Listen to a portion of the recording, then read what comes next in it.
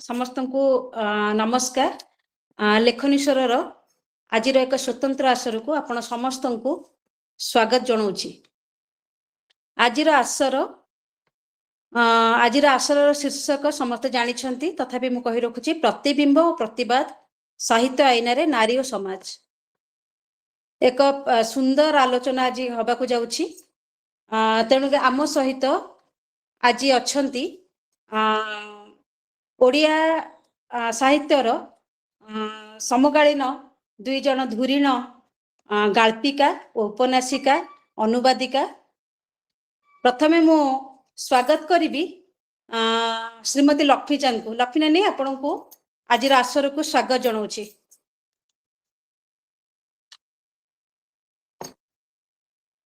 श्रीमती लक्ष्मीचांद वर्तमान समय जड़े सफल लेखिका बोली आमे समस्ते जानिछे। वास्तविक घटना हो किंबा समाज रे आमे देखुथिबा छोट छोट चरित्र मान को नेइकिरी से बहुत सुंदर भाव रे गढ़ी पारंती गल्प उपन्यास। से भ्रम हो किंबा फेरी आसीथिबा पाद बा स्वप्न छेउंड एमिति समुदाय 20टी पुस्तकर स्रष्टा होचंती आम लक्ष्मी नानी। चेतावनी गल्प सम्मान, अमृतायन गल्प पुरस्कार, आईना उपन्यास पुरस्कार, किशोरी चरण स्मृति पुरस्कार और आहरी अनेक पुरस्कार पुरस्कृत होइछंती श्रीमती लक्ष्मीचांद। ता सहित दैनिक संवादपत्र संवाद कलिकार संपादना मध्य करूछंती। आ नानी को परिचय मु बेसी भी देबी नाही, काहेकि ना नानी ही निजे निजर परिचय। नानी आपन को आउ थरे स्वागत जनाऊँच। आम सहित आउ जने सेमिति धुरीणा स्रष्टा अच्छंती।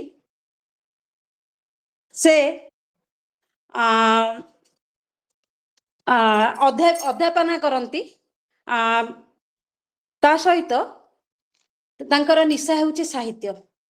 मु जदि भूल न कहूची, पेशारे से अध्यापना करंती सत, किंतु निशारे से साहित्य को भल पाती।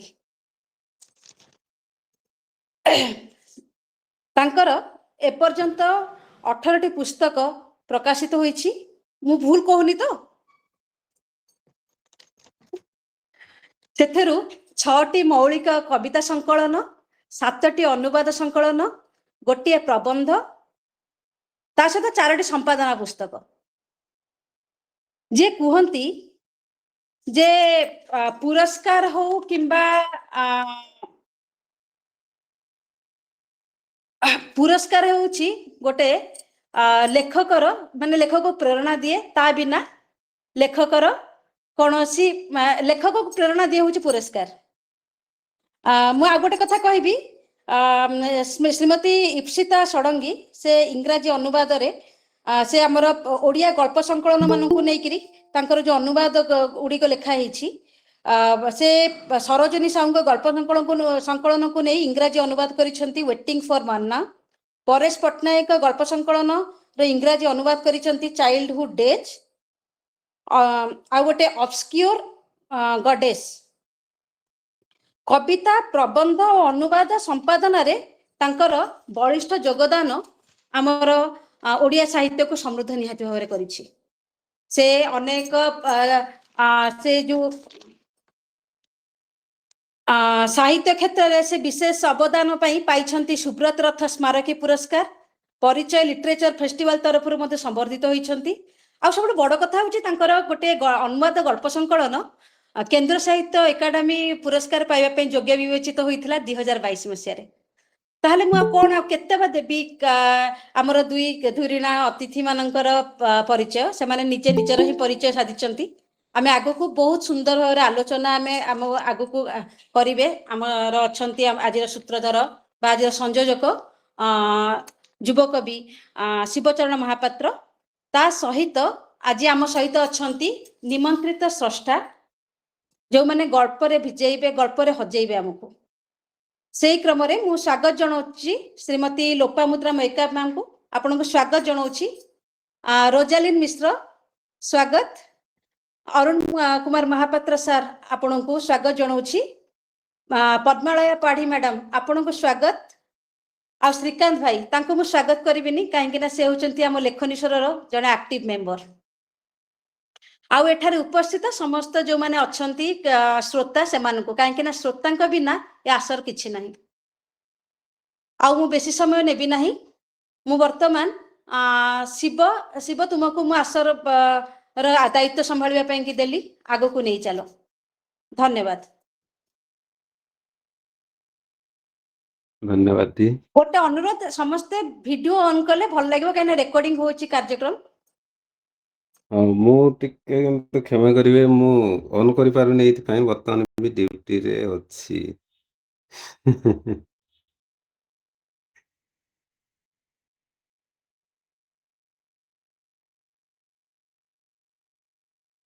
सुनि पारछन्ती हाँ हाँ ठीक अछि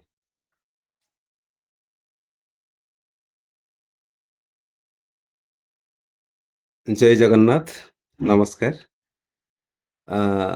आद्य फगुणर अलस अपराह्न हेबाक थिबा एई मनज्ञ आलाप आलोचना को रंगमय वासनामय स्मरणीय करने को आम सहित जोड़ी होता समस्त गुणग्राही श्रोता वक्ता सभी को यथामान्य एवं हार्दिक स्वागत जदियो पर्याय क्रमे आम आगु को बढ़िबा तेबे प्रारंभिक पर्याय रे दीदी सतपथ ये आमर तपस्विनी दीदी आमर अतिथि मानकर परिचय दे दैछन्ति तेणु आज जो माने भी आम सहित अछन्ति तांकर कोनोसी परिचय रो आवश्यकता नाही काहे कि ना तांको सजना ही तांकर परिचय तेणु आनुष्ठानिक भाव में तांकर कोनोसी मु मने करूनी जे तांको कोनोसी परिचय देबाक पड़िबो तेबे पुणी थरे मो तरफरु आम पूज्य अतिथि मानक हार्दिक स्वागत एवं प्रणाम आगामी पर्याय को आम सीधा सड़क जीवा जेहेतु आम पाखरे स्वल्प समय अवधि अच्छी तेबे आज आम जो आलाप आलोचना को जीवा से मु किछि छोट छोट प्रश्न रखी एवं यही सेशंस को जीवा पूर्व मु गोटे छोट कथाटे रखी जे आमर यही एकविंश शताब्दीर काव्यधारा जड़े वरिष्ठ स्वर कवि खगेश्वर महताबकर कविता संकलन पाख लोकर गोटे धाड़ीटे तार धाड़ी ठीक एमती थिला जे ईश्वर को छाड़देले नारी ही देखई पारती विश्वरूप से नारी नियारा विश्वासर बटवृक्ष बुभुत्सार 22 पाहाच तांकर एटी सबु नारी देवी कविता रहुची गोटे उर्दुतांश ये कविताटी एइथिपाई नेली जे आमे प्रायतः जो माने भी लेखालेखी करती किंबा लेखालेखी बाहर मनीष माने भी समस्ते नारी को जदियो देवी रूप ग्रहण करती किंतु बेले बेले तार व्यतिक्रम हुए किंतु से जिनसटी कहीं हुए कौन पाई हुए से सब आज आम आलोचना भितर रखिबा तेबे कहवा मतलब नारी केबे वस्तु हो पारे ना से कल्पवृक्ष नारी ओठरे चिरकाल अमृत झरे से सेथिपाई केबे उतरी आसी पारे पथर निया तलु तो से केबे जाया केबे जननी केबे भगिनी तो आउ केबे शक्ति स्वरूपिणी होता है अधिक किसी कही ए सेशंस को मु भाराक्रांत करने चाहूनी आसतु आज आम सीधा सड़क जीवा आम पूज्य अतिथि देव पाखक यही आंतर्जातिक महिला दिवस उपलक्षे लेखनीश्वर परिवार प्रस्तुत एक मनज्ञ आलोचना को प्रतिबिंब और प्रतिभा साहित्य आईना नारी और समाज तेबे मोर प्रथम प्रश्न रहिबो इप्सिता मैम को मैम नमस्कार जे सांप्रतिक समय नारी सफलतार शीर्ष पहुंचा पर मध्य नारी सशक्तिकरण नूतन परिभाषा कौन बोली आपण भावती इप्सिता मैम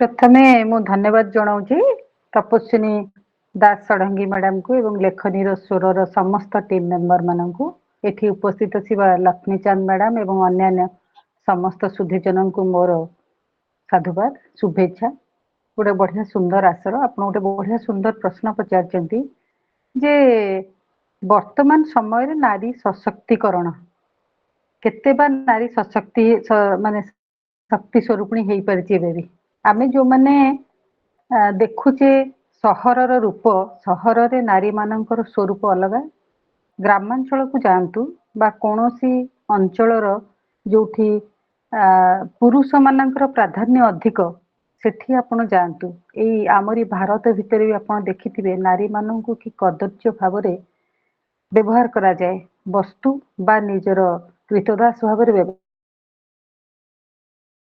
करा जिबार नजीर आमे देखिचे आ गोटे सबुठारु बड़ कथा हेउची जेतेबेले नारीटीए सशक्त हेई जाए सेतेबेले ताकू जदि कौनसी पुरुष बा समाज रो कौनसी शक्ति दमन करने को चाहे तेबे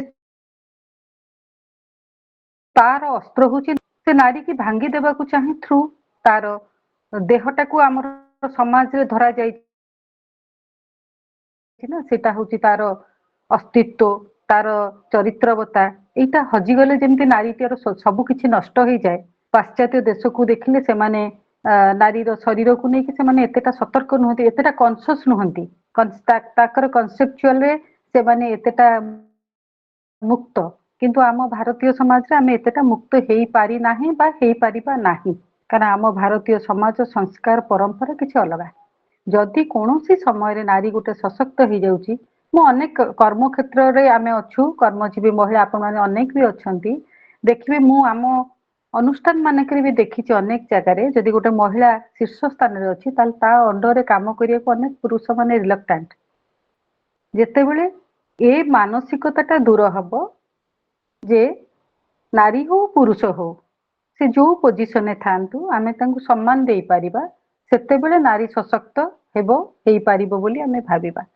बा पुरुष क्षेत्र रे से उभय क्षेत्र रे से तेणु जे पर्यंत आमे नारी को सम्मान दे पारिने बा ताकू से जदि गोटे उच्च क्षेत्र अच्छी गोटे उच्च पाह्यारे अच्छी जदि सेठी आमे ताकू प्रॉपर ट्रीट करि पारुने प्रॉपर सम्मान दे पारुने ताहले सेठी आमे सशक्तिकरण हेइछि बोली आमे भाबिबाटा भूल मते का लागे भारत रे मात्र 10% आमे भाबिबा जे नारी माने सशक्तिकरण कि से माने टिके नाकू मुक्त ही पारिचंती जेपर्यंत नारी ता मानसिक स्तर रे मुक्त नुहे से पर्यंत सशक्तिकरण कौन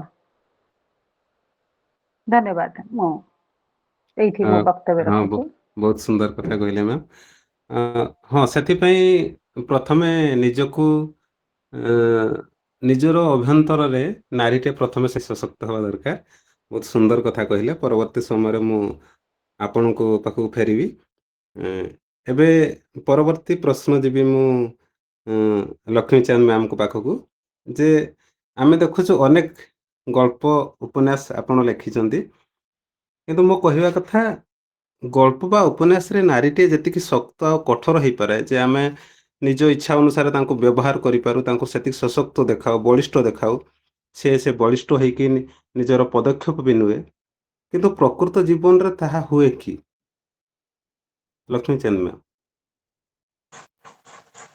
अशेष धन्यवाद आपनक प्रश्न पे प्रथमे मु समस्त को नमस्कार जनाऊँगी शुभेच्छा दूची एवं मोर भल पाइबा समस्त ये सुंदर आसरटे मु प्रथमे तो तपस्विनी को धन्यवाद देवी तासह लेखनी स्वर समस्त को मोर धन्यवाद बसंतर ये जो कमनीय अपराह्न बेसी गरम नहीं बेसी ठंडा नहीं आमे बसीचे अल्प हेले भी समस्ते साहित्य मनस्क से समस्त को मोर धन्यवाद आपण माने किछि समय सुनिबा पे प्रस्तुत हेतिबारु प्रतिबिंब एवं प्रतिवाद एई सब्जेक्ट को नेकी जेहेतु हमर आलोचना चली एवं मते शिवचरण से प्रश्न मध्य पचारि छंती जे गल्प रे चरित्र मान को आमे जेमिति व्यवहार करूचु से जेते कठोर हे पारुची जेमिति गोटे ठीक समय रे ठीक डिसीजन नै पारुची प्रकृत जीवन रे सेमिति हेई पारुची कि देखंतु आमे लेखिला पूर्वरु गल्पटिए गढ़िबा पूर्वरु बहुत समय से भिजिबा को पड़े एवं जो चरित्रटा को आमे नौ ମାନେ ଗଳ୍ପର ଧରନ୍ତୁ ହିରୋଇନ ହୁଅନ୍ତୁ, ହିରୋଇନଟେ ହଉ ଯୋଉ ଡିସିଜନ ନବ ତା ପୂର୍ବରୁ ମାନସିକ ଭାବେ ବହୁତ ପ୍ରସ୍ତୁତି ନେବାକୁ ପଡେ। ତ ସେଇ ପ୍ରସ୍ତୁତି ଯେତେବେଳେ ଘରେ ଧରନ୍ତୁ ମୋ ଘରେ ମୁଁ କଥା କହୁଛି କିମ୍ବା ସମସ୍ତଙ୍କ ଘରେ ବି ସେତିକି ସାମଞ୍ଜସ୍ୟ ରହିପାରେନି, ଏହା ସତ କଥା। ମୁଁ ଗଳ୍ପରେ ମୋର ଲେଖିଦେବି, ମୋର ଚରିତ୍ରଟାକୁ ମୁଁ ନିଜେ ମୋ କଲମ ମୁନରେ ମୁଁ ଯେମିତି ପାରିବି ନେଇପାରିବି, କିନ୍ତୁ ତାହା କି ସମ୍ଭବ ଆମ ଘରେ? ନା, ସେମିତି ହୁଏନି। ତଥାପି ଯଦି ମୁଁ ସାହସ କରିବି ତ ମୁଁ କିଛିଟା ଷ୍ଟେପ ନେଇପାରିବି। ମୁଁ ବିଭିନ୍ନ ଚରିତ୍ରଙ୍କୁ ଦେଖୁଛି ଏବଂ ତାଙ୍କୁ ଷ୍ଟଡି କରୁଛି, ମୋ ଇଚ୍ଛା ମୁତାବକ ତାଙ୍କୁ ଲେଖି ଦଉଛି। ପରେ ଯେତେବେଳେ ମୁଁ ତାଙ୍କୁ ଭେଟେ ଯେ ନା ସେ ହେଇପାରିଲାନି, ମୁଁ ସିନା ଲେଖିଦେଲି କିନ୍ତୁ ସେଇ ଚରିତ୍ରଟା ଯେମିତି ଅଛି ସେମିତି ରହିଗଲା। ପ୍ରକୃତ ପକ୍ଷେ କହିବାକୁ ଗଲେ ଆମେ କିଛିଟା କାଳ୍ପନିକ ଭାବେ ଲେଖୁ, କାଳ୍ପନିକ ଭାବରେ ଲେଖିଲା ବେଳେ ନିଶ୍ଚିତ ଭାବରେ ସେଟା ବୋଲ୍ଡ ହେଇଯାଏ, ବୋଲ୍ଡ ଡିସିଜନ ନେଇ ଯାଇପାରେ। ଧରନ୍ତୁ ଆପଣଙ୍କୁ ଛୋଟ ବୀଣାପାଣି ମହାନ୍ତିଙ୍କର ଗପ ଗୋଟେ ଛୋଟ ବହୁତ କମ ଶବ୍ଦରେ କହୁଛି, ଆପଣମାନେ ତ ସମସ୍ତେ ଜାଣିଛନ୍ତି। ପାଟ ଦେଇ ଗପଟା, ତାର ଖାଲି ଶେଷ ଧାଡ଼ିଟା କହୁଛି। ସେ ଯେତେବେଳେ କହିଛି ଯେ ୟାର ଏଇ ଛୁଆର ବାପା ଇଏ ସିଏ ସିଏ ସିଏ, ଏମିତି କଣ ଆମର ଆଜିକାଲି ଝିଅଟେ ଆଜିର ଯୁଗରେ ବି ଆଜିର ଦିନରେ ବି ସାହସ କରିପାରୁଛି କି? କରିପାରୁନି। ଇନଡାଇରେକ୍ଟ କହୁଛି, ପୋଲିସ ଯାଉଛି ଇଏ ଯାଉଛି ସବୁ କରୁଛି, କିନ୍ତୁ ସେ ସାହସଟା ନାହିଁ। ସାହସଟା କେବଳ ଦେଖେଇଥାଏ ଜଣେ ଲେଖିକା ତାର କଲମରେ, ତାର ଗଳ୍ପରେ, ତାର କବିତାରେ। ତ ସେତିକି ସାହସ ବି ଆମ ମାନଙ୍କୁ ହବାକୁ ପଡେ। ଯଦି ଆମେ କଲମ ଧରିଛେ, ଆମେ ପ୍ରତିବାଦର ସ୍ୱର ଉଠେଇଛେ, ତ ଆମକୁ ବି ସେତିକି ସାହସୀ ହବାକୁ ହବ। ତ ହେଇଛୁ ମଧ୍ୟ, କିନ୍ତୁ ସେଟା ଗୋଟେ ପ୍ରକାର ଲକ୍ଷ୍ମଣ ରେଖା ଭିତରେ ଉଶୃଙ୍ଖଳ ନୁହଁ, ଆମେ ଗୋଟେ ଲକ୍ଷ୍ମଣ ରେଖା ଭିତରେ ପ୍ରତିବାଦ କରୁଛୁ, ଅନ୍ୟାୟ ସହିପାରୁନାହୁଁ। ତେଣୁ ମୁଁ କହିବି ଆପଣମାନେ ଯୋଉ ଆପଣଙ୍କର ଯୋଉ ପ୍ରଶ୍ନଟା ଯେ ଆମେ ମାନେ ଜୀବନରେ ଯାହା ଘଟୁଛି ତାର ପ୍ରତିବାଦ କିଛିଟା ଆମେ କରିପାରୁଛୁ, ସମ୍ପୂର୍ଣ୍ଣ ଭାବରେ ନହେଲେ ମଧ୍ୟ କିଛିଟା ପ୍ରତିବାଦ କରୁଛୁ। ଅନ୍ୟାୟର ପ୍ରତିବାଦ ଆମେ କିଛି ମାତ୍ରାରେ କରୁଛୁ, ଯାହା କି ଗୋଟେ ପ୍ରଭାବ ପକାଉଛି ସମାଜରେ। ଧନ୍ୟବାଦ। ଠିକ କହିଲେ ମ୍ୟାମ୍, ଆପଣଙ୍କ କଥାରେ ମୁଁ ଏକମତ ଯେ ଆମେ ଜଣେ ଲେଖକ କିମ୍ବା ଲେଖିକା, ବିଶେଷ କରି ଲେଖିକା ଜଣେ ନିଜ ସର୍ଜନରେ ସ୍ୱାଧୀନ ଭାବେ ବିଚରଣ କରିପାରେ, କିନ୍ତୁ ବାସ୍ତବ ଜୀବନରେ ପରିବାର ସମାଜ ପରିଧି ଭିତରେ ରହିକି ନିଜର ସେ ପରିଚୟ ଟିକୁ ଖୋଜେ, ସେତିକି ସ୍ୱାଧୀନତା ପାଏନି ସିଏ। ବହୁତ ସୁନ୍ଦର ଉତ୍ତର ରଖିଲେ। ପରବର୍ତ୍ତୀ ସମୟରେ ପୁଣି ଥରେ ଆପଣଙ୍କ ପାଖକୁ ଫେରିବି। ଏବେ ପ୍ରଶ୍ନ ରହିବ ମୋର ଇପ୍ସିତା ମ୍ୟାମ୍କୁ, ଯେ ଆମେ ଅନେକ ସମୟରେ ଦେଖିଛନ୍ତି ନାରୀ ଯେତେବେଳେ ପ୍ରତିବାଦ କରୁଛି, କିଛି ସମୟ ପୂର୍ବରୁ ସେଇ କଥା ଲକ୍ଷ୍ମୀଚାନ୍ଦ ମ୍ୟାମ୍ କହୁଥିଲେ, ଯେତେବେଳେ ପ୍ରତିବାଦ କରୁଛି ପ୍ରତିବାଦର ଠିକ ପର ପାହାଚ ବିନାଶ ନଚେତ ନିର୍ମାଣ ହେଉଛି। ତେବେ ସାହିତ୍ୟରେ ଆମେ ନାରୀ ଚରିତ୍ରଟିକୁ ବର୍ଣ୍ଣନା କଲାବେଳେ କେଉଁ ଦିଗଟିକୁ ଅଧିକ ଗୁରୁତ୍ୱ ଦେବା, ବିନାଶକୁ ନା ନିର୍ମାଣକୁ? ଆପଣ କଣ ଭାବନ୍ତି ଇପ୍ସିତା ମ୍ୟାମ୍? ଦେଖନ୍ତୁ, ସାହିତ୍ୟ ସବୁବେଳେ ନିର୍ମାଣ ପାଇଁକି ହିଁ ହୁଏ, ସେ ବିନାଶ ପାଇଁକି ନୁହେଁ, ପ୍ରଥମ କଥା। ଦ୍ୱିତୀୟ କଥା, ମୁଁ ଯେହେତୁ କବିତାରେ ଅଛି, କବିତା ହିଁ ଲେଖେ, ତେଣୁ କବିତାରେ ଯେଉଁ ଲିମିଟେସନ ଗୁଡେ ଅଛି, ଯେ ତାର କଳେବର ଛୋଟ ହେବ ଏବଂ ସେଠି ଗୋଟେ ଚରିତ୍ର ନିର୍ମାଣ କରିବା ସେତିକି ମାତ୍ରାରେ ସଜେଷ୍ଟିଭ ହେବ। ଚରିତ୍ର ନିର୍ମାଣ ହେଉ ବା କୌଣସି ଗୋଟେ ଘଟଣା ବିନ୍ୟାସ କରିବା ହେଉ, ସେଟା ସଜେଷ୍ଟିଭ ହିଁ ହେବ, ବା ଅଳ୍ପ ଶବ୍ଦରେ କେମିତି ଅଧିକ କହିବ ସେଇଟାକୁ ହିଁ କବିତାରେ ସେଇଟାକୁ ହିଁ ନିର୍ମାଣ କରିବାକୁ ହୁଏ, ପ୍ରଥମ କଥା। ଦ୍ୱିତୀୟ କଥା ହଉଛି ପ୍ରତିବାଦ। କବିତାରେ ପ୍ରତିବାଦର ପ୍ରତିଫଳନ ହିଁ ଘଟେ। ଡାଇରେକ୍ଟ ପ୍ରତିବାଦଟା ହିଁ କେବେ ବି ସାହିତ୍ୟରେ शोभा पाए नाही बा साहित्य रे से डायरेक्ट प्रतिवादटा रूप निये नाही। प्रतिवादर प्रतिफलन ही साहित्य। प्रतिवाद जेतेबेले डायरेक्ट आमे ताकू सेठी रिएक्टिव हेकी गोटे किछि लिखुचे सेटा संवाद हेई पारे, रिएक्शन हेई पारे, किंतु सेटा साहित्य नुहे। साहित्य प्रतिवादर प्रतिफलन बा प्रतिवादर गोटे कलात्मक निर्माण बा कलात्मक प्रतिवेदन। मु एइटा उपरे गुरुत्व देबी।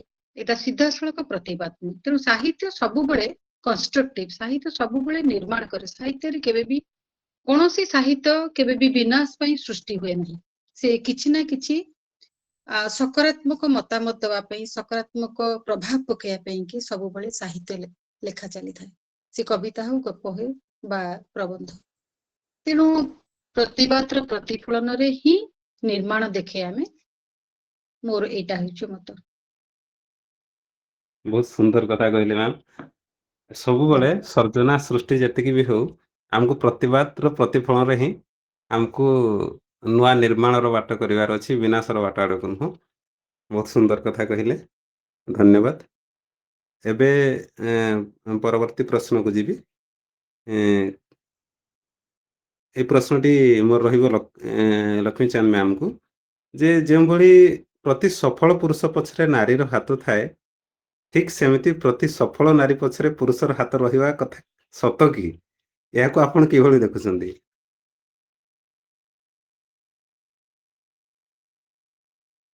म्यूट लक्ष्मीचांद अच्छी मैम। नानी, म्यूट अच्छी नानी। हाँ देखंतु जदि आपण एमिति कहिबे जे रहिबा उचित कि सेमति किछि जरूरी नाही। काहेकि मु कहि दउछि, बहुत जन नारी लेखिका हमर कलम धरिसंती निज घरे प्रथमे प्रतिवाद करिकि। ठीक अछि। तो मु एठी तो समस्ते अछंती, खाली मु गोटे क्वेश्चन पचारबी जे आपण लेखिला बेले जो नारी लेखिका माने केते जन को स्वामी आनी कि चा कपे दियंती जे तू तो लेखुचु ने चा टिके पी दे दियंती के भी कहतु। किंतु जेतेबेले आम स्वामी माने लेखक होइथांती, जो माने थांती, आमे माने दउ जेकोनसे काम कले आमे आनकी उठ ना चा पियो, कॉफी पियो, किंतु लेख जहा करछ कर, काम कर। ये गोटे छोट कथाटे, किछि नाही। माने मु कहवा कथा, प्रतिवादर स्वरटा प्रथमे घरु उठे। जेकोनसी लेखिका जेतेबेले लेखे ताकू जेतेबेले समाज भितरे ता निज घरे जो कष्टटा हुए से सेठी प्रतिवादर स्वरटा उठाए। कविता हो, गप हो, लेखे। हाँ लेखु लेखु आगो को चलिले हुए तो तार साथी तार सहचर पलटि जाती एवं साथ दियंती।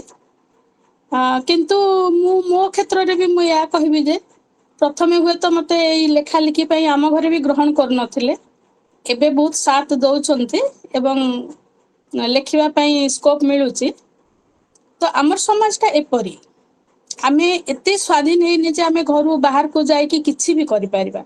आमे सब बेले गोटे बंधन रे थाउ एवं संध्या हेले आम मनटा आमे जोठी भी थाउ आम मनटा आमे सुरक्षित स्थान आम पई कोन हमर घर। तो आमे घर को जीवा, आम घरे जे अछि तांको आमे सम्मान देखेबा, आम स्वामी सासु ससुर जहाँ भी होंतु। तो सेई क्षेत्र रे आपण जदि कहिबे जे बर्तन जो माने पाश्चात्यर जो नारी लेखिका मन जो स्वाधीनता आमे से सब पाइनु। अंतत ओडिसा रे तो नुहे, बहुत जन लेखिका तो एबे भी नेई कि आसंती, माने तांको स्वामी मान को नेई कि आसंती सभा मान को बसी कि से माने बोर होउतबे, मोबाइल खेलुतबे, मोबाइल देखुतबे, आउ साहित्य सभा रे आमे माने जोगो दो। किंतु सेठी पाश्चात्य रे सब घटे नाही, से माने बहुत स्वाधीन रे से सब करंती। तो आम पई जदि जणे हमको नेई कि गला मीटिंग को, जदि सेठी हमर साहित्य रे मन न थाई कि मध्य सुनिले, एटा जदि कहबे गोटे सफलतार पछरे गोटे हाथ, तो मु मानिबी सेमती अछि। किंतु प्रकृत पक्षे निजर मानसिकता ही निजर सफलता। केबे भी काहारी घरे पुरुषटे कि कौन कहे मु एमती जानी नाही आज जाके। तो किछि अछि, हाथ अछि, किछि जनकर भी बहुत साहाय्य करूछंती। मते जणे जणे स्वामी आसिकी कहते मैडम मोर स्त्री मो मिसेस कर लेखाटी बाहर करदेवि कि मुझे कहली लेखा लिखिंट ना हाँ मैडम दिन राति लिखुची बहुत लिखुची आपन बाहर करदेली मत भारी खुशी लगे मु बहुत खुशी हुए आ से लेखा मु निश्चय बाहर करे कारण ता स्वामीटा ता स्त्री लेखार खुशी अच्छे आगो को कौन हो जाना नहीं किंतु से तो साहाय्य करिछि ना तो से ता स्त्री निश्चय आउ टिके इंस्पायर हेइथिबो कि लेखिथिबो एमिति किछि घटुची स्वामी माने भी सफलतार हाथ हेइचंते किछि क्षेत्र रे भी हेइ नांती किछि बेसी क्षेत्र रे हेइ नांती जोठी सेई स्वरटा बेसी तीव्र आ शाणित जहार जे भी लेखिछि आगो को जाइछि आपन को मु गोटे सान भाई हिसाब रे कहूछि जो लेखा शाणित तीव्र स्वरटा तीव्र से पछरे पुरुष न थांती निज नारी मानसिकता ही थाए धन्यवाद भाई ଠିକ କହିଛନ୍ତି ନିଜକୁ ସେତିକି ତୀକ୍ଷ୍ଣ ତେଜ ନ କରିବା ପର୍ଯ୍ୟନ୍ତ କୌଣସି ବସ୍ତୁକୁ କାଟି ହୁଏନି କୌଣସି ବନ୍ଧନକୁ କାଟି ହୁଏନି ଠିକ ସେମିତି ମଣିଷଟି ଆଗକୁ ବଢିବା ପାଇଁ ହେଲେ ସବୁ କିଛିକୁ ତୁଚ୍ଛ କରିବାକୁ ପଡେ କିନ୍ତୁ ଭଲ ହୁଏ ବେଶୀ ଖୁସି ଲାଗେ ଯେତେବେଳେ ସହଭାଗିତାଟିଏ ମିଳେ ଆଉ हाँ ସେଇମାନଙ୍କର ଅହଭାଗ୍ୟ ଯୋଉମାନେ ସହଭାଗିତା ପାଇଛନ୍ତି ବହୁତ ସୁନ୍ଦର ଉତ୍ତର ରଖିଲେ ମ୍ୟାମ୍ ଧନ୍ୟବାଦ ଏବେ ଇପ୍ସିତା ମ୍ୟାମଙ୍କ ପାଖକୁ ଯିବି ଯେ ଆମେ ବର୍ତ୍ତମାନ ଦେଖୁଛନ୍ତି ପ୍ରାୟ ଜାଗାରେ ନାରୀବାଦୀ ବୋଲି ଗୋଟେ ଶବ୍ଦକୁ ମୁଖ ଘୋଷା କରିଦେଇଛନ୍ତି ବହୁତ ଲୋକ ତେବେ ନାରୀବାଦୀ ସାହିତ୍ୟ କହିଲେ କେବଳ ପୁରୁଷ ବିରୋଧୀ ସ୍ୱରକୁ ବୁଝାଏ କି ନା ଏହା ନାରୀର ସ୍ୱାଭିମାନ ଆଉ ଅସ୍ତିତ୍ୱର ଅନ୍ୱେଷଣ ଆପଣ କଣ ନାଇଁ, ଭାବନ୍ତି ମ୍ୟାମ୍ ଆପଣ ଯୋଉଟା କହିଲେ ନାରୀବାଦୀ ସାହିତ୍ୟ କହିଲେ ନାରୀର ଅସ୍ତିତ୍ୱର ଅନ୍ୱେଷଣ ଏବଂ ନାରୀର ସ୍ୱାଧୀନତା ମୁକ୍ତି ଚିନ୍ତନର କଥା ଏଟା କେବେ ବି ପୁରୁଷ ବିରୋଧୀ ମାନସିକତା ନୁହଁ ପ୍ରଥମ କଥା ଆପଣ ଆଜି ପର୍ଯ୍ୟନ୍ତ ଏପର୍ଯ୍ୟନ୍ତ ଆମେ 4th ଷ୍ଟେଜ ଅଫ ଫେମିନିଜିମ୍ ଦେଖିଲେଣି 1 2 3 4 ତା ଦେହରେ ଦେଖିଲେ କୌଣସି ସମୟରେ ବି ଏଟା ପୁରୁଷ ବିରୋଧୀ ମାନସିକତା ନୁହେଁ ବା ଗୋଟେ ଇଜିମ୍ ନୁହେଁ ଗୋଟେ ବାଦ ନୁହେଁ ଆମେ ଗୋଟେ ସାଧାରଣରେ ଧାରଣା କରିନେଇଛେ ଯେ ନାରୀବାଦୀ ମାନେ ଏଇଟା ପୁରୁଷଙ୍କ ବିରୁଦ୍ଧରେ ବା ପୁରୁଷଙ୍କ ବିପକ୍ଷରେ ହେବ ଏଇଟା ବି ସତ କଥା ସମାଜରେ ଗୋଟେ ଝିଅ ପଛରେ ଝିଅ ପାଇଁକି ବାପା ଭାଇ ସ୍ୱାମୀ ପୁଅ ଏମାନଙ୍କ ସାହଚର୍ଯ୍ୟ ନଥିଲେ ସେ ବି ଆଗକୁ ମାନସିକ ସ୍ତରରେ ବି ସେ ଆଗକୁ ବଢିବା ଭାରି କଷ୍ଟ ତେଣୁ ଲକ୍ଷ୍ମୀ ମ୍ୟାଡାମ ଯେମିତି କହିଲେ ଯେ ସେ ପ୍ରତିବାଦଟା ଘରୁ ଉଠେ ଏଇଥିପାଇଁ କି ଉଠେ ଯେ ଆମ ଝିଅ ମାନେ ସାଧାରଣତଃ ଓଡିଆ ଝିଅ ମାନେ ମୁଁ ଓଡିଶା ବ୍ୟତିରିକ ଅନ୍ୟ ଝିଅ ମାନେ ବିହାରରେ ଟିକେ କମ ଝିଅ ମାନଙ୍କ ଉପରେ ଅତ୍ୟାଚାର ଅଧିକ କିନ୍ତୁ ଓଡିଶାର ଝିଅ ମାନଙ୍କ ଭିତରେ ମୁଁ କହିବି କଣ ହେଇଛି ନା ଆମ ରକ୍ତରେ ଯେମିତି ଖୁନ୍ଦି ଦିଆଯାଇଛି ଯେ ପରିବାରର ଶୁଭଟା ପରିବାରର ଭଲଟା ପରିବାର ପାଇଁ କି ତମ କର୍ତ୍ତବ୍ୟଟା ତମ ମନ ଭିତରେ ଆଗ ଥାଏ ଆମ ରକ୍ତରେ ଅଛି ଆମେ କେବେ ତାକୁ ଭୁଲିକିରି ଗୋଟେ ସାହିତ୍ୟ ପାଇଁ କି ଉତ୍ସର୍ଗୀକୃତ ହେଇଯିବା ସେଟା ହେଇପାରେ ନାହିଁ ସାଧାରଣତଃ ଅଧିକାଂଶ କ୍ଷେତ୍ରରେ ତେଣୁ ସେଠି କଣ ହୁଏ ନା ପ୍ରତିବାଦଟା ମନ ଭିତରେ କୁହୁଳୁ ଥାଏ ମନ ଭିତରେ କୁହୁଳୁ ଥାଏ ସେଇ କୁହୁଳିବାରୁ ସେଇ ଧୂଆଁରୁ ସେଇ ନିଆଁରୁ ହିଁ ସାହିତ୍ୟ ଲେଖି ହେଇଯାଏ ଗୋଟେ ସେମିତି ଗୋଟେ ପାୱାରଫୁଲ ଚରିତ୍ର ଗୋଟେ ଲେଡି ଚରିତ୍ର ଯୋଉଟା କି ତା ମନ ଭିତରେ କୁହୁଳୁ ଥାଏ ସେ ସେଟାକୁ ତିଆରି କରିଦିଏ ବା ଗୋଟେ କୁ ଚରିତ୍ରର ସେ ଯୋଉଟା ସେ ସମୟରେ ସେ କହିପାରି ନାହିଁ ମୋର ଯେମିତି ଯଶୋଧରା କବିତାର ଚରିତ୍ର ଯଶୋଧରା ହୁଏତ ସେଟା ଭାବିଥିବେ କିନ୍ତୁ ସେ ଏକ୍ସପ୍ରେସ କରିପାରିନାହାନ୍ତି ଗୋଟେ ସିଙ୍ଗଲ ଓମେନ ର କଷ୍ଟଟା କଣ ଗୋଟେ ଏକୁଟିଆ ନାରୀଟି ଗୋଟେ ଦିଟା ପିଲାଙ୍କୁ ପାଳିବା ତାର କଷ୍ଟ କଣ ଗୋଟେ ରାଣୀ ହେଇକିରି ତା ଭିତରେ ରହିଯିବା ତାର ମାନସିକ ଅବସ୍ଥା କଣ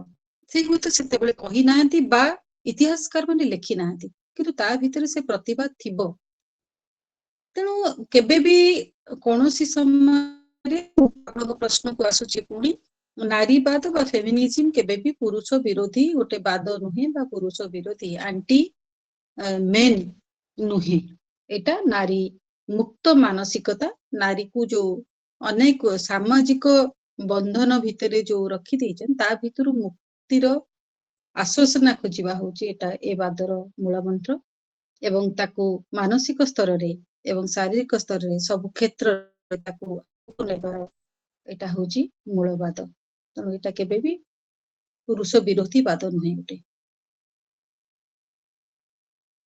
ଠିକ କହିଛନ୍ତି କାରଣ ନାରୀବାଦୀ ସାହିତ୍ୟ ଆମକୁ କେବଳ ନାରୀର ସ୍ୱାଭିମାନ ଏବଂ ଅସ୍ତିତ୍ୱର ଅନୁସରଣ ବିଷୟରେ ଶିଖେଇବା କଥା ଏବଂ ଶିଖାଇବି କିନ୍ତୁ ବେଳେବେଳେ ବାଟ ହୁଡ଼ିଯାଏ। ଖୁବ ସୁନ୍ଦର ଉତ୍ତର ରଖିଲେ ମ୍ୟାମ୍। ଏବେ ପରବର୍ତ୍ତୀ ପ୍ରଶ୍ନ ଆସିବି ଲକ୍ଷ୍ମୀଚାନ୍ଦ ମ୍ୟାମ୍ଙ୍କ ପାଖକୁ ଏଇ କଥାକୁ ନେଇକି ଯେ ଆମେ ସାହିତ୍ୟରେ ପ୍ରାୟତଃ ଦୁଇ ପ୍ରକାର ନାରୀର ପ୍ରତିମୂର୍ତ୍ତି ଦେଖିବାକୁ ପାଉ। ଗୋଟେ କେହି କେହି ଦେଖେଇଥାନ୍ତି ତାକୁ ଉପଭୋଗ୍ୟର ବସ୍ତୁ, କିମ୍ବା ଅପର ପକ୍ଷରେ ତାର ଦେଖେଇଥାନ୍ତି ତାକୁ ତ୍ୟାଗର ପ୍ରତିମୂର୍ତ୍ତି। ତେଣୁ ଏ ଦୁଇ ପ୍ରକାର ଭାବରେ ମୁଖ୍ୟତଃ ପ୍ରାୟତଃ ଏମିତି ଦୁଇ ପ୍ରକାର ଭାବରେ ହିଁ ଚିତ୍ରିତ ହେଇଥାଏ। ତ ଏମିତି ଚିତ୍ରିତ କରିବା କେତେ ଦୂର ଯଥାର୍ଥ? ସେ କ'ଣ ଏଇ ଦୁଇଟା ସୀମା ଭିତରେ ହିଁ ରୁହେ, ନା ୟା ବାହାରକୁ ଯାଇ ଜଣେ ସାଧାରଣ ମଣିଷ ଭାବେ ମଧ୍ୟ ଉଭା ହେଇପାରିଛି? ଆପଣ କିପରି ଦେଖନ୍ତି ଲକ୍ଷ୍ମୀଚାନ୍ଦ ମ୍ୟାମ୍? ଦେଖନ୍ତୁ, ପ୍ରଥମେ ତ ମୁଁ ଇପ୍ସିତାଙ୍କୁ ବହୁତ ଧନ୍ୟବାଦ ଦେବି, ସେ ସୁନ୍ଦର ଉତ୍ତରଟେ ଏହା ପୂର୍ବରୁ ରଖିଲେ ଯେ ନାରୀବାଦ କେବେ ବି ପୁରୁଷମାନଙ୍କ ବିରୁଦ୍ଧରେ ନୁହଁ। କିନ୍ତୁ ଆପଣ ଯୋଉ କହୁଛନ୍ତି ଯେ ଦିଟା ରୂପରେ ଚିତ୍ରିତ କରାଯାଇଥାଏ ନାରୀ ଚରିତ୍ରକୁ, ଗୋଟେ ଭଗବତ ଆଉ ଗୋଟେ ଦେବୀ ହିସାବରେ ଆଜ୍ଞା ସମ୍ମାନର ସହ ଦିଆଯାଇଥାଏ, ଚିତ୍ରିତ କରାଯାଇଥାଏ। ମୁଁ ଯେତିକି ମୁଁ ଯୋଉ ଗଳ୍ପ ଉପନ୍ୟାସ ଗୁଡା ଯେମିତି ଲେଖିଛି, ମୁଁ ଏଇ ଦିଟା ଛଡା ମୁଁ ତାର ଆଉ ଗୋଟେ ରୂପ ଦେଖଉଛି, ସେ ସବୁଥିରେ ପ୍ରତିବାଦ କରିପାରୁଛି। ପ୍ରତ୍ୟେକ କଥାକୁ ସେ ତା ବିରୁଦ୍ଧରେ ସ୍ୱର ଉତ୍ତୋଳନ କରିପାରୁଛି। ଆଚ୍ଛା, ଆମେ ଯଦି ଦେବୀ ହିସାବରେ ଦେଖିବା, ସେ ତ ଦେବୀ ତ ସର୍ବଂସହା, ସେ ସମସ୍ତଙ୍କୁ କ୍ଷମା କରିଦେଲେ। ହୁଏତ କୋଉଠି ବି ତ୍ରିଶୂଳ ଧରିକି ମାରିଲେ ବି ପାପିକୁ। ଏପଟେ ଆମେ ଯଦି ଦେଖିବା, ଯଦି ଭୋଗବାଦୀ ହିସାବରେ ନାରୀକୁ ନେଲେ, ତାହେଲେ ଆମେ ଏହା ଦେଖିବା ଯେ ଏଇଟା ଏକ ସମସ୍ତଙ୍କର ମାନସିକତା ନୁହଁ, କିଛିଟା କୁତ୍ସିତ ମାନସିକତା।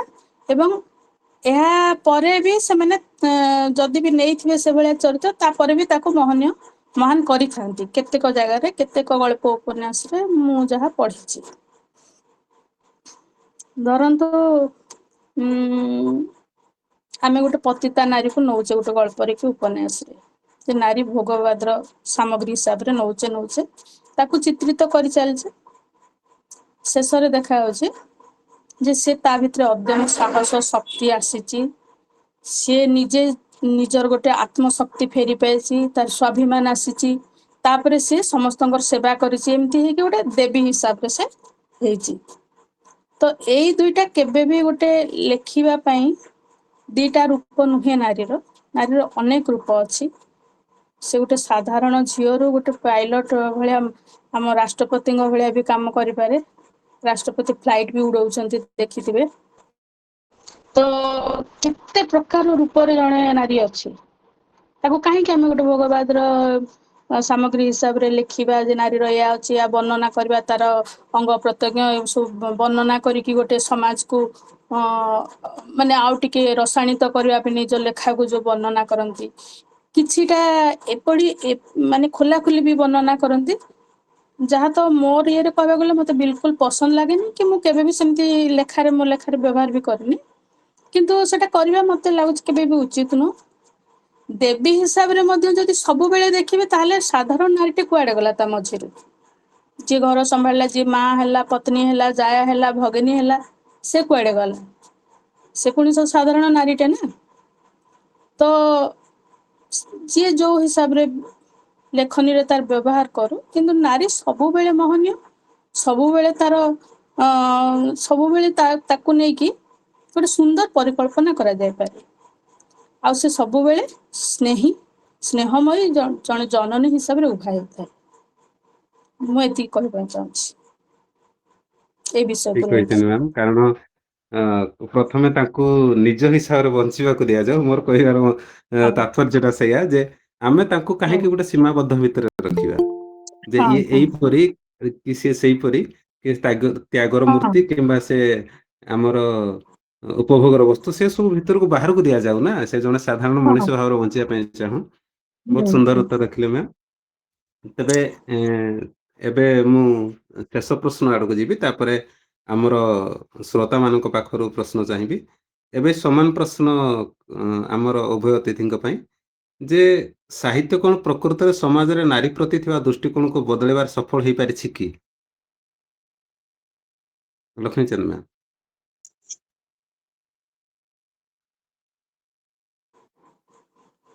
ସାହିତ୍ୟରେ କିଛି ପ୍ରତିବାଦର ସ୍ୱର ଅଛି ଯାହା ସମାଜକୁ କିଛିଟା ବଦଳିବାରେ ସାହାଯ୍ୟ ନିଶ୍ଚୟ କରିଛି।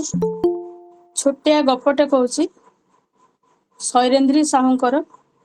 ଆପଣମାନେ ଜାଣିଥିବେ ଧ୍ୱନି ପ୍ରତିଧ୍ୱନିର ସମ୍ପାଦିକା। ମୁଁ ବହୁତ କମ ଶବ୍ଦରେ କହିବି।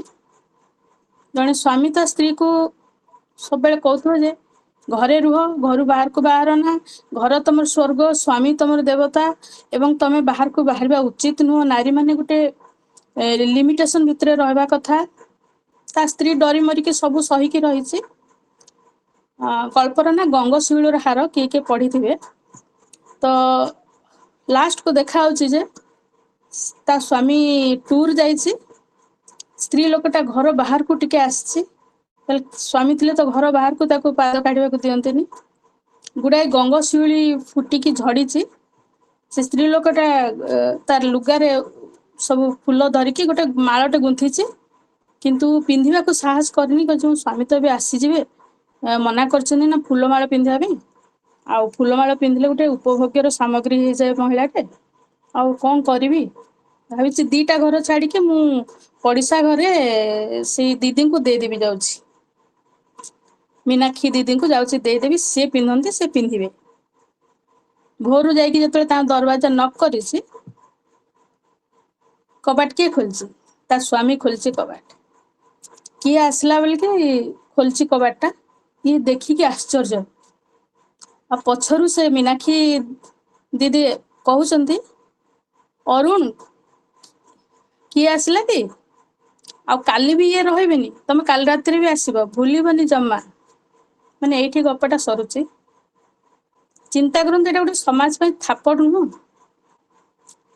ଯୋଉ ପୁରୁଷ ମାନେ ନିଜ ସ୍ତ୍ରୀକୁ ଘର ଭିତରେ ରଖିକି ନିଜେ ଖରାପ କାମ କରୁଛନ୍ତି, ଅଥଚ ସ୍ତ୍ରୀକୁ ଘରର ଦାଣ୍ଡ ଦ୍ୱାର ମଡେଇ ଦଉନାହାନ୍ତି, ଏଭଳିଆ ପୁରୁଷ ମାନଙ୍କ ଗୋଟେ ଚାପୁଡା ନୁହେଁ କି? ଯଦି ଏଇଟା କିଏ ବୁଝିଥିବ, ପଢିଥିବ, ସେ ତା ଭିତରେ ଟିକିଏ ତ ପରିବର୍ତ୍ତନ ଆସିଥିବ।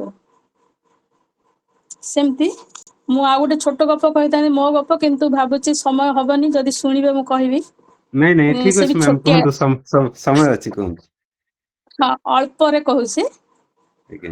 ସେମିତି ଜଣେ ସ୍ୱାମୀ ସ୍ତ୍ରୀକୁ ଭାବୁଛି, ସ୍ତ୍ରୀଟା ଆସିଲା ଦିନୁ ମୋର ଧନ ସମ୍ପତ୍ତି ସବୁ ନଷ୍ଟ ହେଇଯାଉଛି, ଗୋଟେ ଅଲକ୍ଷଣୀଟେ।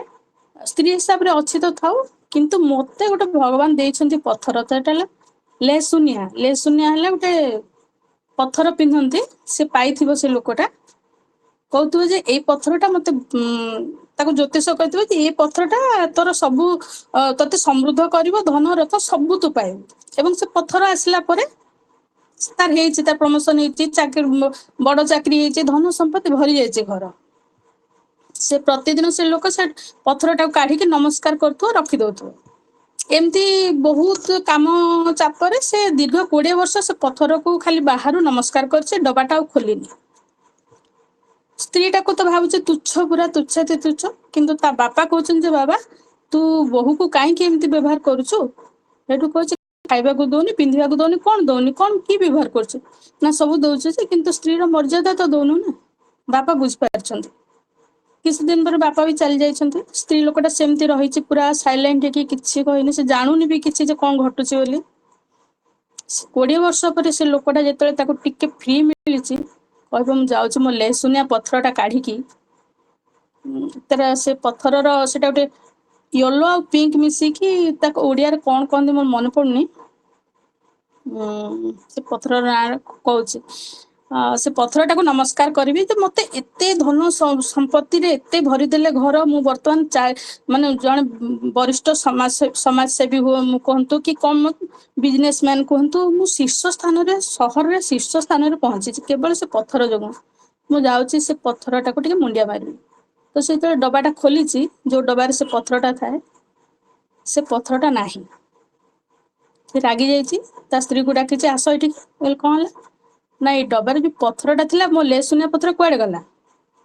ତା ସ୍ତ୍ରୀ ଅନଉଛି, पर मन पकाई पत्र तमें ही नहीं कि तो ये लगती छोट पिला ना कह ना आम 20 वर्ष पर जो आम पुराणा घर ए घर को आसिले मुझे कौनटे भाविकी फोपाड़ी देछि खाली ता स्वामी देखुची कहे ताहेला एतिक रही जाए गपटा कारण ता स्त्री से बुझार क्षमता नहीं से निजक निजे प्रश्न पड़ जदि माने मो स्त्रीटा अलग क्या जो से तार सब संपत्ति घर द्वार क्या जो है से ताहेले पचारिक गपटा से मोर एंड हो जाए तो कहतु यहाँ कौन समाज पे जो ज्योतिष शास्त्र उपर जो विश्वास करुँच जो मैंने ज्योतिष शास्त्र को प्राधान्य देके घरे अन्याय अनीति कर स्त्री मान को देखुं ये गोटे उचित जवाब नुहे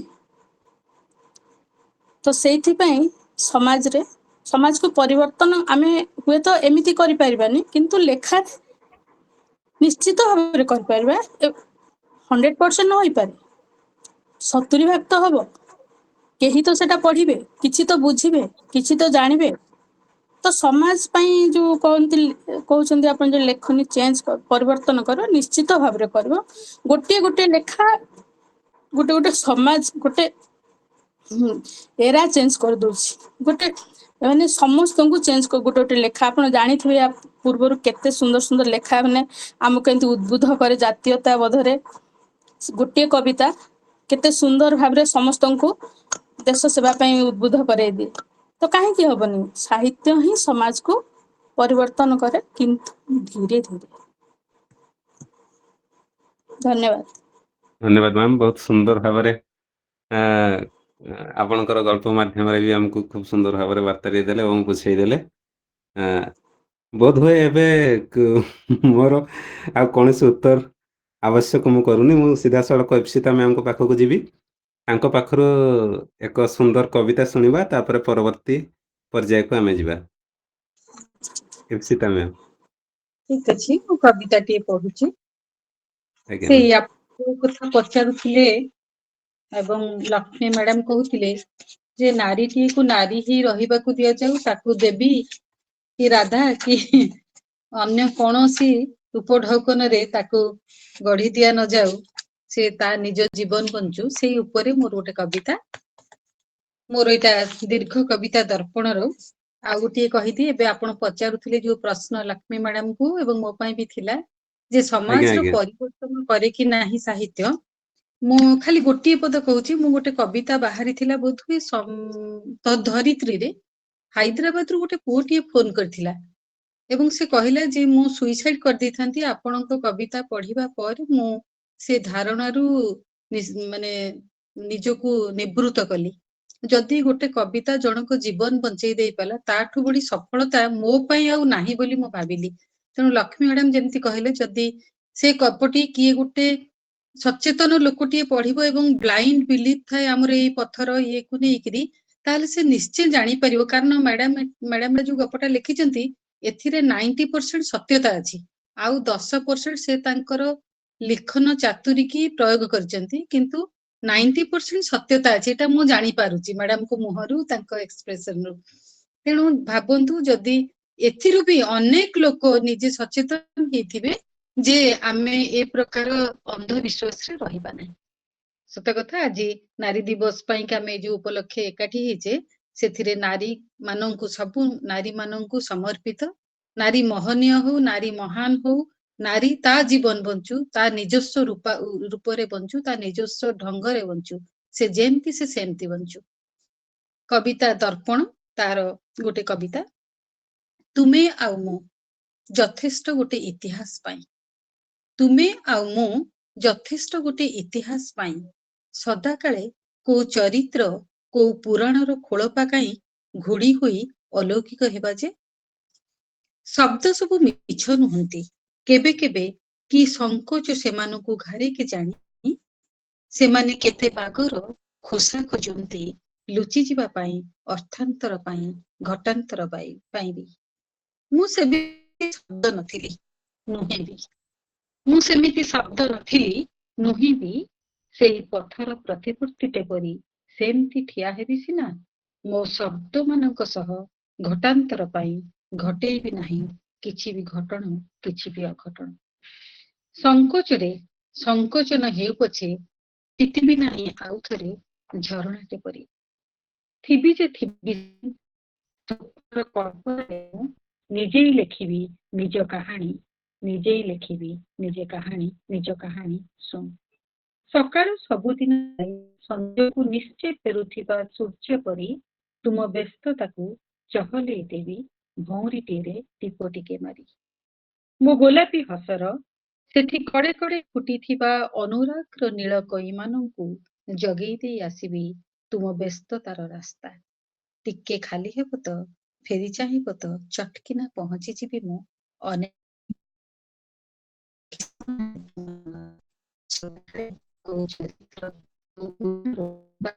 ଘୋଡ଼ି ହୋଇ ଆଲୌକିକ ହେବି ଯେ ମୁଁ ଶୁଭୁନି କାହିଁକି? ଗୋଟେ ଇତିହାସ ପାଇଁ।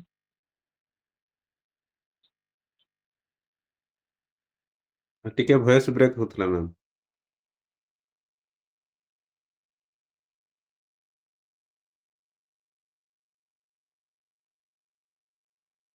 କବିତାଟି ଏଇଠି ଶେଷ ହଉଛି। ବହୁତ ଚମତ୍କାର କବିତାଟେ ଥିଲା ମ୍ୟାମ୍। ବହୁତ ବହୁତ ବଢିଆ, ସୁନ୍ଦର। ବହୁତ ସୁନ୍ଦର କବିତା। ମୁଁ ଭାବୁଥିଲି ଆଉ ଟିକେ ବଡ ଅଛି, କଣ ଆଗକୁ ଆମେ ଅପେକ୍ଷା କରିଛୁ। ବହୁତ ନାଇଁ, ସୁନ୍ଦର। ଭଏସ ବ୍ରେକ୍ ହେଲା, ବୋଧହୁଏ ଶେଷ ଶୁଭିଲାନି। ଠିକ ଅଛି, ଆଜ୍ଞା ଆପଣ ଆଜ୍ଞା କଣ୍ଟିନ୍ୟୁ କରନ୍ତୁ, ଆମେ ନେକ୍ସଟ ଯିବା କବିତା ପଢିବା ଶୁଣିବା। ଆଜ୍ଞା ଆଜ୍ଞା ଧନ୍ୟବାଦ। ଏବେ ପରବର୍ତ୍ତୀ ପର୍ଯ୍ୟାୟକୁ ଆମେ ଯିବା। ଖୁବ ସୁନ୍ଦର ଭାବରେ ଏତେ ସବୁ ଶିକ୍ଷଣୀୟ କଥା ଆମ ପାଖରେ ରଖିଲେ। ଅନୁରୋଧ ରହିବ ଯେ ଶେଷ ଯାଏଁ ଆମ ସହିତ ଯୋଡ଼ି ହେଇକି ଥାନ୍ତୁ ଏବଂ ଆମର ଯେଉଁମାନେ ଅଛନ୍ତି ଅତିଥି ଗାଳ୍ପିକା ତାଙ୍କୁ ଉତ୍ସାହିତ କରିବେ ଏବଂ ଶେଷରେ ପୁଣି ଥରେ ଆପଣଙ୍କ ପାଖରୁ କିଛି କଥା ଶୁଣିବୁ। ଏବେ ସମୟକୁ ନଜର ରଖି ଅଧିକ କଥା ନ ବୁଲେଇ ସିଧାସଳଖ ଯିବା ଗଳ୍ପ ପଠନ ପର୍ବକୁ। ତା ପୂର୍ବରୁ ସମସ୍ତ ନାରୀ ରୂପୀ ନାରାୟଣକୁ ଉତ୍ସର୍ଗ ପ୍ରିୟ କବି ସୁଚେତା ମିଶ୍ରଙ୍କର ଗୋଟେ କବିତାର ଧାଡ଼ିଟିଏ ସ୍ମରଣ କରିବି। ତାଙ୍କର ଗୋଟେ କବିତା ଅଚାନକ ମରିପାରେନି ନାରୀ, ଗୋଟେ କବିତା ଶୀର୍ଷକର। ସେଇଟା ଏମିତି ଥିଲା ଯେ ଅଚାନକ ହଜିଯାଇପାରେ ସିଂହାସନ, ଅଚାନକ ବନ୍ଦ ହେଇଯାଇପାରେ ଘଡ଼ି, ଅଚାନକ ମରେନି ନାରୀ। କଲମରୁ ସରୁଥିବା କାଳି ଭଳି, ବହୁ ବ୍ୟବହୃତ ଶବ୍ଦର ଘସରା ହେଉଥିବା ଅର୍ଥ ଭଳି, ପବନକୁ ନିଃସ୍ୱତାର କଥା କହୁଥିବା ଅଦାଲଗାର ଶୁଖି ଆସୁଥିବା ଦେହ ଭଳି, ଭାତ ହାଣ୍ଡି ଭିତରେ ଫୁଟୁଥିବା ସଫା ସୁତୁରା ଚାଉଳ ଭଳି ଧୀରେ ଧୀରେ ଧୀରେ ଧୀରେ ମରେ ନାରୀ। ହଁ, ଅଚାନକ ମରେନି ନାରୀ। ସେଥିପାଇଁ ତ ଧୈର୍ଯ୍ୟ ସହିଷ୍ଣୁତାର ପ୍ରତୀକ ଦେବୀ ସ୍ୱରୂପିଣୀ ବୋଲି ତାଙ୍କୁ ମଧ୍ୟ ଗଣାଯାଏ। ଆସନ୍ତୁ ଏବେ ଶୁଣିବା ଆମ ଆସରରେ ଆଜି ଯେଉଁମାନେ ଆମ ସହିତ ଯୋଡ଼ି ହେଇଛନ୍ତି ଗଳ୍ପ ପଢ଼ିବା ପାଇଁ, ତାଙ୍କର ଦୃଷ୍ଟିକୋଣରୁ ଦେଖିବା ଯେ ସେମାନେ କିପରି ଭାବେ ନାରୀକୁ ଦେଖୁଛନ୍ତି। ଆମ ଆସର ପ୍ରଥମ ଗାଳ୍ପିକା ଯେ ସଂସାର ଜଞ୍ଜାଳକୁ ହସ ଖୁସିରେ ରଖିବାକୁ କେବେ ସାଜି ପାରନ୍ତି ରକ୍ଷା କବଚ, ତ ଆଉ କେବେ ହାଉସ ହଜବ୍ୟାଣ୍ଡଙ୍କ ଅଦେଖା କୋହକୁ ପଛି ଦେଉ ଦେଉ ଶୁଣାନ୍ତି ଲବଙ୍ଗ ଲତାର ପ୍ରେମ କାହାଣୀ। ଆସନ୍ତୁ ସ୍ୱାଗତ କରିବା ଓଡ଼ିଆ ସାହିତ୍ୟର ସୁପରିଚିତ ସ୍ୱର ପଦ୍ମାଳୟା ପାଢ଼ୀ ମ୍ୟାମ୍ଙ୍କୁ ତାଙ୍କର ଏକ ସୁନ୍ଦର ଗଳ୍ପ ସହିତ। ମ୍ୟାମ୍ ନମସ୍କାର। ଏବେ ମଞ୍ଚ ଆପଣଙ୍କର, ଆପଣଙ୍କ ପାଖରୁ ସୁନ୍ଦର ଗଳ୍ପଟି ଶୁଣିବା ପାଇଁ ଚାହିଁବୁ। ପଦ୍ମାଳୟା ମ୍ୟାମ୍।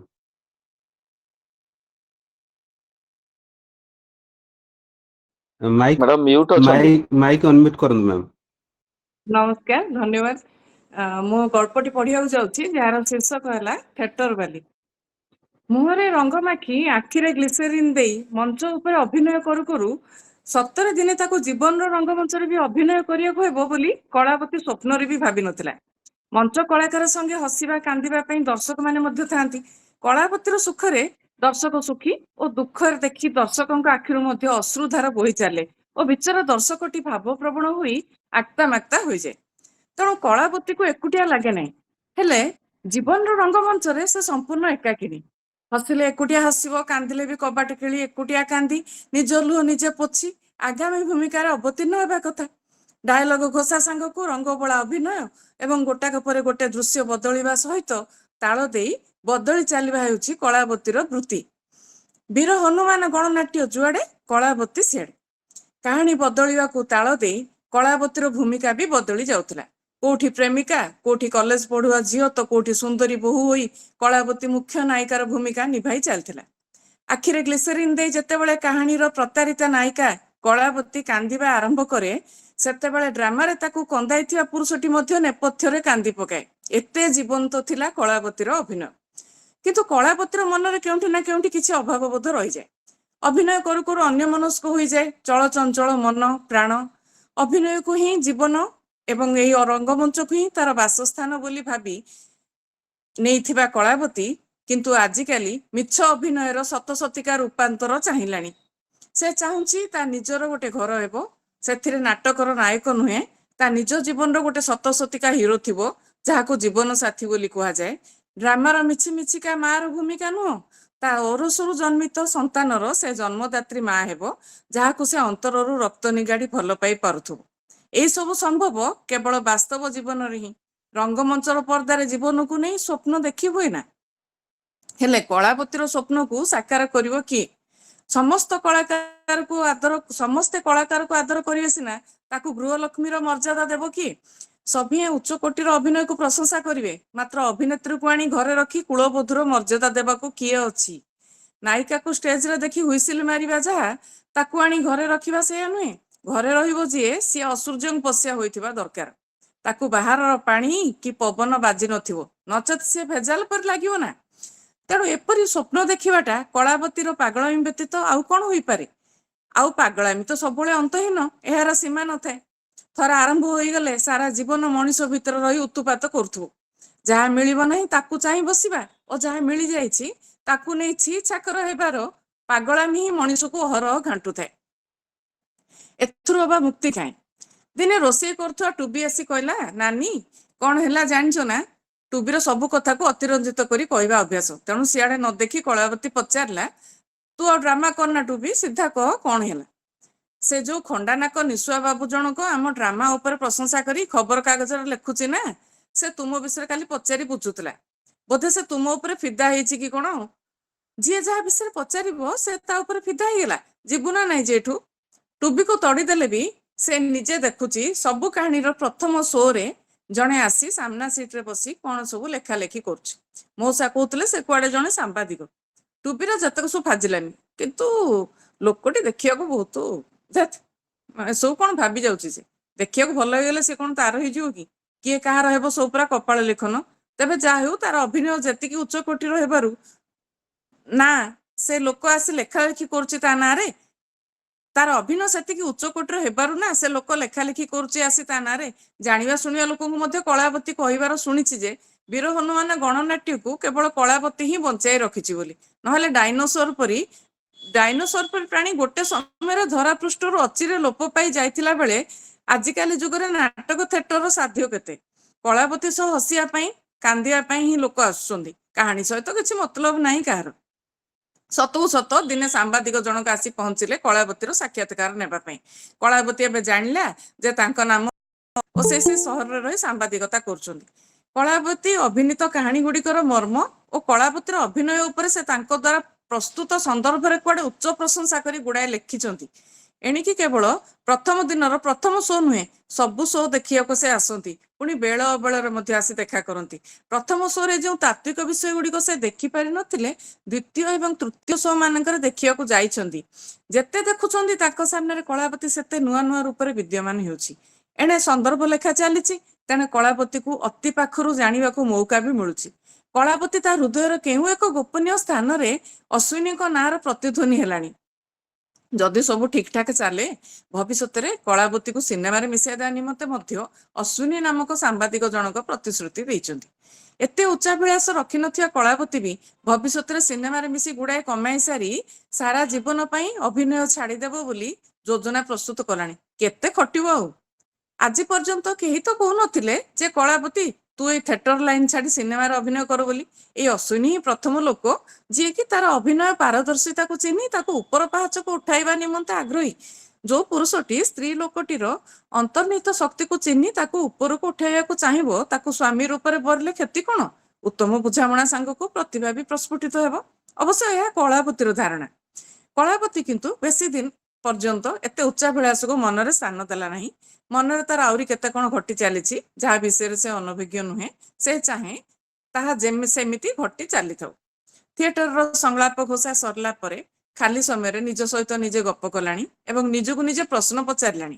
ଆଜିକାଲି ଆଉ ଜଣଙ୍କ ବିଷୟରେ ଭାବିବା ପାଇଁ ମନ ହେଉଛି। କେତେ ଭାବି ବସିଲେ ବି ନା ଭାବନାର ଅନ୍ତ ହେଉଛି ନା ସମୟ କଟୁଛି। ଭାବନାର ଖିଅ ମାଡ଼ି ମାଡ଼ି ଗଲା ବେଳକୁ ସମୟଟା ବି ଲମ୍ବା ହେଇ ଯାଉଛି। ଏହାକୁ ବୋଧେ ପ୍ରେମ କୁହାଯାଏ, ଯାହା ଅଶ୍ୱିନୀଙ୍କ ନିମନ୍ତେ ତା ମନ ଭିତରେ ସୁରକ୍ଷିତ ଅଛି। ଏମିତି ଛୋଟ ଛୋଟ ମୁହୂର୍ତ୍ତଟିଏ ପାଇଁ ନ ଆସି ସବୁଦିନ ପାଇଁ ଯଦି ଆସିଯାଆନ୍ତେ ତେବେ? ଲାଜେଇ ଯାଏ କଳାବତୀ। ଅଶ୍ୱିନୀଙ୍କ ଆସିବାରେ ସାମାନ୍ୟ ବିଳମ୍ବ ହେଲେ କଳାବତୀର ଛାତି ଧଡ଼ ଧଡ଼ ହୁଏ। ଥିଏଟର ଗ୍ରୁପର ସମସ୍ତେ ଲକ୍ଷ୍ୟ କରୁଛନ୍ତି ଯେ କଳାବତୀ ଘଡ଼ିଏ ଅଶ୍ୱିନୀଙ୍କୁ ନ ଦେଖିଲେ ପାଗଳ ପ୍ରାୟ ହେଉଛି। ଅଶ୍ୱିନୀ ବି ଏତେ ବ୍ୟସ୍ତବହୁଳ ଜୀବନ ଭିତରେ କଳାବତୀ ପାଇଁ ସମୟ ବାହାର କରି ଆସିପାରୁଛନ୍ତି। ଯାହା ବି ହେଉ କଳାବତୀର ସଂସାର ବସିଯାଉ, ଥିଏଟରରେ କି ଭବିଷ୍ୟତ ଅଛି? ସିନେମାରେ ମିଶିଲେ କେଜାଣି କଳାବତୀର କିଛି ହୋଇପାରେ ସିନା। କଳାବତୀର ହୃଦୟ କିନ୍ତୁ ଅଶ୍ୱିନୀମୟ। ସତରେ ଅଶ୍ୱିନୀ କଣ ହେବେ କି ତାର? ତାଙ୍କ ପାଇଁ ଏତେ ବ୍ୟସ୍ତ କାହିଁକି ସେ? ହଁ, ବ୍ୟସ୍ତ ହେବାକୁ ଅପେକ୍ଷା କରିବାକୁ ଭଲ ଲାଗୁଛି। ଭଲ ଲାଗିବା ଓ ପ୍ରେମ ହେବା ଦୁଇଟି ଅଲଗା ଅଲଗା ବିଷୟକୁ ନେଇ କଳାବତୀର ମନରେ ଏବେ ଦ୍ୱନ୍ଦ୍ୱ। ପ୍ରେମ ପଛ କଥା, ପ୍ରଥମେ ପରସ୍ପରକୁ ଭଲ ଭାବେ ଜାଣିବାକୁ ହେବ। ପରସ୍ପର ପସନ୍ଦ ନାପସନ୍ଦ, ଇଚ୍ଛା ଅନିଚ୍ଛାକୁ ଜାଣିଲେ ହିଁ ପ୍ରେମର ବନ୍ଧନ ସୁଦୃଢ଼ ହୁଏ। ନିର୍ଭୀକ ସାମ୍ବାଦିକ ଅଶ୍ୱିନୀଙ୍କ ପିତା ଜଣେ ଶିକ୍ଷକ। ଅଶ୍ୱିନୀ ହେଉଛନ୍ତି ତାଙ୍କର ଏକମାତ୍ର ସନ୍ତାନ। କଳାବତୀ ପାଖେ ଗୋଟେ ସୁଯୋଗ୍ୟ ପତ୍ନୀ ହେବାର ସମସ୍ତ ଗୁଣ ମହଜୁଦ ଅଛି ବୋଲି ସେ ଅନେକ ଥର କହିଥିବେ। ଅଶ୍ୱିନୀଙ୍କ ପ୍ରତ୍ୟେକ ମନେ ରଖିଲା ଭଳି ଶବ୍ଦ କଳାବତୀର ମନରେ ଅସୁମାରୀ ସ୍ୱପ୍ନର ବୀଜ ବୁଣି ଚାଲିଛି। ଅଶ୍ୱିନୀଙ୍କୁ ଯାହା ଯାହା ଭଲ ଲାଗେ କଳାବତୀ ସେଇ ସବୁ କରିବାକୁ ବଦ୍ଧପରିକର ହୋଇ ଅଶ୍ୱିନୀଙ୍କ ନିକଟବର୍ତ୍ତୀ ହେବାକୁ ଚେଷ୍ଟା ଜାରି ରଖିଛି। ସେଥିପାଇଁ ଖାସ୍ ଅଶ୍ୱିନୀଙ୍କୁ ଭଲ ଲାଗେ ବୋଲି କଳାବତୀ ଷ୍ଟେଜ ବାହାରେ ବି କଜଳ ଲଗାଉଛି ଏବଂ ପୁରା ସଜବାଜ ହୋଇ ରହୁଛି। ନହେଲେ ଷ୍ଟେଜରୁ ଚାଲି ଆସିଲେ କଳାବତୀର ବେଶ ପୋଷାକ ଦେଖିବାକୁ ଅତି ସାଧାସିଧା। ପ୍ରକୃତରେ କଳାବତୀକୁ ବେଶୀ ସଜବାଜ ହେବାକୁ ବିରକ୍ତ ଲାଗେ ପରା। ଖାଲି ଥିଏଟର ପାଇଁ ସିନା, ନହେଲେ ଏଇ ରଙ୍ଗବେରଙ୍ଗ ଜିନିଷ ଗୁଡାକ ତାକୁ ବୋଝ ଭଳି ଲାଗେ। କିନ୍ତୁ ଆଜିକାଲି ଷ୍ଟେଜ ବାହାରେ ବି କଳାବତୀ ସଜବାଜ ହୋଇ ରହୁଛି। ଅର୍ଥାତ୍ ଅଶ୍ୱିନୀଙ୍କ ଆସିବା ସମୟରେ ମୁଖ୍ୟତଃ କଳାବତୀ ସୁନ୍ଦର ଦିଶିବାକୁ ଚେଷ୍ଟା କରୁଛି। ଦିନେ କଳାବତୀ ଭାବିଲା, ଅଶ୍ୱିନୀ ଖାଲି ଦିନ ଗଡଉଛନ୍ତି, ସୁତରାଂ ତାକୁ ହିଁ କିଛି କରିବାକୁ ହେବ। ଯଦି ଅଶ୍ୱିନୀଙ୍କ ମତ ପରିବର୍ତ୍ତନ ହୋଇଯାଏ କିମ୍ବା ଆଉ କିଏ ତାଙ୍କ ଜୀବନରେ ପ୍ରବେଶ କରେ, ତେବେ କଳାବତୀ ଜୀବନ ଧରି ରହିପାରିବ ତ? ବେଳ ଥାଉ ତ କିଛି କରିବାକୁ ହେବ ତାକୁ। ଅଶ୍ୱିନୀ କଥା ଟାଳି ଚାଲିଛନ୍ତି ତ ଚାଲିଥାନ୍ତୁ। ତାଙ୍କ ଘର ଲୋକଙ୍କ ପାଖେ ପହଞ୍ଚି ସେ ଅଶ୍ୱିନୀଙ୍କୁ ବିବାହ କରିବାକୁ ଭିକ୍ଷା ମାଗିବ। ଥିଏଟର ଦଳର ଲେଖକ ଯିଏ ଥିଲେ ସେ କହିଲେ, ଝିଅ ପିଲାଟା ନିଜେ ଯିବ ନିଜ ବାହାଘର କଥା କହିବାକୁ? ଏଇଟା କି କଥା ଲୋ? ପୁଅର ଘର ଲୋକ ସିନା ପ୍ରସ୍ତାବ ନେଇ ଆସିଥାନ୍ତେ। କଳାବତୀ କହିଲା, ମଉସା, ପୁଅ ଘର ଆସି କାହା ପାଖେ ପ୍ରସ୍ତାବ ରଖିବେ? ସେଇ ଝିଅ ପାଖେ ତ। ଝିଅ ଘରର ଅଛି କିଏ? ନିଜେ ପୁଅ ଯଦି ବୁଝୁନି ତେବେ ମତେ ହିଁ କିଛି କରିବାକୁ ହେବ। କି ଝିଅ କି ପୁଅ, ରୋଜଗାର କରିବା ପାଇଁ ମଞ୍ଚ ଉପରକୁ ଗଲା ବେଳକୁ ପୁଅ ଝିଅ ସମସ୍ତେ ସମାନ। ସେ ନିଜେ ସୁବିଧା ବାହାର କରି ଯିବ ଦିନେ। ଦୁହେଁ ପରସ୍ପରକୁ ଭଲ ପାଉଛନ୍ତି ଯେତେବେଳେ ବିବାହ ପ୍ରସ୍ତାବ ଦେବାର ଅସୁବିଧା କୋଉଠି? ଯଦି ବିଳମ୍ବ ହେଲେ ନେଡ଼ିଗୁଡ କହୁଣୀକୁ ବୋହିଯିବ, ସେତେବେଳେ କିଏ ପିଠରେ ପଡିବ? ତେଣୁ ନିଜେ ଅଶ୍ୱିନୀଙ୍କ ଘରକୁ ଯିବ। ଧୀରେ ଧୀରେ ଅଶ୍ୱିନୀଙ୍କର ଯିବା ଆସିବା କମିବା ଦେଖି କଳାବତୀ ତରତର ହେଉଛି ଶୀଘ୍ର ଯାଇ କଥା ପକେଇବାକୁ। 24 ବର୍ଷର କଳାବତୀ ବୁଝିପାରୁନଥିଲା ଯେ ପ୍ରଥମ ଥର କାହା ଘରକୁ ଗଲେ ଖାଲି ହାତରେ ଯିବ ନା କିଛି ନେଇକି ଯିବ। ଆଉ କେହି ଯିବା ଅଲଗା କଥା, ସେ ଯିବା ପୁଣି ଅଲଗା। ସେ ବିବାହ ପ୍ରସ୍ତାବ ନେଇ ଯାଉଛି। 2 ଦିନ ହେଲା ଛାତି ଧର ଧର। ଅଶ୍ୱିନୀ ଅନେକ ଦିନ ହେଲା ଆସିନାହାନ୍ତି, ନହେଲେ ଯିବା କଥା ପଚାରିଥାନ୍ତା ତାଙ୍କୁ, ଯାହା ସେ ମନା କରିବେ ବୋଲି ପୂର୍ବରୁ ଜାଣିଛି। ତେଣୁ ତାଙ୍କୁ ନ କହି ହଠାତ୍ ଯାଇ ପହଞ୍ଚିବ ବୋଲି ଯୋଜନା ପ୍ରସ୍ତୁତ କଲା କଳାବତୀ। ସାହସ ହେଉନାହିଁ ସେମାନେ କଳାବତୀକୁ କିଭଳି ବ୍ୟବହାର ଦେଖାଇବେ। କିଏ ଜାଣେ, କିଛି ଏପଟ ସେପଟ ହେଲେ ନିଜକୁ ବି ଅପ୍ରସ୍ତୁତ ଲାଗିବ। ମଝିରେ 3-4 ଥର ସେ ଅଶ୍ୱିନୀକୁ ଫୋନ କରିଥିଲା। ତା ସହ କଥା ହେବାକୁ ବି ସେ ବିଶେଷ ଆଗ୍ରହୀ ଥିଲା ଭଳି ଲାଗିଲେ ନାହିଁ। ଠିକ କେତେ ଭୁଲ କେତେ ବୋଲି କଳାବତୀ ନିଜକୁ ତୋଲୁଥିଲା। କେବଳ ଅଶ୍ୱିନୀଙ୍କ ମୁହଁରୁ ଉତ୍ତମ ସ୍ତ୍ରୀ ହେବା ପାଇଁ ତୁମ ପାଖରେ ସବୁ ପ୍ରକାର ଯୋଗ୍ୟତା ଅଛି ଶୁଣି ତାଙ୍କ ପାଖକୁ ଚାଲିଯିବାଟା ଠିକ ହେବ କି ନାହିଁ? ତାର ନିଜର ବୋଲି ଏଠି କିଏ ଅଛି ଯେ କାହାକୁ ପଚାରିବ? ସେ ଠିକ ଭୁଲ କଥା। ସେ ତ 11 ବର୍ଷର ଏକୁଟିଆ, ଘରେ ମଦୁଆ ବାପା, 8 ଜଣ ଭାଇ ଭଉଣୀ। ସାନ ଭାଇକୁ ଜନ୍ମ କଲା ପରେ ମା ତାର ଅନ୍ୟ ଦୁନିଆକୁ ଚାଲିଗଲା। ପିସିଟିଏ ଆସି ଏମାନଙ୍କ ଦେଖାଶୁଣା କରିବା ପଛରେ ତାର ବି ଭିତିରି ଉଦ୍ଦେଶ୍ୟ ଥିଲା। ସଦ୍ୟଜାତ ସାନ ଭାଇଟିକୁ ସେ ପୋଷ୍ୟ କରି ନେଇଯିବାକୁ ଚାହିଁଥିଲା ଏବଂ ମଦୁଆ ବାପାର ବି ମନା କରିବାର କିଛି କାରଣ ନଥିଲା। କଳାବତୀ ତ ପ୍ରଥମେ ଥିଏଟର ଦଳ ଆସିଲେ ତାଙ୍କ ରାନ୍ଧୁଣିଆକୁ ସାହାଯ୍ୟ କରିବାକୁ ଯାଉଥିଲା। ପରିବା କଟା ବାସନ ମଜା କରୁ କରୁ ସେମାନେ ଯେତେବେଳେ 2 ସପ୍ତାହ ପରେ ଯିବାକୁ ବାହାରିଲେ କଳାବତୀକୁ ବି ନେଇ ଯାଇଥିଲେ ସାଙ୍ଗରେ। ସେ ମଧ୍ୟ ଅରାଜି ହେବାର କାରଣ ନଥିଲା। ଏଠି କଣ ମାୟା ମୋହ ଥିଲା ଯେ ସେ ଲଟିକି ରହିଥାନ୍ତା? ସେବେଠାରୁ ଯାଇଛି ଯେ ଯାଇଛି। ଥିଏଟର ଦଳର ବୋଲାହାକ କରୁ କରୁ ଧୀରେ ଧୀରେ ତାକୁ ଅଭିନୟକୁ ସୁଯୋଗ ମିଳିଛି। ତାପରେ ବହୁତ ଆଗେଇ ଯାଇଥିଲା କଳାବତୀ। କିନ୍ତୁ ଏକୁଟିଆ ହୋଇ ରହିଯାଇଥିଲା ସବୁଦିନ ପାଇଁ। ବାପା କଥା ମନେ ପକେଇବାକୁ ଚାହୁଁନଥିଲା ଏବଂ ଭାଇ ଭଉଣୀ ମାନଙ୍କ ମୁହଁ ଏବେ ତାର ଠିକ ଭାବେ ମନେ ନଥିଲା। ଏଇ ଥିଏଟର ହିଁ ତାର ସବୁ କିଛି। ଏବେ ତାକୁ ବୁଦ୍ଧି ବତେଇବାକୁ କିଏ ଅଛି? ମନେ ମନେ ଥିଏଟରରେ ଥିବା ଲୋକମାନଙ୍କ ମୁହଁ ଗୁଡିକ ମନେ ପକାଉଥିଲା। ହଁ, ଜଣେ ଅଛି ବିଜୟ, ସହକଳାକାର ଭୂମିକାର ଅଭିନୟ କରୁଥିବା ବିଜୟ। ତାକୁ ପଚାରିବ ତେବେ। ସବୁ ଶୁଣି ସାରି ବିଜୟ କହିଥିଲା, କାହିଁକି ତୁମେ ତାଙ୍କ ପାଖକୁ ଯାଚି ହୋଇଯିବ? ମୋ ମୋ ତରଫରୁ ଯିବା ପାଇଁ ଆଉ କିଏ ଅଛି? ଅଶ୍ୱିନୀ କଣ ଜାଣିନାହାନ୍ତି କି ତୁମେ ତାକୁ ଭଲ ପାଉଛ ଏବଂ ତୁମ ତରଫରୁ ପ୍ରସ୍ତାବ ନେଇ ଯିବା ପାଇଁ କେହି ନାହାନ୍ତି ବୋଲି? କାହିଁ ସେ ତ ଆସିଲେ ନାହିଁ। ଜିଦା ଜିଦି ଉପରେ ରହିଲେ ଅଶ୍ୱିନୀଙ୍କ ଆଶା ଛାଡ଼ିଦେବାକୁ ହେବ, ଭୁଲି ଯିବାକୁ ହେବ ତାଙ୍କୁ ସବୁଦିନ ପାଇଁ ଯାହା ମୁଁ କରିପାରିବି ନାହିଁ। ଏହାପରେ ବିଜୟ ନୀରବ ରହିଥିଲା। କଳାବତୀ ତ ଏତେ ନିର୍ବୁଦ୍ଧିଆ ନୁହେଁ, ତେଣୁ ଯାହା ନିଷ୍ପତ୍ତି ନେବ ଠିକ ହିଁ ନେବ। ଏଣେ କଳାବତୀ ଭାବୁଥିଲା ଯେ ବିଜୟ ତାକୁ ମନେ ମନେ ପ୍ରେମ କରେ ବୋଲି ଟୁବି ଥରେ କହିଥିଲା। କଳାବତୀ ଯେତେବେଳେ ଡାୟଲଗ ମୁଖସ୍ଥ କରୁଥାଏ, ବିଜୟ ତାକୁ ଅପଲକ ନେତ୍ରରେ ଚାହିଁ ରହୁଥିବା କଥା ବି ଟୁବି ଦେଖିଛି ବୋଲି କହେ। କେଜାଣି ବିଜୟର ମନରେ ଈର୍ଷା ଭାବ ନଥିବ ବୋଲି କହିହେବନି। ବିଜୟ ଭଲ ପିଲାଟିଏ ଏବଂ ଦେଖିବାକୁ ବି ମନ୍ଦ ନୁହେଁ, କିନ୍ତୁ କଳାବତୀର ମନ ମିଶିଲେ ସିନା ହେବ। ମନଟା ବି ସେଇଠି ଯାଇ ଲାଗିବ ଯୋଉଠି ମିଳନର ସମ୍ଭାବନା ନଥିବ। ଏହା ହିଁ ବେକାବୁ ମନର ସ୍ୱଭାବ। ଆମେ ସେଇ ଲୋକକୁ ଅନ୍ତର ନିଗାଡି ଭଲ ପାଇବା ଦଉ ଯାହାର କି ଆମେ ଥିବା ନଥିବା ନେଇ କୌଣସି ଫରକ ପଡେ ନାହିଁ। ଅପରପକ୍ଷରେ ଯିଏ ଆମକୁ ଆଞ୍ଜୁଳାଏ ଭଲ ପାଇବା ନେଇ ପଛରେ ଗୋଡାଏ, ତାକୁ ଚାହିଁବାକୁ ବି ମନ ହୁଏନି। ଧନ୍ୟରେ ମନ, ଯାହା ମିଳିବନି ଆମକୁ ସେଇ ଗୋଟିକ ହିଁ ଦରକାର ହୁଏ। କାହିଁକି ନା କିଏ କହିବ, ଭଗବାନ ମଣିଷ ମାନଙ୍କୁ ଗଢିଲା ବେଳେ ଦୁଃଖର ଗୋଟେ ସ୍ଥାୟୀ ବ୍ୟବସ୍ଥା ଟିକେ କରିଦେଇ ଯାଇଛନ୍ତି। ଯାହାର ଆଉ କିଛି ଅସୁବିଧା ନଥିବ, ଯିଏ ଶାନ୍ତିରେ ଜୀବନ ଜୀଇ ପାରିବା କଥା, ସେ ପ୍ରେମରେ ପଡି ଆଜୀବନ ଲୁହର ବନ୍ୟାରେ ଉବୁଟୁବୁ ହଉଥିବ। ହଉ ଛାଡ, ଏତେ କଥା ଭାବି ମୁଣ୍ଡ ଭାରାକ୍ରାନ୍ତ କରିବାଠୁ ଭଲ ଥରେ ଅଶ୍ୱିନୀଙ୍କ ଘରକୁ ଯାଇ ତାଙ୍କ ବାପା ମାଙ୍କୁ ଦେଖା କରିବା। ଦିନେ ରାତିରେ କଳାବତୀକୁ ନିଦ ହୋଇନଥିଲା। କେଜାଣି ସେଠି ପହଞ୍ଚିଲା ପରେ କିଭଳି ଦୃଶ୍ୟ ସାମ୍ନା କରିବାକୁ ହେବ। କଳାବତୀର ଆଗମନକୁ ପୁଣି ଅଶ୍ୱିନୀ କିଭଳି ଗ୍ରହଣ କରିବେ ଭାବୁ ଭାବୁ ଏକ ନୂଆ ପରୀକ୍ଷା ନେଇ ସକାଳଟି ଆସିଥିଲା। ବିଶେଷ କିଛି ଅସୁବିଧା ହେଇନଥିଲା। ଯଥା ସମୟରେ କଳାବତୀର ଅଟୋ ଯାଇ ପହଞ୍ଚିଥିଲା ଅଶ୍ୱିନୀଙ୍କ ଘର ସାମ୍ନାରେ। ଗେଟ୍ ସାମ୍ନାରେ ପହଞ୍ଚି କଳାବତୀର ନଜର ହଠାତ୍ ଛାତ ଉପରେ ଠିଆ ହୋଇଥିବା ଅଶ୍ୱିନୀଙ୍କ ଉପରକୁ ଚାଲି ଯାଇଥିଲା, ଯିଏ କଳାବତୀକୁ ଦେଖି ଭିତରକୁ ଚାଲି ଯାଇଥିଲେ। କଳାବତୀ ଭାବିଲା ହୁଏତ ତାକୁ ନେବା ପାଇଁ ବାହାରକୁ ଆସିବେ ବୋଲି, କିନ୍ତୁ ଅନେକ ସମୟ ଯାଏ ନ ଆସିବାରୁ କଳାବତୀ ଶେଷକୁ ଠିକ କଲା ଭିତରକୁ ଯିବ ଏବଂ ସିଧାସଳଖ ଯାଇ ତାଙ୍କ ପିତାମାତାଙ୍କୁ ସାକ୍ଷାତ କରି ସବୁ ପଚାରିବ ଏବଂ ସିଏ କଣ ଚାହାନ୍ତି ଜାଣିବ। ଭିତରକୁ ଯାଇ କଲିଂ ବେଲ୍ ମାରିବା ପରେ ଅଶ୍ୱିନୀଙ୍କ ମା ଆସି କବାଟ ଖୋଲିଥିଲେ। କଳାବତୀକୁ ଭିତରକୁ କିଛି ନ ପଚାରି ଅଶ୍ୱିନୀଙ୍କ ମା ଖାଲି କଳାବତୀକୁ ବଲ ବଲ କରି ଚାହିଁ ରହିଲେ କେତେ ସମୟ। ଆଖିରେ ତାଙ୍କର ଆଖିଏ ପ୍ରଶ୍ନକୁ କଳାବତୀ ମଧ୍ୟ ଠିକ ଠିକ ପଢି ପାରୁଥିଲା। ତାଙ୍କ ପାଦ ଛୁଇଁବା ପରେ କଳାବତୀ ମୁହଁରୁ ଆଉ କିଛି ବାହାରି ନଥିଲା।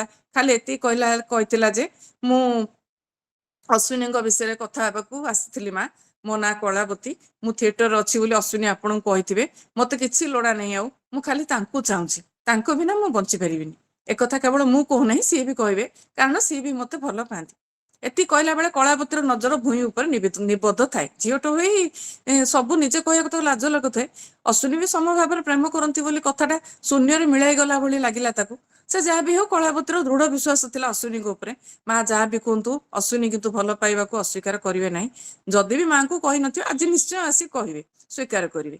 ଉତ୍ତରରେ ତାଙ୍କ ମା ଆଖିରେ ଆଖିଏ ପ୍ରଶ୍ନ ନେଇ ଦେଖୁଥିଲେ, ଯାହାର ସିଧାସଳଖ ଅର୍ଥ ହେଲା, କଥା ତେବେ ଏଯାଏଁ ଗଲାଣି।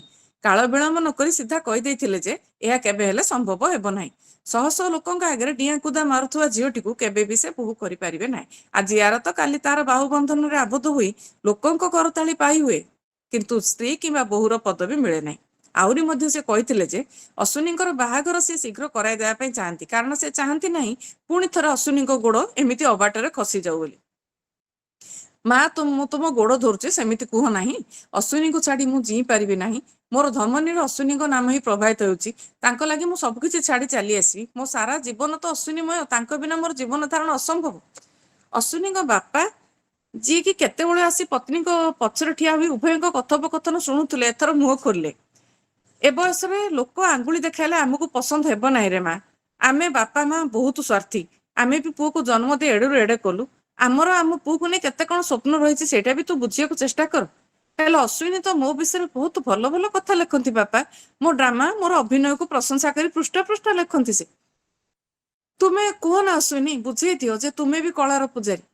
ହଠାତ୍ ବିସ୍ଫୋରଣ ହେଲା ଭଳି ଅଶ୍ୱିନୀଙ୍କର କଥା ପଦକରେ କଳାବତୀର ଭ୍ରମ ସବୁଦିନ ପାଇଁ ଭାଙ୍ଗି ଯାଇଥିଲା। ଯାହାର ଯେଉଁଠି ସ୍ଥାନ, ସେ ସେଇଠି ହିଁ ରହେ କଳା। ସୁନାରେ ତିଆରି ହେଲେ ବି ଜୋତାକୁ ପାଦରେ ହିଁ ପିନ୍ଧାଯାଏ। ସୁନା ବୋଲି ତ ମୁଣ୍ଡ ଉପରେ ରଖାଯାଏ ନା। ହେଲେ ବି କଳାବତୀର ଶେଷ ଆଶାଟି ଛାଡି ନଥିଲା। ଅଶ୍ୱିନୀଙ୍କ ଶିକ୍ଷକ ପିତା ନିଶ୍ଚୟ ଅନୁମତି ଦେବେ। ବାପା, ଆପଣ ତ ଜଣେ ଶିକ୍ଷକ, ସମାଜର ଚିନ୍ତାଧାରା ଗତିପଥକୁ ବଦଳାଇ ନୂତନ ଯୁଗକୁ ଆବାହନ କରିବା କେବଳ ଆପଣଙ୍କ ଦ୍ୱାରା ହିଁ ସମ୍ଭବ। ବୃତ୍ତିରେ ମୁଁ କରୁଥିବା ଅଭିନୟ ଗୋଟେ କଳା, ପେଟ ପୋଷିବା ପାଇଁ କଳାର ହିଁ ପୂଜା କରୁଛି ନା ବାପା। ନିଜ ସଉକ ପାଇଁ ତ ମୁଁ ଏସବୁ କରୁନାହିଁ, ଯାହାକୁ ପୁଣି ଲୋକ ଟଙ୍କା ଖର୍ଚ୍ଚ କରି ଦେଖୁଛନ୍ତି, ତାଳି ବି ମାରୁଛନ୍ତି। ନିଶ୍ଚୟ ଦେଖିବେ, ଗୋଟେ ନାରୀ ସର୍ବସମକ୍ଷରେ ପରପୁରୁଷ ସହ ଅନ୍ତରଙ୍ଗ ଭାବେ ଯାହା କରିବ ଲୋକ ତ ଦେଖିବେ ନା, ସେ ଅଭିନୟ ହେଉ ବା ବାସ୍ତବ। ଦେଖିଲେ ବୋଲି ତାକୁ ଘରେ ଆଣି କୁଳବଧୂର ମର୍ଯ୍ୟାଦା ତ ଦେଇହେବ ନାହିଁ। କେତେ ନ୍ୟୁନ ହୋଇ କହିଲେ ବି ସେମାନେ ଅଶ୍ୱିନୀଙ୍କ ସମ୍ମୁଖରେ କଟୁ ସତ୍ୟ ଗୁଡ଼ିକ ମୁହଁ ଖୋଲି କହିଦେଇଥିଲେ ଓ ଅଶ୍ୱିନୀ ଏମାନଙ୍କ ଗହଣରେ ନିରବ ଦର୍ଶକ ସାଜି ବସି ରହିଥିଲେ। ବରଂ ଭଲ ହେଲା, ଆଉ ଅଧିକା ସ୍ୱପ୍ନ ଦେଖିବାକୁ ପଡ଼ିଲା ନାହିଁ। କଳାବତୀ ଧୀର ପଦରେ ଫେରି ଆସିଥିଲା ପୁଣି ସେଇ ରଙ୍ଗମଞ୍ଚକୁ, ଯେଉଁଠି ରଙ୍ଗ ଲଗାଇ ସୁଖୀ ଦିଶୁଥିବା ଚେହେରାକୁ ଦେଖି ଦର୍ଶକ ମତୁଆଲା ହୋଇ ଉଠନ୍ତି, ଯେଉଁଠି ଗ୍ଲିସେରିନ୍ର ଲୁହ ସଙ୍ଗେ ନିଜର ଲୁହକୁ ଚୁପଚାପ ମିଶେଇ ଦେଇ ହୁଏ, ଯେଉଁଠି ମନର ବେଦନାକୁ ଷ୍ଟେଜ ଉପରେ ଧାର ଧାର ଅଶ୍ରୁ ନିଗାଡ଼ି ଶାନ୍ତ କରିହୁଏ।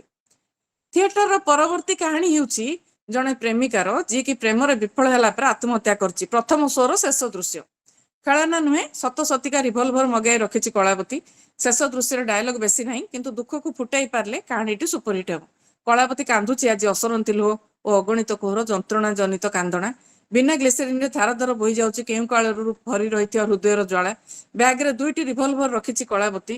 ଅସଲି ଜିନିଷଟି କଳାବତୀକୁ ସବୁଦିନ ପାଇଁ ମୁକ୍ତି ଦେଇଦେବ ଅଶ୍ୱିନୀମାନଙ୍କ ଠାରୁ, ଆଉ ନକଲି ଖେଳନାଟି ବଞ୍ଚାଇ ରଖିବ କଳାବତୀକୁ ଆହୁରି ଲୁହ ପିଇବା ପାଇଁ, ଆହୁରି ଜଳିବା ପାଇଁ, ଆହୁରି ସହିବା ପାଇଁ, ଆହୁରି ସହିବା ପାଇଁ। କେଉଁ ଯୁଗରୁ କେତେ ଅଶ୍ୱିନୀ, କେତେ କଳାବତୀଙ୍କ ହୃଦୟ ସହିତ ଖେଳିବା ପରେ ସଂସ୍କାର ଓ ମର୍ଯ୍ୟାଦାର ଦୋହାଇ ଦେଇ ଗୋଡ଼ରେ ଆଡ଼େଇ ଚାଲି ଯାଇଛନ୍ତି, ତାର ହିସାବ ନାହିଁ। କେତେ କଳାବତୀ ଲୁହ ବଦଳରେ ଲହୁ ପିଇ ସେଇଠି ହିଁ ଜୀବନର ଶେଷ ବୋଲି ଭାବି ନିଜେ ନିଜକୁ ଶେଷ କରିଦେଇଛନ୍ତି, ତାକୁ କେହି ମନେ ରଖିନାହିଁ। ଆଜି ଆଉ ଗୋଟେ କଳାବତୀର ପୁନରାବୃତ୍ତି ମାତ୍ର, ବେଶୀ କିଛି ନୁହେଁ, ମାତ୍ର କେତେଟା ନିଶ୍ୱାସ ବଦଳରେ ଜୀବନଟା ଏପଟ ନଟ୍ ଯେ ସେପଟ। ପରିଶେଷରେ ଆସିଲା ସେଇ ଶେଷ ଦୃଶ୍ୟଟି, ଯେତେବେଳେ ଷ୍ଟେଜରେ ଅନ୍ଧକାର ହୋଇଯାଇଥିଲା। ରିଭଲଭରରୁ 2 ଥର ଗୁଳି ଫୁଟିଲା ଢୋ ଢୋ, ମାତ୍ର 2 ଥର। ଚାରିଆଡେ ନିସ୍ତବ୍ଧ। ଦର୍ଶକଙ୍କର ହୃଦସ୍ପନ୍ଦନ କେତୋଟି ମୁହୂର୍ତ୍ତ ପାଇଁ ଅଟକିଗଲା। ଷ୍ଟେଜ ପୁଣି ଆଲୋକିତ ହେଲା ବେଳକୁ ଦେଖାଗଲା ଯେ ନାୟିକା ନିଜକୁ ନିଜେ ଗୁଳି ମାରି ଆତ୍ମହତ୍ୟା କରି ଷ୍ଟେଜ ଉପରେ ପଡି ରହିଛି। ଦର୍ଶକଙ୍କ କରତାଳରେ ଷ୍ଟେଜଟି ଉଠୁଛି ପଡୁଛି। ଏତେ ବଡ ଉଚ୍ଚକୋଟୀର ଅଭିନେତ୍ରୀକୁ ଦର୍ଶକମାନେ ଏମିତି ଖାଲି ତାଳି ମାରି ନୁହେଁ, ଆହୁରି ଅଭିନନ୍ଦନ ଦେବାକୁ ଚାହୁଁଛନ୍ତି। ଡ୍ରାମା ସରିଯାଇଛି, ମାତ୍ର ଏବେ ବି ଲୋକଙ୍କ ମନ ଭାଙ୍ଗି ନାହିଁ। ଲୋକ ଆହୁରି ଦେଖିବାକୁ ଚାହୁଁଛନ୍ତି। ପର୍ଦ୍ଦା ପଡିଲା ପରେ ମଧ୍ୟ ବାଧ୍ୟ ହୋଇ ଦର୍ଶକମାନେ ଉଠିଯିବାକୁ ଚାହିଁଥିଲେ। ଏହାପରେ କଳାବତୀ ଉଠିଥିଲା। ଅସଲି ଯନ୍ତ୍ରଟି ଅବ୍ୟବହୃତ ହୋଇ ବ୍ୟାଗ ଭିତରେ ପଡି ରହିଛି। କଳାବତୀ ମରି ନାହିଁ, କି ସେ ମରିପାରିବ ନାହିଁ। କଳାବତୀ ଯେ କଳାକାର, କଳାକାର କେବେ ମରିପାରେ କି? ତା ଶରୀରରେ ରକ୍ତ ପ୍ରବାହିତ ହେଉନାହିଁ, ବହୁଛି ଖାଲି ଅଭିନୟର ସ୍ରୋତସ୍ୱିନୀ। ସେ ଭୀରୁ ନୁହେଁ, ପଳାୟନପନ୍ଥୀ ବି ନୁହେଁ। ଅଗଣିତ ଦର୍ଶକଙ୍କୁ ଅଭିନୟର ଜାଦୁରେ ଅନ୍ୟ ଏକ ଦୁନିଆରେ ପହଞ୍ଚାଇବାର ଦାୟିତ୍ୱ ଅଛି ତାର। ସେଥିପାଇଁ ପରା ତାର ଜନ୍ମ। ସେ ଦର୍ଶକଙ୍କୁ ହସାଇବ, କନ୍ଦାଇବ, ତା ସହିତ ଅନ୍ୟ ଦୁନିଆରେ ବିଚରଣ କରାଇବ।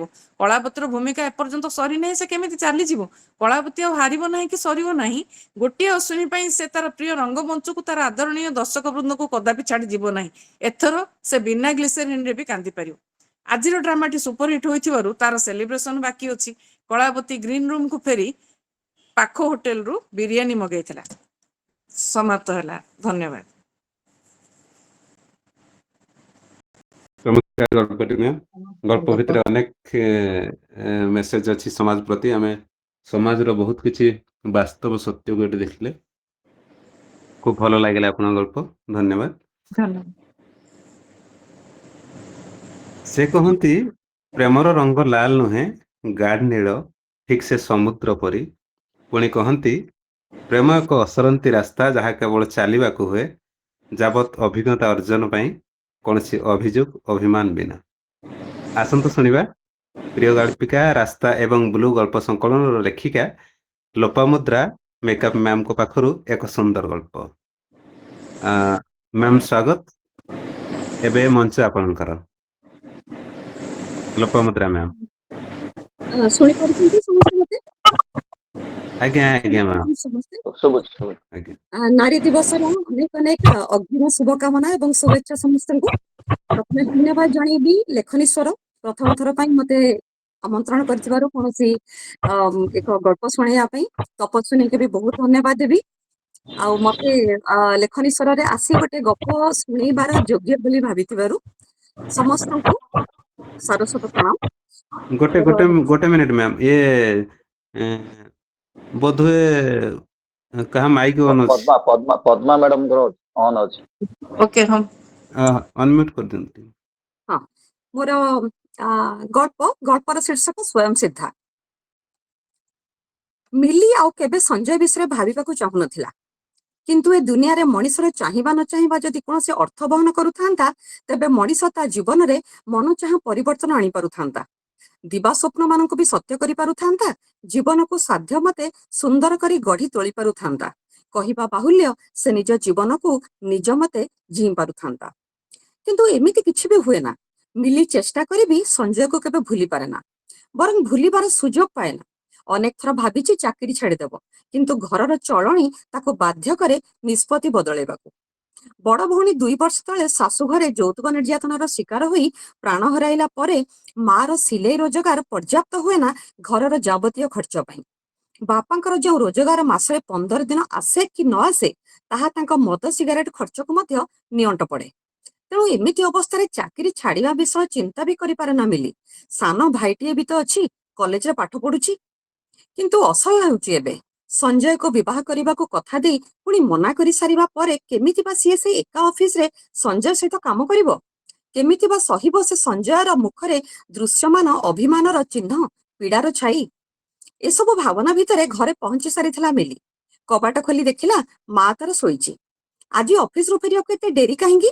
ଭଙ୍ଗା ଭଙ୍ଗା ସ୍ୱରରେ ମିଲିର ମା ପଚାରିଲେ। ହଁ, ଟିକେ ବେଶୀ କାମ ଥିଲା ଆଜି ଅଫିସରେ। ବ୍ୟାଗ ରଖି ମିଲି ପୁଣି କହିଲା, ମୁଁ ଅଫିସରେ କହିଦେଇଛି ଏଇ ମାସ ପରେ ମୁଁ ଆଉ ଅଫିସ ଯିବିନି, ନୂଆ ଚାକିରି ଖୋଜିବି। ମାର ଆଖି ଦୁଇଟି ପାଣିଚିଆ ଦିଶିଲା। ମୁଁ ଜାଣେ କେଉଁ ପରିସ୍ଥିତିରେ ଏବଂ ମାନସିକ ଅବସ୍ଥା ଦେଇ ତତେ ଗତି କରିବାକୁ ପଡୁଛି। ତୁ ସଞ୍ଜୟକୁ ଭଲ ପାଉ, କିନ୍ତୁ ତୁ ତାକୁ ବିବାହ କରି ଏ ଘରୁ ଚାଲିଗଲେ ସାନ ଭାଇର ପାଠ ପଢା ଓ ଘରର ଖର୍ଚ୍ଚ ଚଳିବ କେମିତି? କହି ମା ଆଖି ପୋଛିଲା। ତୁ ଡ୍ରେସ ବଦଳେଇ ଆସ, ମୁଁ ଚା କରୁଛି। କହି ମା ବିଛଣାରୁ ଉଠି ବୁଲି ପଡି ଯିବାକୁ ବାହାରିଲା ବେଳକୁ ମିଲି ଆଖିରେ ଧରାଦେଲା ମା ପିଠିରେ ଏକ ତାଜା ଗଭୀର କ୍ଷତ। କଣ ହେଲା ମା? ଆଜି ବାପା ପୁଣି ତତେ? କିଛି ନାହିଁ, ଛାଡ ତୁ ସେସବୁ। ସତ କହ। ମିଲିର ଉଚ୍ଚ ସ୍ୱର ଶୁଣି ଏଥର ସୁଁ ସୁଁ ହୋଇ କାନ୍ଦି ପକାଇଲା ମିଲିର ମା। ତୋ ବାପାଙ୍କର ମଦ ଟଙ୍କା ବାକି ଥିଲା ଦୋକାନରେ ବୋଲି କହି କହି ମୁହଁ ଲୁଚେଇ ରୋଷେଇ ଘରକୁ ଚାଲିଗଲା ମା। ଅର୍ଦ୍ଧରାତ୍ରିରେ ଭୀଷଣ ପାଟିତୁଣ୍ଡ ଶବ୍ଦ ଶୁଣି ନିଦ ଭାଙ୍ଗିଗଲା ମିଲିର। କିନ୍ତୁ ଆଖି ବନ୍ଦ କରି ଶୋଇ ରହିବାର ଚେଷ୍ଟା କଲା ସେ, ଯେଣୁ ଏ ଶବ୍ଦ ସହ ଖୁବ୍ ପରିଚିତ ସେ। ବାପା ରାତିରେ ମଦ ପିଇ ଆସି ତା ମା ସହ ଝଗଡା କରିବା ଓ ତାକୁ ବାଡେଇବା ଏ ଘରେ କିଛି ନୂଆ କଥା ନୁହେଁ। ସକାଳେ ମାର ଡାକରେ ନିଦ ଭାଙ୍ଗିଲା ମିଲିର। ମାକୁ ଦେଖି ଚମକିଲା ସେ। ମା ହାତରେ ଥିଲା ଗୋଟେ ବଡ ବ୍ୟାଗ ଏବଂ ଆଖିରେ ଥିଲା ଅଶ୍ରୁ ଛଳ ଛଳ। ମା, ଏହା ଛଡା କଣ ସତରେ ଆଉ କୌଣସି ରାସ୍ତା ନାହିଁ? ନା, ଆଉ ସହି ହେଉନାହିଁ। କିନ୍ତୁ ତୁ ଘର ଛାଡି ଯିବୁ କୁଆଡେ ମା? ମୁଁ ନୁହେଁ, ତୁ ଯିବୁ ସଞ୍ଜୟ ପାଖକୁ। ପ୍ରଶ୍ନିଳ ଦୃଷ୍ଟିରେ ମିଲି ଚାହିଁ ରହିଲା ତା ମାକୁ। ମା ତାର ଯନ୍ତ୍ରବତ୍ କହି ଚାଲିଥିଲା, ଆଜି ଯଦି ତୁ ଚାକିରି ଛାଡି ଓ ସଞ୍ଜୟକୁ ଛାଡି ତୋର ସ୍ୱପ୍ନକୁ ପାଦରେ ଦଳି ଦେଇ ତୋର ସବୁ ଆଶା ଆକାଂକ୍ଷାକୁ ମାଟିରେ ମିଶେଇ ଦଉ, ତେବେ ସିଦ୍ଧ ହୋଇଯିବ ଯେ ଏ ପୃଥିବୀରେ ନାରୀଟିଏ ହୋଇ ଜନ୍ମରେ ମା ପାପ। ଆଜି ମୁଁ ଏହା କଦାପି ହେବାକୁ ଦେବେ ନାହିଁ। ଯାହା ମୋର ଓ ମୋ ବଡ ଝିଅର ଭାଗ୍ୟରେ ଥିଲା, ଆମେ ତାକୁ ଆଦରି ନେଲୁ। କିନ୍ତୁ ତୁ ତୋ ଭାଗ୍ୟ ସହ ଲଢିବୁ। ତୋ ଜୀବନ ତୁ ତ ନିଜ ମତେ ଯିଇବୁ। କିନ୍ତୁ ଏ ଘରେ ରହି ଏହା କେବେ ବି ସମ୍ଭବ ନୁହେଁ। ତୁ ତ ବାପାଙ୍କୁ ଜାଣିଛୁ। ମିଲି ଆଶ୍ଚର୍ଯ୍ୟ ଦୃଷ୍ଟିରେ ଚାହିଁ ରହିଥିଲା ତା ମାକୁ। କିନ୍ତୁ ମା, ସଞ୍ଜୟ ଖୁବ୍ ଭଲ ପାଏ ତତେ। ସେ ତତେ ଭଲରେ ରଖିବ। ମୋ ଆଶୀର୍ବାଦ ତୋ ସହ ଅଛି। ଆଉ ଡେରି କରନା। କହି ମିଲିର ମା ଧରାଇ ଦେଲେ ମିଲି ହାତରେ ବ୍ୟାଗ। ଶେଷ ହେଲା ଗଳ୍ପଟି। ଚମତ୍କାର। ଅଳ୍ପରେ ଅନେକ କଥା ଆପଣ କହିପାରିଛନ୍ତି ଏ ଗଳ୍ପରେ। କିଛି କଥା ঐହ ରଖାଯାଏ ଏଇଥିପାଇଁ ଯେ ଆମେ ପାଠକ କିମ୍ବା ଶ୍ରୋତାଟିଏ ଯେତେବେଳେ ବି ସେ ଗଳ୍ପକୁ ଭୋଗୁଥାନ୍ତି, ସେମାନେ ବି ନିଜେ ଚିନ୍ତା କରନ୍ତୁ କିମ୍ବା ସେମାନେ ବି ବୁଝନ୍ତୁ ଯେ ଜଣେ ଗାଳ୍ପିକ କିମ୍ବା ଗାଳ୍ପିକା କଣ କହିବା ପାଇଁ ଚାହୁଁଛନ୍ତି। ଆପଣ ଯୋଉପରି ଭାବରେ ଛାଡ଼ିଲେ, ନିଶ୍ଚିତ ଭାବରେ ମତେ ଯେମିତି ଭଲ ଲାଗିଲା ଅନ୍ୟ ସମସ୍ତଙ୍କୁ ମଧ୍ୟ ସେମିତି ଭଲ ଲାଗିଥିବ। ଏତେ ସୁନ୍ଦର ଗଳ୍ପ ଶୁଣିଥିବାରୁ ଆପଣଙ୍କୁ ଅଶେଷ ଧନ୍ୟବାଦ ମ୍ୟାମ୍। ଏବେ ପରବର୍ତ୍ତୀ ଲେଖିକାଙ୍କ ପାଖକୁ ଯିବା, ଯାହାଙ୍କର କୌଣସି ପରିଚୟ ପତ୍ର ଲୋଡ଼ା ହୁଏନି। ତାଙ୍କର ସୃଷ୍ଟି ଏବଂ ଗଳ୍ପ ପରିବେଷଣର ଶୈଳୀ ହିଁ ତାଙ୍କର ପରିଚୟ। ବହୁ ଚର୍ଚ୍ଚିତ ଗଳ୍ପ ସଂକଳନ ମଡ଼ା ଚଣ୍ଡିଆ ଏବଂ ଇଚ୍ଛାପତ୍ରର ସ୍ରଷ୍ଟା ପ୍ରିୟ ରୋଜାଲିନ୍ ମିଶ୍ର ମ୍ୟାମ୍। ମ୍ୟାମ୍, ଆପଣଙ୍କୁ ଲେଖନୀସ୍ୱର ମଞ୍ଚକୁ ସ୍ୱାଗତ। ଆଶା କରିବି ଆପଣଙ୍କ ପାଖରୁ ସୁନ୍ଦର ଗଳ୍ପଟିଏ। ରୋଜାଲିନ୍ ମ୍ୟାମ୍ ଅଛନ୍ତି? ନମସ୍କାର ସମସ୍ତଙ୍କୁ ଯଥାମାନ୍ୟ। ଛୋଟ ଗଳ୍ପଟିଏ। ଗଳ୍ପର ଶୀର୍ଷକ ଗଳ୍ପର ଶୀର୍ଷକ ଭଙ୍ଗା ନୀଡ଼। ପିଲାଦିନୁ ଦେଖି ଆସିଛି ବାପା ବୋଉଙ୍କୁ ସବୁ କଥାରେ ଗଞ୍ଜଣା ଦେବାର। ସବୁ ଭୁଲ ପାଇଁ ବୋଉ ହିଁ ଦାୟୀ। ବାପାଙ୍କୁ ଜ୍ୱର ହେଲେ ସେଥିପାଇଁ ବୋଉ ଦାୟୀ, କାରଣ ବୋଉ ରାତିରେ ଉଠି ଫ୍ୟାନର ରେଗୁଲେଟରଟା କମେଇ ନଥିଲା। ମୁଁ ଗୋଟେ ଏକଜିଦିଆ ଉପରମୁହିଁ ଝିଅ, ସେଥିପାଇଁ ବି ବୋଉ ଦାୟୀ, କାରଣ ବୋଉ ମତେ କିଛି ବି ସଣ୍ଠଣା ଶିଖେଇନି, ଯେଉଁଗୁଡ଼ା ପିଲାଦିନୁ ସେ ମତେ ମା ହିସାବରେ ଶିଖେଇବା କଥା। ଭାଇ ପାଠଶାଠ ପଢି ଚାକିରି ନକରି ଘରେ ବସିଛି, ସେଥିପାଇଁ ବି ବୋଉ ଦାୟୀ, କାରଣ ବୋଉ କୁଆଡେ ତାକୁ ଗୋଟାଏ ପୁଅ ବୋଲି ଅତ୍ୟଧିକ ଗେଲାବସର କରି କୋଳରେ ପୂରେଇକି ବସିଛି। କକେଇ ଖୁଡି ହାଣ୍ଡି ଚୁଲି ଅଲଗା କରି ଭିନ୍ନ ହୋଇ ଖାଉଛନ୍ତି, ସେଥିପାଇଁ ବି ବୋଉ ଦାୟୀ, କାରଣ ବୋଉ କୁଆଡେ ସଂସାରକୁ ବାନ୍ଧି ରଖିବାର ସୂତ୍ରଟା ତା ବାପ ଘରୁ ଶିଖିକି ଆସିନି, ଯେଉଁଟା କି ଘରର ବଡ ବୋହୂ ହିସାବରେ ତାର ନିହାତି ଶିଖିବାର ଥିଲା। ବାପାଙ୍କର ସବୁଦିନେ ସବୁବେଳେ ସବୁ କଥାରେ ସେଇ ଗୋଟାଏ ରଟ, ବିଗାଡି ଦେଲ, ସବୁ ବିଗାଡି ଦେଲ, ମୋ ସଂସାର ଉଜାଡି ଦେଲ, ଛୁଆ ଗୁଡାଙ୍କୁ ମୁଣ୍ଡରେ ଚଢେଇ ମୁହଁ ବୁଡା କରିଦେଲ। ତୁମକୁ ଶାସନ ଜଣା ନାହିଁ, ପିଲାମାନଙ୍କୁ ଆକଟ କରିବା ଶିଖିନ ତୁମେ, ସଂସାର ଚଳେଇବା ଜଣା ନାହିଁ ତୁମକୁ, ଏ ଘରେ ଆଉ ଶାନ୍ତି ନାହିଁ, ସବୁ ଉଜାଡି ଦେଲ ତମେ। ଏ ଅଶାନ୍ତି ପରିବେଶରେ ଆଉ ରହି ହେବନି, ଲକ୍ଷ୍ମୀ ଛାଡିଗଲେଣି ଏ ଘରୁ। ସବୁ ପାଇଁ ମୁଁ ହିଁ କାହିଁକି ଦାୟୀ ବୋଲି ବୋଉ ବେଳେ ବେଳେ କାନ୍ଦେ, ଆଉ ବେଳେ ବେଳେ ଅଣ୍ଟାରେ ଲୁଗା ଭିଡି ଖୁବ୍ ଯୁକ୍ତିତର୍କ ବି କରେ ବାପାଙ୍କ ସହ। ବୋଉ କହେ, ନାରୀଟିଏ ହୋଇଥିଲେ ସିନା ବୁଝିଥାନ୍ତ ମୋ ଦୁଃଖକୁ, ସାରାଟା ଜୀବନ ତ ବିତିଯାଏ ଗୋଟେ ନାରୀର କେବଳ ସଂସାରକୁ ସଜାଡୁ ସଜାଡୁ। ସମସ୍ତଙ୍କୁ ଏକ ସୂତ୍ରରେ ବାନ୍ଧି ରଖୁ ରଖୁ କେତେବେଳେ କେଜାଣି ସେ ନିଜକୁ ବି ଅଣଦେଖା କରିଦିଏ। କିନ୍ତୁ ତୁମେ କେମିତି ବୁଝିବ, ତୁମେ ଯେ ପୁରୁଷ। କେତେଜଣ ପୁରୁଷ ବୁଝିପାରନ୍ତି ନାରୀର ଏ ଅସହାୟପଣକୁ। କିନ୍ତୁ ଏତେ ପରେ ବି ବୋଉର ଟିକେ ଦେହ ଖରାପ ହୋଇଗଲେ ବାପା ବ୍ୟସ୍ତ ହୋଇ ପଡନ୍ତି, ସବୁ କାମଧନ୍ଦାକୁ ପଛରେ ପକେଇ ବୋଉକୁ ନେଇ ଡାକ୍ତରଖାନା ଦୌଡନ୍ତି। ମୁଁ ବୁଝିପାରେନି, ସବୁବେଳେ ଭୁଲ ଭାଲ କରି ତାଙ୍କ ସଂସାରଟାକୁ ଉଜାଡି ଦେଉଥିବା ମଣିଷଟାକୁ ଭଲ କରିବାକୁ ବା ବଞ୍ଚେଇବାକୁ ବାପାଙ୍କର ଏ ବ୍ୟାକୁଳ ପ୍ରୟାସ କଣ ପାଇଁ? ଜେଜେମାକୁ ପଚାରିଲେ ସେ କୁହେ, ପୁରୁଷ ପିଲା ପରା, ସେମାନେ କଣ ତାଙ୍କ ଭଲ ପାଇବାକୁ ବୁଲି ବୁଲି ଦେଖେଇବେ, ଲୋକେ ମାଇପ ବୋଲିଆ କହିବେନି।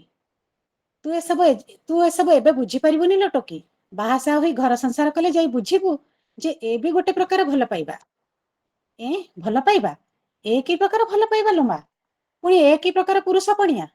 ବାପାଙ୍କର ବୋଉ ପ୍ରତି ଭଲ ପାଇବାର ସୂତ୍ରର ଖିଅ ଖୋଜୁ ଖୋଜୁ ମୁଣ୍ଡ ମୋର ଗୋଳମାଳିଆ ଧରିଯାଏ। ବୋଉ କିନ୍ତୁ ତା ଦାୟିତ୍ୱ ସବୁ ଠିକରେ ତୁଲେଇ ଦେଲା ଠିକ ସମୟରେ। ମତେ ଭଲ ଘର ଭଲ ବର ଦେଖି ବାହା କରିଦେଲା, ଭାଇର ଚାକିରି ହେଲା ପରେ ଭଲ ଘରକୁ ବୋହୂଟିଏ ବି ଆଣିଲା, ତାପରେ ସବୁଦିନ ପାଇଁ ଆକାଶର ତାରା ପାଲଟିଗଲା। ବୋଉର ସୁଧାଘର ପରେ ମୁଁ ଚାଲିଗଲି ମୋ ଶାଶୁ ଘରକୁ, ଭାଇ ଚାଲିଗଲା ତା ଚାକିରି ଜାଗାକୁ ଭାଉଜଙ୍କୁ ନେଇ, ଯେଝା ସଂସାରକୁ ନେଇ ଯିଏ ବ୍ୟସ୍ତ ରହିଗଲୁ ଆମେ, ଆଉ ଘରେ ଏକା ରହିଗଲେ ବାପା। ପୁଣି ଥରେ ଆମେ ଏକାଠି ହେଲୁ ବୋଉର ବର୍ଷିକିଆ ଶ୍ରାଦ୍ଧ ଦିନ। ବାପାଙ୍କୁ ଦେଖିଲୁ, ବାପାଙ୍କ ସହ କଥା ବି ହେଲୁ। ବାପା କିନ୍ତୁ ଆଉ ସେଦିନର ବାପା ନଥିଲେ, ସେଦିନର ଦମ୍ଭ ଆଉ ନଥିଲା ତାଙ୍କ ଭିତରେ। ଭିତରେ ଭିତରେ ସବୁ ଭାଙ୍ଗିରୁଜି ଚୁରମାର ହୋଇଯାଇଥିଲା ଯେମିତି। ବୋଉ ଯେମିତି ଗଲାବେଳେ ତାଙ୍କ ପୁରୁଷ ପଣିଆଟାକୁ ସାଙ୍ଗରେ ଧରି ଚାଲି ଯାଇଥିଲା। ଶ୍ରାଦ୍ଧ ପିଣ୍ଡ ଭୋଜି ଭାତ ସବୁ ସରିଲା ବେଳକୁ ଘରେ ଗହଳି କମିଲା ବେଳକୁ ରାତି ହୋଇଗଲାଣି। ଟିକେ ବିଶ୍ରାମ ନେଇ ମତେ ସକାଳୁ ସକାଳୁ ପୁଣି ଫେରିଯିବାକୁ ପଡିବ ମୋ ଶାଶୁ ଘରକୁ। ବିଶ୍ରାମ ଉଦ୍ଦେଶ୍ୟରେ ମୋ ରୁମ ଆଡକୁ ଯାଉ ଯାଉ ମୁଁ ଟିକେ ଉହୁଁକି ଚାହିଁଦେଲି ବାପାଙ୍କ ରୁମ ଭିତରକୁ। ବୋଉର ଫୁଲମାଳା ଦିଆ ଫଟୋ ପାଖରେ ନଇଁ ପଡି କାନ୍ଦି କାନ୍ଦି ବାପା କହୁଥିଲେ, କାହିଁକି ଏତେ ଚଞ୍ଚଳ ଚାଲିଗଲ ତୁମେ ନିରୁ? ତୁମ ପଣତରେ କେତେ ସୁନ୍ଦର ଭାବରେ ବାନ୍ଧି ହୋଇ ରହିଥିଲା ମୋର ଏ ସଂସାରଟି। ତୁମେ ଗଲା ପରେ ଧୀରେ ଧୀରେ ସବୁ ଉଜୁଡିଗଲା, ସବୁ ବିଗିଡିଗଲା। ତୁମ ସହ ଗୋଡ କାଢି ଏ ଘରୁ ଲକ୍ଷ୍ମୀ ବି ଚାଲିଗଲେ ଯେମିତି। ଏ ଘରର ସୁଖ ଶାନ୍ତି ବି ପୋଡିଗଲା ତୁମ ସହ ମଶାଣିରେ। ଏ ଭଙ୍ଗା ନିଡରେ ଏବେ ମୁଁ ରହିବି କେମିତି? ବାପାଙ୍କ କଥା ଶୁଣି ମୁଁ ଭାବୁଥିଲି, ନାରୀଟିଏ ବିନା ସଂସାରର ସ୍ଥିତି କଣ ସତରେ ଏମିତି ହିଁ ହୁଏ? ନାରୀଟିଏ ବିନା ପୁରୁଷର ପୁରୁଷପଣିଆ ବି କଣ ଅସ୍ତିତ୍ୱ ହରାଏ? ଧନ୍ୟବାଦ, ନମସ୍କାର। ବହୁତ ସୁନ୍ଦର। ବେଳେ ବେଳେ ଆଖିରେ ଲୁହ ଏମିତି ହୁଏ। ଦେଇଦେଲ, ଆଖିରେ ମାନେ ପୁରା ହଁ, ବେଳେ ବେଳେ ସୁନ୍ଦର ଏମିତି ସୁନ୍ଦର ହୁଏ ବାପା। ଯେ ଆମେ ଏ, କହନ୍ତି ଯେମିତି ଗୋଟେ ଛୋଟ ଉଦାହରଣ, ଆମ ଦେହରେ ହାତଟିଏ ଲାଗିଥିଲେ ଆମେ ହାତର ଆବଶ୍ୟକତା କିମ୍ବା ତାର ଅସ୍ତିତ୍ୱ ବିଷୟରେ ବୁଝିପାରନ୍ତିନି, କିନ୍ତୁ ଯେତେବେଳେ ହାତଟି ଅଲଗା ହେଇଯାଏ ସେତେବେଳେ ତା ବିଷୟରେ ଆମେ ଜାଣନ୍ତି, ତାକୁ ଝୁରି ହୁଅନ୍ତି। ଠିକ କହିବାର ଠିକ ତାତ୍ପର୍ଯ୍ୟ, ଆମେ କାହାର ଉପସ୍ଥିତିକୁ ଏତେ ଶୀଘ୍ର ବୁଝିପାରିବାନି ଯେ ପର୍ଯ୍ୟନ୍ତ ସେ ଆମ ପାଖରେ ଥିବେ। ଯେତେବେଳେ ଆମ ପାଖରୁ ଦୂରେଇ ଯାଆନ୍ତି କିମ୍ବା ତାଙ୍କର ଅନୁପସ୍ଥିତିରେ ହିଁ ଆମେ ତାର ଆବଶ୍ୟକତାକୁ ସେତିକି ଅନୁଭବ କରନ୍ତି। ବହୁତ ସୁନ୍ଦର ଗଳ୍ପ ଥିଲା ମ୍ୟାମ୍, ଧନ୍ୟବାଦ। ଏତେ ସୁନ୍ଦର ଗଳ୍ପଟିଏ ଯୋଉଟା କି ସିଧାସଳଖ ଆମ ହୃଦୟକୁ କେଞ୍ଚି ଦେଲା ଭଳି ଗପଟିଏ ଥିଲା। ଧନ୍ୟବାଦ ପୁଣି ଥରେ। ଏବେ ପରବର୍ତ୍ତୀ କଥା ଶିଳ୍ପୀଙ୍କ ପାଖକୁ ଯିବା, ଯିଏକି ଆମର ଉଭୟ ଓଡ଼ିଆ ଏବଂ ବଙ୍ଗଳା ଭାଷାରେ କବିତା ଗଳ୍ପ ଲେଖିପାରନ୍ତି। ଯଦିଓ ଆମ ଓଡ଼ିଶା ମାଟିର, କିନ୍ତୁ ସେ ସୁଦୂର ବେଙ୍ଗଲୋରରେ ଅଛନ୍ତି ଏବେ। ଏବଂ ସବୁ ପରେ ତାଙ୍କର ଗୋଟେ ବିଶେଷ ଗୁଣ ମତେ ଭଲ ଲାଗେ, ନାତି ନାତୁଣୀକୁ ଦେଖି ସାରିବା ପରେ ମଧ୍ୟ ତାଙ୍କ ଭିତରେ ଗୋଟେ ଛୋଟ ଛୁଆର ମନ ଏବଂ ହୃଦୟ ଅଛି। ଅତି ସରଳ ମଣିଷ ଜଣେ, ଆମ ପରିବାରର ପ୍ରିୟ ଶ୍ରୀକାନ୍ତ ଘଡ଼ାଇ ଭାଇନା ସିଧାସଳଖ ଆପଣଙ୍କ ପାଖରେ ଏକ ଗଳ୍ପ ଶୁଣିବୁ। ଏ ମଞ୍ଚ ଏବେ ଆପଣଙ୍କର, ଶ୍ରୀକାନ୍ତ ଭାଇ। ଶୁଭ ଅପରାହ୍ନ। ବର୍ତ୍ତମାନ ମୁଁ ଦୋକାନରେ ବସି, ଆପଣ ମୋତେ ଟିକେ ଅଡୁଆ ଲାଗୁଥିବ, କାରଣ ମୁଁ ଖାଇକିରି ଘରେ ବସିଥିଲି ତ ଦୋକାନକୁ ପଳେଇ ଆସିଲି। କଷ୍ଟମର ଥିଲେ, ମୁଁ ସେଇଠୁ ଟିକେ ଆଟେଣ୍ଡ କରୁଛି, ଆପଣମାନଙ୍କୁ କ୍ଷମା ମାଗିବି। ଆଉ ଆଜିର ଆଶ୍ରୟରେ ଉପସ୍ଥିତ ସମସ୍ତ ସ୍ରଷ୍ଟା ମାନଙ୍କୁ ମୋର ଦଣ୍ଡବତ ପ୍ରଣାମ। ମୁଁ ଗଳ୍ପ ଶୀର୍ଷକକୁ ଯିବି ଡାଇରେକ୍ଟ। ବହୁତ ଦିନ ପରେ ଗଳ୍ପକୁ ପରିବେଷଣ କରିବା ପାଇଁ ସୁଯୋଗ ମିଳିଲା। ଗଳ୍ପ ଶୀର୍ଷକ ହଉଛି ଦର୍ପଣ। ମଲା ମଣିଷ, ଏଗୁଡାକର ଲାଜ ସରମ ବୋଲି କିଛି ନାହିଁ। କୁଣିଆ ଦାଣ୍ଡରେ ଥିବେ, ଅଳିଗି କରିବାକୁ କେହି ନାହିଁ। ପାଣି ଗିଲାସ ଦେବାକୁ କେହି ନାହିଁ। ବିଛଣା ପାଇଦେବ କାହାର ଦେଖା ନାହିଁ। ଏ ଘରଟାରେ ମଣିଷ ନା ଯମ ଜହରା ଅଛି ଯେ, କାହିଁକି ଗାଁ ଛାଡି ସହର ଆସିଲି କେଜାଣି। ଦାଦିର କଣ୍ଠ ଫଟା ଚିତ୍କାର କାନ୍ଥ ଭାର ଆଉଁସି ପବନରେ ମିଳିଯାଏ ପଛକେ, କେହି ସହଜେ ବାହାରନ୍ତିନି ପିଣ୍ଡାକି ଅଗଣାକୁ। ହେ ଦାନ୍ତପଡ଼ା ପାକୁଆ ପାଟିର ତାକତ କାହିଁ, ଯେ 3 ମହଲା ଘରର ଦରଜା ଚିରି କାହାର କାନକୁ ପଶିବ। ବୁଢୀ ଦାଦି ବାରଣ୍ଡା ଜଗେ, ପାହାଚ ତଳକୁ ଝାମ୍ପୁଡା ତୁଳସୀ ଗଛଟା ଅପଲକ ନଈ ରହି ଚାହିଁଥାଏ। ଫାଟକ ବାହାରେ ଚିହ୍ନା ମୁହଁକୁ ବୁଢୀ ଆଖି ଫେରି ଆଣି ଚୁପ ହୋଇ ବସିଯାଏ। ଆସୁ ଆଜି ଘନଶ୍ୟାମ, ତାକୁ କହିବ ନେଇକି ଛାଡି ଆସେ ସେ ଗାଁ କୁଡିଆକୁ। ତାର ପୁଅ ବୋହୂର ଭୋଗ ଆଉ ଲୋଡା ନାହିଁ। କେତେବେଳେ କଣ ଦରକାର ପଡିଲେ ବୁଢୀ ଦାଦି ଘୁଷୁରି ଘୁଷି ଦରଜାରେ ବାଡିଟି ପିଟି ଦିଏ। ପାଟିଚିରି ବଡ ବୋହୂ ରନ୍ଧାଶାଳରୁ ହତା ଧରି କ୍ଷିପ୍ର ଗତିରେ ଦୌଡି ଆସି କହେ, ଅଜ୍ଞାନୀ ଭଳି କାହିଁକି ଦରଜାକୁ କାହିଁକି ପିଟୁଛ? ରୁହ, ରନ୍ଧା କାମ ଟିକେ ସରୁ। ଏ ବୁଢୀ ଖାଇବ ବୋଲି ଜୀବନ ଯାଉଛି। ବଡ ବୋହୂର ଆଖିର ଡଳା ପର୍ବତ ପରି ଦିଶେ। ଏଇନା ଯେମିତି ସିଏ କଞ୍ଚା ଚୋବେଇଯିବ ବୁଢୀକୁ। ଝଡ ବେଗରେ ବରସି ବରସି ପୁଣି ରନ୍ଧାଶାଳକୁ ପଶିଯାଏ। କଲେଜ ପଢୁଆ ନାତି ସେଦିନ କହିଲା, ଦାଦି କେବେଠୁ କହୁଛି ବିଲାତି କୁକୁର ରଖିବାକୁ, ତମେ ତ ଟସ୍ କି ମସ୍ ହେଉନ। ଅତିଥି ଆସିଲେ ସେ ଆମର ସାଇରନ ବଜେଇଦେବ। ଦେଖ ଏମାନଙ୍କର ଜ୍ଞାନ ଦେଖ। ଆମ ସମୟ ବେଳର କଥା, ଘର ଜଗିବା କୁକୁର ପାଳୁଥିଲେ ଚୋରି ଡକାୟତି ବଞ୍ଚିବା ପାଇଁ। ଆଉ ଏମାନଙ୍କର ଅତିଥି ଆସିବାର ସାଇରନ ହେଉଛି କୁକୁର। ବାଘ ଭାଲୁ ମତେ ଉଠେଇ ନେଇ ଯାଆନ୍ତାନି ଭଲା।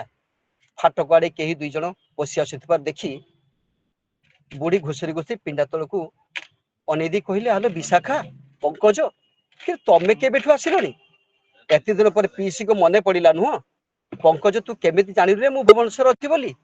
ବିଶାଖା ପଙ୍କଜ ପିଇସିଙ୍କ ପାଦ ଧୂଳି ନେଉ ନେଉ ପଙ୍କଜ କହିଲେ, ତମେ ତ ଆସିଲଣି ମଥାରେ ହାତ ରଖିବା।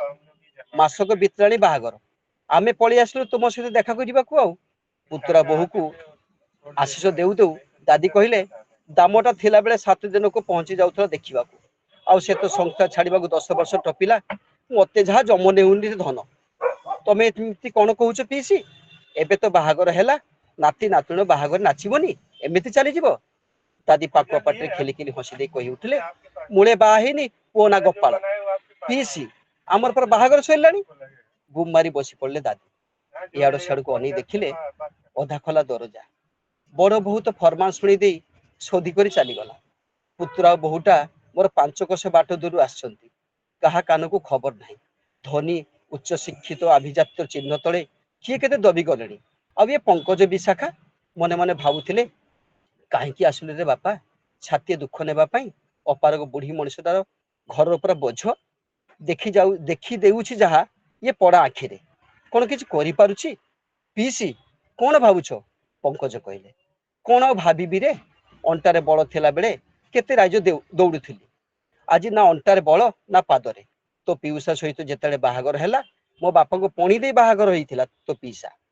बयस केते जानिछु मात्र 11 पादर अलता नाही हुड़हुड़ी देई बेदरे हाथ घंटी पकई देले छुआटा मु बाहागर कौन जानिबि रे पालिंकी रे बसी घर दांड छुई हाथे अढ़ना टाणी गुरुजन गाँ चंडी घर ठाकुराणी को मुंडिया मारी राति रही तही परना बापा घर फेरले से ही पालिंकी षोहल पुरला बेलू तो पिउसा घर को सतसतिका बोह ही आसे तुंड को बाढ़ आकट करी पादर चाली एरुंडी सेपट पाद गले शाशुंकर तागिद अरण्य टिके टाणुनु भूत पिशाचर भी आखि अच्छी कि नहीं पदटीए कथारे गढ़रे बेड़ी मुंडर अणना आपे आपे टाणी हो जाउथला दिन काल बीतिला आ एबे तो परिधान कौन ना अणढ़ी कौन अधे देह न देखेले सुंदरतार प्रशंसा नहीं दादी को कथा शुणु शुणु विशाखा अंचल काने निज देह को सजाड़ी आ कौन रे माँ शाशुघर केमिते लगुची मु भी पड़ा मुहे पंकजर बाहागर को आसी पारि बापा घर छाड़ी आसीछु सेटा एंटुड़ीशाल थिला एटा तपस्या घर पाद मुकुड़े जेते भियाण गंठी न पकेले मानि नेले हेला पंकजर माटा कौन केमिति पदे पदे कही पकौथुब पानी रो गाड़ी परी भूली जीवु चाउलरू गोड़ी बाछिला परी दूर को फिंगी देबु नारी स्वर्गर द्वार पादटीए पड़िले जगतरे आनंदर कोलाहल नारी चाहिए कौन कर न पारिबो हईरे पंकज आसीबा परठू बहुटा मोर किछि कहूनी खंटणी पारिया परी जहा शुणुची तू कौन किछि ताको कहबा को मना करिछु कि रे विशाखा कथाटी को छड़े दे कहले नाई मो पीसी तमे गुरुजन तमे कहबो आमे सुनिबु ना आमर कोन कहिबार बेल काल चली जाईछि खांटी कथा पदे कहलु रे माँ ए शुणिबा यही तो अंतर आजिकल तो समस्ते कथा कुआ कपिड़ा शुणिब भला किए शुणिले सिना हे जिवे रहीथा रहीथा पंकज बहुटा गाधुआ घर पशि केबेठू तो मान को आसीबा खबर सी जानी ना मु टिके गाधुआ घर टिके बुली आसी देखे दादी बंकुली बाड़ी भार दे उठू उठू पंकज कहले पीसी तमे आउ कथा कहून भाउज निजे आसी जीवेनी बुझिलु पंकज से श्याम घन जाइछि ऑफिस काम को फेर फेर राति 8 दिन 11 हेलानी दिन 11टा हेलानी झील को कॉलेज पठे बहुत आमर गंडे खाइबा भी समय पाऊ रातिटा कौन टिपा मेसीन धरी ता काम भाग्य थिले एमिति बहु मिले तू कथा हेउता तो तो भाउज एना पहुंची जीवनी दूर आसीचु बहु विशाखा को छात्री नहीं पीसी किए माँ किए शुणिलु विशाखा मो पाखु लगी आसे शंका सिंदूर नारीर सुहाग सिंदूर लज्जिया नारीर भूषण अल्प भाषी मिष्ट भाषी नारीर उत्तम चरित्र मान सम्मान को पण तो ओढ़ी रखी रे माँ यही देखुनु मोर गोटे बोली बहु को माटी पाद थोइबा को देउनी राति पाउ पाउ गरम गरम चा घंटाक पर जलखिया गोटाए 9 बाजू 7 3 9 भजा संध्या पर पुणी 12 मजा केते कोन सेवा तोर बुढ़ी पीसीटा किसी तो बंची जावाई लोभ कर सारे धन बुढ़ी दादी दरद को छात्री चेपी घर प्रशंसा कर चलते निज घर गोमर पर पाखे कहले समान हानि एक दादी को जना ना पंकज विशाखा धैर्य धरी गोटे गोटे शब्द शुणी आत्मविभोर हो पड़ुले दरज सेपटे बहु मालतीर आखि छल छल हो उठुला ता कान शुणुवा शब्द कौन सत तमे क्यों माटी गढ़ा मा एते हतादर अनादर कर सारिबा परे भी एते प्रशंसा बहुर आखि खोलीगला मालतीर शाशु को मार आसन रे बसई आपनार करी सेवा करि पालन से केमिति बहु से कौन बुढ़ी हेबनी ना कंपित ओठ अव्यक्त शब्द पुओ भी तो तार 20 टपिलाणी तेबे तार निज पुओ धाईगला पिंडा को अरे पंकज विशाखा मोर विलंब पाई क्षमा चलो चलो चलो भीतर को चल एई पिंडार बसी सब कौन गप सारी देव ना कौन बुढ़ी दादी तटका होई अनै रही बहु मालती ये सही मनीष ना विश्वास हेउनी मालती शाशुमा को मुंडिया मारी चरण स्पर्श कले कहले माँ मत क्षमा कर दियो टिके घर काम जो विलंब हो जाए अरे बाबुलू आसिलु आसिलु पुओ देखे देखे तो मामू माई आसछंती धाइया बाबुलू धाई आसला मामू माई को गड़ धोइबा को पानी आनी दौ दौ भणजा पंकज कहले जे भणजा पर मथार चंदन से पुणी आम लगी पाधुआ पानी आनिबो मालती पंकज और विशाखार हाथ धरी पैठखाने पे तो नहीं जाउथिले नाती बाबुलू पछे पछे पशिगला बुढ़ी दादी पाटी खोला करी चाही रही मनरे कि मंतरे कलु भूला बलद को अधा बाट ता असल ठिकना देलु दादी घुसरी घुसी पिंडा तल को झांपुड़ी पड़ता तुलसी को आउसी दे कहले ए नयन आज कौन देखिला रे कला बौद्धर अणह फिटे शत शतिका कौन चांद उइलाणी धन्यवाद कल्पटी शेष चमत्कार चमत्कार भाई बहुत सुंदर गल्पटीए ଆମର ପରିବର୍ତ୍ତିତ ସମାଜର ଦୁଇଟି ଚିତ୍ରକୁ ଖୁବ୍ ସୁନ୍ଦର ଭାବରେ ଆପଣ ମିଶ୍ରଣ କରି ଦେଖିପାରିଛନ୍ତି, ସେଥିପାଇଁ ଅଶେଷ ଧନ୍ୟବାଦ। शुभेच्छा शुभेच्छा। ଧନ୍ୟବାଦ ଭାଇ। କହନ୍ତି ସମସ୍ତ ଖାଦ୍ୟ ବ୍ୟଞ୍ଜନ ପରଷିବା ପରେ ଶେଷକୁ କ୍ଷୀରି ବା ପାୟସ ଦିଆଯିବ ଆମ ଓଡ଼ିଆ ଚଳଣି ବା ପରମ୍ପରା। ତେଣୁ ଆଜି ଏ ପର୍ଯ୍ୟାୟର ଅନ୍ତିମ ଗାଳ୍ପିକ ଗଞ୍ଜାମ ମାଟିର ଅରୁଣ କୁମାର ମହାପାତ୍ର ସାର୍, ଯିଏକି ରାଜ୍ୟ ବାହାରେ ଆମର ଭାରତ ସରକାରଙ୍କର ପରମାଣୁ ଉର୍ଜା ବିଭାଗର ଏକ ବୈଜ୍ଞାନିକ ଅଧିକାରୀ, କିନ୍ତୁ ନିଶା ତାଙ୍କର ସାହିତ୍ୟ। ସ୍ୱାଗତ କରିବି ଗଞ୍ଜାମ ମାଟିର ସୁସାହିତ୍ୟିକ ଶ୍ରୀ ଅରୁଣ କୁମାର ମହାପାତ୍ର ସାର୍ଙ୍କୁ। ସାର୍ ନମସ୍କାର। ଲେଖନୀସ୍ୱର ମଞ୍ଚକୁ ଆପଣଙ୍କୁ ସ୍ୱାଗତ। ଏବେ ଆପଣଙ୍କ ପାଖରୁ ଗୋଟେ ଗଳ୍ପ ଶୁଣିବା ପାଇଁ ଚାହିଁବୁ ସାର୍। ଜୟ ଶ୍ରୀ ଜଗନ୍ନାଥ। ସୁଦୂର ତେଲେଙ୍ଗାନା ମାଟିରୁ ଆପଣ ସମସ୍ତଙ୍କୁ ଏହି ଲେଖନୀଶ୍ୱରର ସ୍ୱତନ୍ତ୍ର ଅଧ୍ୟାୟରେ ଉପସ୍ଥିତ ଥିବା ସମସ୍ତ ସାହିତ୍ୟ ମନସ୍କ ସ୍ରଷ୍ଟା ମାନଙ୍କୁ, ଦର୍ଶକ ଶ୍ରୋତା ମାନଙ୍କୁ ମୋର ଯଥାମାନ୍ୟ ନମସ୍କାର। ପ୍ରକୃତରେ ମୁଁ ଗାଳ୍ପିକ କି ନୁହେଁ ଜାଣେନି, ତଥାପି ଏକ ଛୋଟ ପ୍ରୟାସ ଆପଣ ମାନଙ୍କ ଆଗରେ। ମୋର ଗଳ୍ପର ଶୀର୍ଷକ ଅତୀତର ଛାଇ। ବର୍ଷା ଦିନର ଏକ ସୁନ୍ଦର ସନ୍ଧ୍ୟା। କଲିକତାର ଇଷ୍ଟ ବ୍ଲକର ଏକ ପୁରୁଣା କଫି ହାଉସ ଭିତରେ କାଚ ଝରକା ଦେଇ ହେଉଥିବା ଅବିରତ ବର୍ଷାକୁ ଦେଖୁଥିଲା ଅପରାଜିତା। ପାଣିର ପ୍ରତିଟି ଟୋପା ତାକୁ ଅତୀତର କିଛି ଭୁଲି ଯାଇଥିବା ସ୍ମୃତିକୁ ମନେ ପକେଇ ଦେଉଥିଲା। ଖବର କାଗଜରେ ତାର ଗୋଟିଏ ନୂଆ ପୁସ୍ତକର ସମୀକ୍ଷା ପ୍ରକାଶ ପାଇଥିଲା, କିନ୍ତୁ ତା ମନ ସେଥିରେ ନଥିଲା। ଅପରାଜିତା ଏକ ସଫଳ ସାହିତ୍ୟିକା ଥିଲା, କିନ୍ତୁ ତାଙ୍କ ଜୀବନର ସବୁଠୁ ସୁନ୍ଦର ଅଧ୍ୟାୟଟି 10 ବର୍ଷ ପୂର୍ବେ ଅଧାରେ ରହିଯାଇଥିଲା। ସେଇ ଅଧ୍ୟାୟର ନାମ ଥିଲା ଅବିନାଶ। ହଠାତ୍ କଫି ହାଉସର ପ୍ରବେଶ ପଥ ଦେଇ ଜଣେ ଲୋକ ଭିତରକୁ ଆସିଲେ। ଲୋକଟି ପ୍ରାୟ ସମ୍ପୂର୍ଣ୍ଣ ଓଦା ହୋଇଯାଇଥିଲେ ଏବଂ ନିଜ ହାତରେ ଏକ ପୁରୁଣା ବହି ଧରିଥିଲେ। ଅପରାଜିତା ସେଇ ଚେହେରାକୁ ଦେଖିଲା କ୍ଷଣେ ତା ହୃଦୟରେ ହଠାତ୍ ଗତି ବଢିଗଲା। ସେଇ ଆଖି, ସେଇ ବଙ୍କା ନାକ ଓ ସେଇ ଚୁଟି ଷ୍ଟାଇଲ, ସବୁକିଛି ଠିକ ଅବିନାଶ ପରି। ଲୋକଟି ଗୋଟିଏ ଟେବୁଲ ପାଖରେ ବସି ନିଜ ଓଦା ବାଳକୁ ଠିକ କରିବାକୁ ଲାଗିଲା। ଅପରାଜିତା ନିଜ ଜାଗାରୁ ଉଠି ସାହସ କରି ତାଙ୍କ ଆଡକୁ ଗଲା। ଅବିନାଶ? ଅପରାଜିତାଙ୍କ ସ୍ୱରରେ ଥିଲା ଜିଜ୍ଞାସା ଓ ଆଶାର ଏକ ମିଶ୍ରିତ ଭାବ। ଲୋକଟି ମୁଣ୍ଡ ଉଠାଇ ଅପରାଜିତାକୁ ଦେଖିଲା। ତାଙ୍କ ଆଖିରେ ଏକ ଗଭୀର ନୀରବତା ଥିଲା, ଯେଉଁଥିରେ ଅପରାଜିତା ନିଜର ସମସ୍ତ ଅତୀତକୁ ଖୋଜି ପାଉଥିଲା। ସେଇ ଦୁଇଟି ଆଖି ଯେମିତି ତାକୁ କହୁଥିଲା, ହଁ ମୁଁ ତୁମର ଅବିନାଶ। ସେଇ ଗୋଟିଏ ମୁହୂର୍ତ୍ତ, କିନ୍ତୁ ତା ଭିତରେ ଯେମିତି ପୁରା ଯୁଗଟିଏର ଚିତ୍ର ଝଲସି ଉଠିଲା। ଅପରାଜିତା ସେଇ ମୁହୂର୍ତ୍ତରେ ସତେକି ଦେଖିପାରୁଥିଲା ସେମାନଙ୍କ ପ୍ରଥମ ଭେଟ, ଲୁଚି ଲୁଚି କଫି ପିଇବା, ଏକାଠି ବହି ପଢିବା ଏବଂ ଶେଷରେ ସେଇ କଷ୍ଟଦାୟକ ବିଦାୟର ଦୃଶ୍ୟ, ଯେତେବେଳେ ଅବିନାଶ ତାକୁ ଛାଡି ବିଦେଶରେ ଏକ ନୂତନ ଭବିଷ୍ୟତ ଗଢିବା ପାଇଁ ଚାଲିଗଲା। ସେ ବୁଝିପାରିଲା ଯେ କାହାକୁ ଭୁଲିଯିବା କଷ୍ଟ ନୁହେଁ, ବରଂ କଷ୍ଟ ହେଉଛି ସେମାନଙ୍କ ସହ ଜଡିତ ସ୍ମୃତିର ଓଜନକୁ ସାରା ଜୀବନ ବୋହିବା। ସେ ମନେ ପକେଇ ଚାଲିଥିଲା କିପରି ଠିକ ଏହିପରି ଏକ ବର୍ଷା ଦିନ ସନ୍ଧ୍ୟାରେ ସେମାନେ ଶେଷ ଥର ପାଇଁ ଭେଟିଥିଲେ। ଅପରାଜିତା ଆଉ କିଛି କହିବା ପୂର୍ବରୁ ସେଇ ମୁହୂର୍ତ୍ତର ଶାନ୍ତି ଭଙ୍ଗ ହେଲା ଯେତେବେଳେ ଲୋକଟି ସେଠୁ ଉଠି କହିଲା, ନା ମୋ ନାଁ ଅବିନାଶ ନୁହେଁ। ତାର ସ୍ୱର ଶୁଷ୍କ ଓ ଅସ୍ଥିର ଥିଲା, ଯେମିତି ସେ ଜବରଦସ୍ତ ଏକ ସତ୍ୟକୁ ଲୁଚଉଛି। ମୋ ନାଁ ହେଉଛି ଆରୋସ, ସେ କହିଲେ, କିନ୍ତୁ ମୁହଁରେ କୌଣସି ଭାବର ପରିବର୍ତ୍ତନ ନଥିଲା। ଅପରାଜିତା ପଚାରିଲା, ତୁମର ଆଖି, ତୁମର କଥା କହିବାର ଢଙ୍ଗ, ତୁମେ ନିଶ୍ଚିତ ଭାବରେ? ଆରୋସ ହଠାତ୍ ଉଠି ଠିଆ ହେଲେ। ତାଙ୍କ ଚେହେରାରେ ଏକ ନିଷ୍ପତ୍ତିର ଝଲକ ଦେଖାଯାଉଥିଲା, ଯାହା 10 ବର୍ଷ ପୂର୍ବର ପୁରୁଣା ସତ୍ୟକୁ ଆଉ ଥରେ ପୋତି ଦେବାର ଦୃଢତା। କିନ୍ତୁ ଅପରାଜିତା ଲକ୍ଷ୍ୟ କଲା ଯେ ସେ ତା ଡାହାଣ ହାତର ଆଙ୍ଗୁଠି କ୍ଷଣକ ପାଇଁ କାଠ ଟେବୁଲ ଉପରେ ପଡିଥିବା ତାଙ୍କର ପୁରୁଣା ବହି ଉପରେ ରଖିଦେଲେ। ତୁମେ ଏ ବହିଟି କେଉଁଠି ପାଇଲ? କହୁ କହୁ ଅପରାଜିତା ଆଖିରୁ ଲୁହ ଝରି ଆସିଲା। ଲୋକଟି ହଠାତ୍ ଉଠି ଠିଆ ହେଲା। ତାଙ୍କ ମୁହଁର ସବୁ ଭାବ ଲିଭିଗଲା ଯେମିତି। ସେ ପ୍ରକୃତରେ ସେ ସ୍ମୃତିକୁ ଭୟ କରୁଥିଲେ, ଯାହା ପୁଣି ଥରେ ଦୁର୍ବଳ କରିଦେବ। ସେ ଅପରାଜିତାର ପ୍ରଶ୍ନକୁ ସମ୍ପୂର୍ଣ୍ଣ ଭାବେ ଅଣଦେଖା କଲେ। ତାଙ୍କର ଓଠ କିଛି କହିବାକୁ ଚେଷ୍ଟା କରୁଥିଲା ଯେ ଏଭଳି ମୁହୂର୍ତ୍ତ ଆଗରୁ କେବେ ହେଲେ ଆସିନାହିଁ। ସେ ଦୃଢ ଭାବରେ କହିଲେ, ମୁଁ ଭୁଲରେ ଭିତରକୁ ଆସିଗଲି ବୋଧେ। ଏତିକି କହି ବୁଲି ପଡି ଆଦୌ ପଛକୁ ନ ଚାହିଁ ବାହାରର ଭିଡ ଭିତରେ ହଜିଗଲେ। ବାହାରର ଓଦା ରାସ୍ତାରେ ତାଙ୍କ ପାଦର ଶବ୍ଦ ବର୍ଷାର ଶବ୍ଦରେ ମିଶିଗଲା। ଅପରାଜିତା ସେଇ ଝରକା ପାଖରେ ଛିଡା ହୋଇ ଦେଖୁଥିଲା, ଆଉ ସେ ଜାଣିଥିଲା କି ସେ ହିଁ ଅବିନାଶ ଥିଲା। ଦୀର୍ଘଶ୍ୱାସ ଭାରି ଭାବିଲା, ହଁ, ସେମାନଙ୍କ ଜୀବନର ପୃଷ୍ଠା ବହୁତ ପୂର୍ବରୁ ବନ୍ଦ ହେଇସାରିଛି।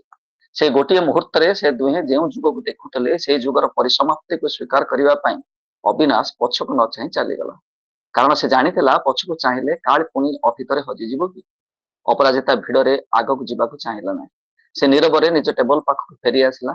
କିନ୍ତୁ ସେ ଯିବା ପୂର୍ବରୁ ଅପରାଜିତା ଲକ୍ଷ୍ୟ କରିଥିଲା ସେ ସେଇ ବହି ଉପରେ ଅତ୍ୟନ୍ତ କ୍ଷୀଣ ଭାବରେ ତାଙ୍କ ଆଙ୍ଗୁଠିରେ କିଛି ଲେଖିଦେଲେ। ବହିଟିକୁ ଉଠାଇଲା ଅପରାଜିତା। ବର୍ଷା ଜଳରେ ତାଙ୍କର ପୁରୁଣା ଦସ୍ତଖତ ଥିବା ପୃଷ୍ଠାଟି ଟିକେ ଓଦା ହେଇଯାଇଥିଲା। ଆରସ ଯିବା ପୂର୍ବରୁ ଯେଉଁ ଆଙ୍ଗୁଠି ଚାଳନା କରିଥିଲା ସେଠାରେ ଅପରାଜିତା ଅନୁଭବ କଲା ଯେ ଏକ ସାମାନ୍ୟ ଓଦା ଚିହ୍ନ ରହିଯାଇଛି। ସେଇ ଚିହ୍ନଟିକୁ ଅନ୍ୟମାନେ ହୁଏତ ଦେଖିପାରିବେ ନାହିଁ। ଅପରାଜିତା ହସିଲା, ଏକ କଷ୍ଟଦାୟକ ହସ। ସେ ଜାଣିଥିଲା ଯେ ଲୋକଟି ଅବିନାଶୀ ଥିଲା। ସେ ଭିଡ ଭିତରେ ହଜି ଯାଇଥିଲା ସତ, କିନ୍ତୁ ସେ ପଛକୁ ନ ଚାହିଁବା ପ୍ରତିଜ୍ଞା ପଛରେ ଏକ ବଡ କାରଣ ଥିଲା। ସେ ଆଜି ସ୍ୱୀକାର କରିପାରିବ ନାହିଁ, କାରଣ ହୁଏତ ତାର ନିଜର ଏକ ନୂଆ ଜୀବନ ଅଛି, କିନ୍ତୁ ସେମାନଙ୍କର ପ୍ରେମ କେବେ ବି ମରିନାହିଁ। ଅପରାଜିତା ବହିଟିକୁ ଛାତିରେ ଜାବୁଡି ଧରିଲା ଓ ଝରକା ବାହାରେ ବର୍ଷାକୁ ଚାହିଁଲା। ଏବେ ତା ହାତରେ ସେଇ ଗୋଟିଏ ମୁହୂର୍ତ୍ତର ଅନ୍ତିମ ସତ୍ୟ ଥିଲା, ଯାହା ନୀରବ ଭାବରେ ପ୍ରତିଜ୍ଞା କରିଯାଇଥିଲା ଯେ ପ୍ରେମ କେବେ ହେଲେ ହଜିଯାଏ ନାହିଁ, ତାହା କେବଳ ଅଲଗା ରୂପ ନେଇଯାଏ। ପେପରରେ ତାର ପୁସ୍ତକ ସମୀକ୍ଷା ପଢିଥିବା ବର୍ଷା ଟୋପାଟିକୁ ପୋଛିଲା। ତା ଲିଖିତ ଉପନ୍ୟାସ ନୂଆ ଉପନ୍ୟାସର ନାଁ ଥିଲା ଅପୂର୍ଣ୍ଣ ମୁହୂର୍ତ୍ତ। ସେ ଜାଣିଗଲା ଏବେ ତା ପାଖରେ ଲେଖିବା ପାଇଁ ଆଉ ଏକ ନୂଆ ଅଧ୍ୟାୟର ଅନୁଭୂତି ବୋଧେ ମିଳିଯାଇଛି, ଯାହା ଏଇ ଅପୂର୍ଣ୍ଣ ମୁହୂର୍ତ୍ତକୁ କରିପାରେ ପୂର୍ଣ୍ଣତା, ଦେଇପାରେ ପୂର୍ଣ୍ଣତା। ଧନ୍ୟବାଦ। ବହୁତ ସୁନ୍ଦର ସାର୍। ଗୋଟେ ଚଳଚ୍ଚିତ୍ର ଦେଖିବା ପରି ଲାଗୁଥିଲା। ବହୁତ ସୁନ୍ଦର ଗତିଶୀଳତା ଆପଣଙ୍କ ଗଳ୍ପ। ଧନ୍ୟବାଦ। ପ୍ରାୟତଃ ଏବେ ଆମର ସମସ୍ତଙ୍କ ପାଖରୁ ଆମେ ଗଳ୍ପ ଶୁଣି ସାରିଲୁଣି। କେବଳ ଲକ୍ଷ୍ମୀଚାନ୍ଦ ମ୍ୟାମଙ୍କ ପାଖରୁ ଗଳ୍ପଟି ଆମେ ଶୁଣିବାକୁ ବାକି ଅଛି। ତେଣୁ ମୁଁ ଅନୁରୋଧ କରିବି ଲକ୍ଷ୍ମୀଚାନ୍ଦ ମ୍ୟାମ ତାଙ୍କର ଛୋଟ ଗଳ୍ପଟି ଆମକୁ ଶୁଣେଇବେ। ମ୍ୟାମ।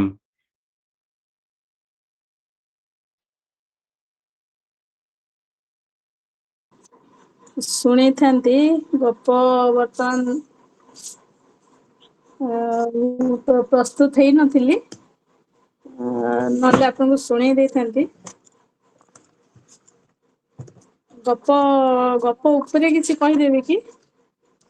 ହଁ ଠିକ ଅଛି ମ୍ୟାମ, ନହେଲେ ଗପ କିମ୍ବା କବିତା ଯଦି ଶୁଣେଇଲେ ବି ଭଲ ହବ, ଯଦି କବିତା ବି ଯଦି ଅଛି। ନାଇଁ କବିତା ନାଇଁ, ଦେଖୁଛି।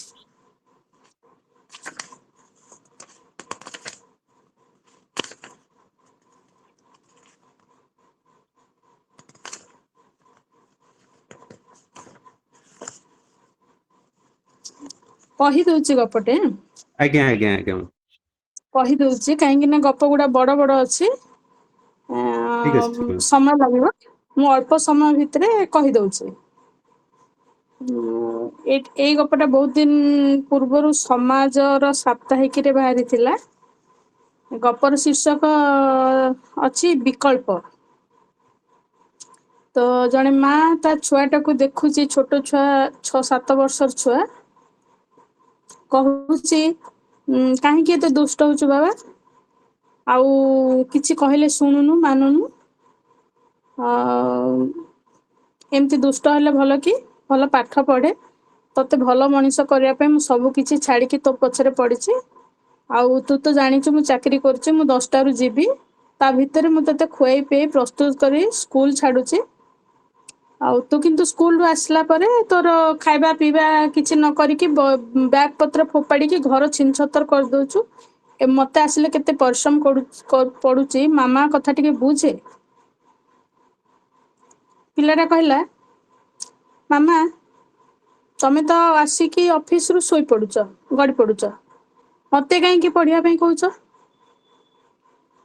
ସେତେବେଳୁ ତା ସ୍ୱାମୀ ଆସିକି ଗଲା, ହଁ ଠିକ, ବାସ୍ ସେ ଗୋଟେ ଶବ୍ଦ। ତା ମା ଭାବିଲା, ହଁ ପ୍ରକୃତିରେ ବୋଧେ ଦାୟିତ୍ୱଟା କେବଳ ମାର। ଠିକ ଅଛି, ମାକୁ ତ ନବାକୁ ହିଁ ହୁଏ ସବୁ ପ୍ରକାର। କିନ୍ତୁ ବେଳକୁ ବେଳ ଦେଖାଯାଉଛି ପିଲାଟା ବହୁତ ଦୁଷ୍ଟ ହଉଛି ଏବଂ ମାଟା ଅସହ୍ୟ ହେଇକି ବାଡଉଛି। ଯଦିଓ ବାଡେଇବା କଥା ନୁହେଁ, କିନ୍ତୁ ବହୁତ ବିରକ୍ତି ଲାଗିଲେ ଛୋଟ ପିଲାଙ୍କ ଉପରେ ସବୁ ଯାକ ରାଗ ସାରିଲା ବେଳେ ସେ ମା ତାକୁ ବାଡଉଛି। ପ୍ରତ୍ୟେକ ଥର ଲକ୍ଷ୍ୟ କରୁଛି, ବାଡେଇ ସାରିଲା ପରେ ଛୁଆଟା ପୁରା ଚୁପଚାପ ହେଇକି ବସୁଛି ସିଡି ଉପରେ ଏବଂ ତା ମାକୁ ଖାଲି ଟୁକ୍ ଟୁକ୍ ହେଇକି ଚାହୁଁଛି।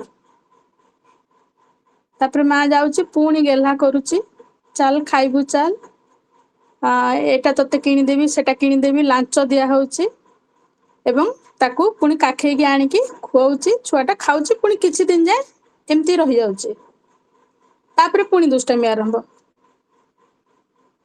ତା ସ୍ୱାମୀଙ୍କୁ ପଚାରିଲା ତମେ ବୁଝୁନ ଟିକେ, ଆଉ ପିଲାଟା ଏତେ ଦୁଷ୍ଟ ହଉଛି, ଟିକେ ତ କିଛି ମନା କର। ନା ମୋର ସେଇଟା କାମ ନୁହଁ, ତମର କାମ, ତମେ ତମ ଛୁଆକୁ ସମ୍ଭାଳିବ, ମୁଁ କିଛି ଜାଣିନି। ତ ତା ମା ଭାବୁଛି କଣ କରିବି, କେମିତି କଣ କରିବି, କାହିଁକି ଏମିତି ଦୁଷ୍ଟ ହଉଛି। ଏମିତି କହିଲା ଭିତରେ ହଠାତ୍ ଗୋଟେ ଝଣଝାଣିକି ଶବ୍ଦ ହେଲା। କହିଲା କଣ, ଦେଖିଲା ବେଳକୁ କାଚର ଡୋରଟା ଭାଙ୍ଗି ଯାଇଛି। ଅନେଇଲା ବେଳକୁ ପୁଅ ବଲଟେ ମାରି ଦେଇଛି। ସ୍ତ୍ରୀ ଲୋକଟା କହିଲା ଘର ସାରା କାଚ ପଡିଛି। ତାକୁ ବହୁତ ରାଗ ଲାଗିଲା। କହିଲା କଣ ପାଇଁ ଭାଙ୍ଗିଲୁ? ନା ମୁଁ ଭାଙ୍ଗିନି। ନା ଏ ବଲ, ନା ବଲଟା ଧରିଥିଲି, ହାତରୁ ଗଡିଗଲା, ଭାଙ୍ଗିଗଲା ଆଉ, ମାନେ କେତେ କାଜୁଆଲି କହିଲା। ତ ତା ମାଆକୁ ଆହୁରି ରାଗ ଲାଗିଲା। ତୁ ଏତେ ଦୁଷ୍ଟ, କିଛି ବି ମାନୁନୁ, ତତେ କାଲି କିଣି ଦେଇଛି ବ୍ୟାଟ, ଗାଡି, କାର ଗାଡି, ରିମୋଟ କାର, ତୁ କିଛି, କେତେ ତତେ ଲାଞ୍ଚ ଦେବି, ଆଉ ତୁ କିଛି ତ ମାନୁନୁ, ଆଜି କିନ୍ତୁ ତତେ ମୁଁ ପିଟିବି, ଆଜି ବହୁତ ପିଟିବି। ନା ପିଟୁ ନ ପିଟ, ସେ ଆସିକି ପିଠି ଦେଖେଇ ଦଉଛି। ମା ଭାବି ପାରୁନି ଆକୁ କଣ କରିବି, କେମିତି କରିବି, କେହି ତ ବୁଝିଲେନି, ମୁଁ ତାକୁ କେମିତି ମଣିଷ କରିବି। କିନ୍ତୁ ତା ଭିତରେ ତାର ରାଗ ଏତେ ବଢିଛି, ତାକୁ ବାଡେଇଛି। ପିଲାଟାକୁ ବହୁତ ବାଡେଇଛି। ବହୁତ ସମୟ ବାଡେଇଲା ପରେ ସେ ପିଲା ବିଲକୁଲ କାନ୍ଦିଲାନି, ଯାଇକି ସେମିତି ସିଡିରେ ବସିକି ତା ମାଆକୁ ଟୁକ ଟୁକ ହେଇକି ଚାହିଁଲା। ତା ମା ତା ପାଖକୁ ଗଲା, କହିଲା ମତେ କାରଣଟା କହ ଯେ ତୁ ମାଡ ଖାଇସାରିଲା ପରେ ଏଠି କାହିଁ ବସୁଛୁ, ଆଉ ମତେ କେମିତି ଟୁକ ଟୁକ ହେଇକି ଚାହୁଁଛୁ। ଛୁଆଟା ଉତ୍ତର ଦଉଛି, ମାମା ତମେ ମାରି ସାରିଲା ପରେ ସିନା ମତେ ଟିକେ ଗେହ୍ଲା କରୁଛ, ନହେଲେ ତମ ପାଖରେ ସମୟ କାହିଁ ମତେ ଗେହ୍ଲା କରିବା ପାଇଁ, ମୁଁ ସେଇଥିପାଇଁ ମାଡ ଖାଉଛି। ଏତିକିରେ ସରିଛି ଗପଟା, ଛୋଟ ଗପଟେ। ଧନ୍ୟବାଦ ଆପଣମାନଙ୍କୁ। ଆଜିକାର ଯୁଗରେ ଯାହା ହଉଛି ଆପଣ ଦେଖୁଥିବେ, ଛୁଆଙ୍କୁ ଆମେ ସମୟ ଦେଇ ପାରୁନେ, ତ ତାର ଗୋଟେ ଛୋଟ କଥାକୁ ନେଇକି ସେ ଗପଟି ଲେଖେ। ବହୁତ ସୁନ୍ଦର ଗପଟି ଭାବରେ ବଡ ଆପଣ, ଅଛି, ହଁ, ଆପଣଙ୍କର ମୁଁ ଖାଲି କହିଦେବି ଛୋଟ। ହଁ, ଆପଣଙ୍କର ଚିତ୍ରଣ ଶୈଳୀ ବହୁତ ଚମତ୍କାର, ବହୁତ ବଢିଆ ଲାଗିଲା ମ୍ୟାମ୍। ଅଳ୍ପରେ ଧନ୍ୟବାଦ। ସମାଜର ଗୋଟେ ଚିତ୍ରକୁ ଦେଖିବା ପାଇଁ ଆପଣ ସଫଳ ହଁ। ହେଇପାରିଛନ୍ତି, ଧନ୍ୟବାଦ। ଏବେ ମୁଁ ଇପ୍ସିତା ମ୍ୟାମକୁ ଅନୁରୋଧ କରିବି ଯେ ଆଜିର ଗଳ୍ପ ସବୁ କେମିତି ଲାଗିଲା, ଅଳ୍ପରେ କିଛି ମତ ରଖିବେ। ମତେ ପ୍ରତ୍ୟେକ ଗଳ୍ପ ତାର ଆବେଦନ ଖୁବ ସୁନ୍ଦର ଲାଗିଲା।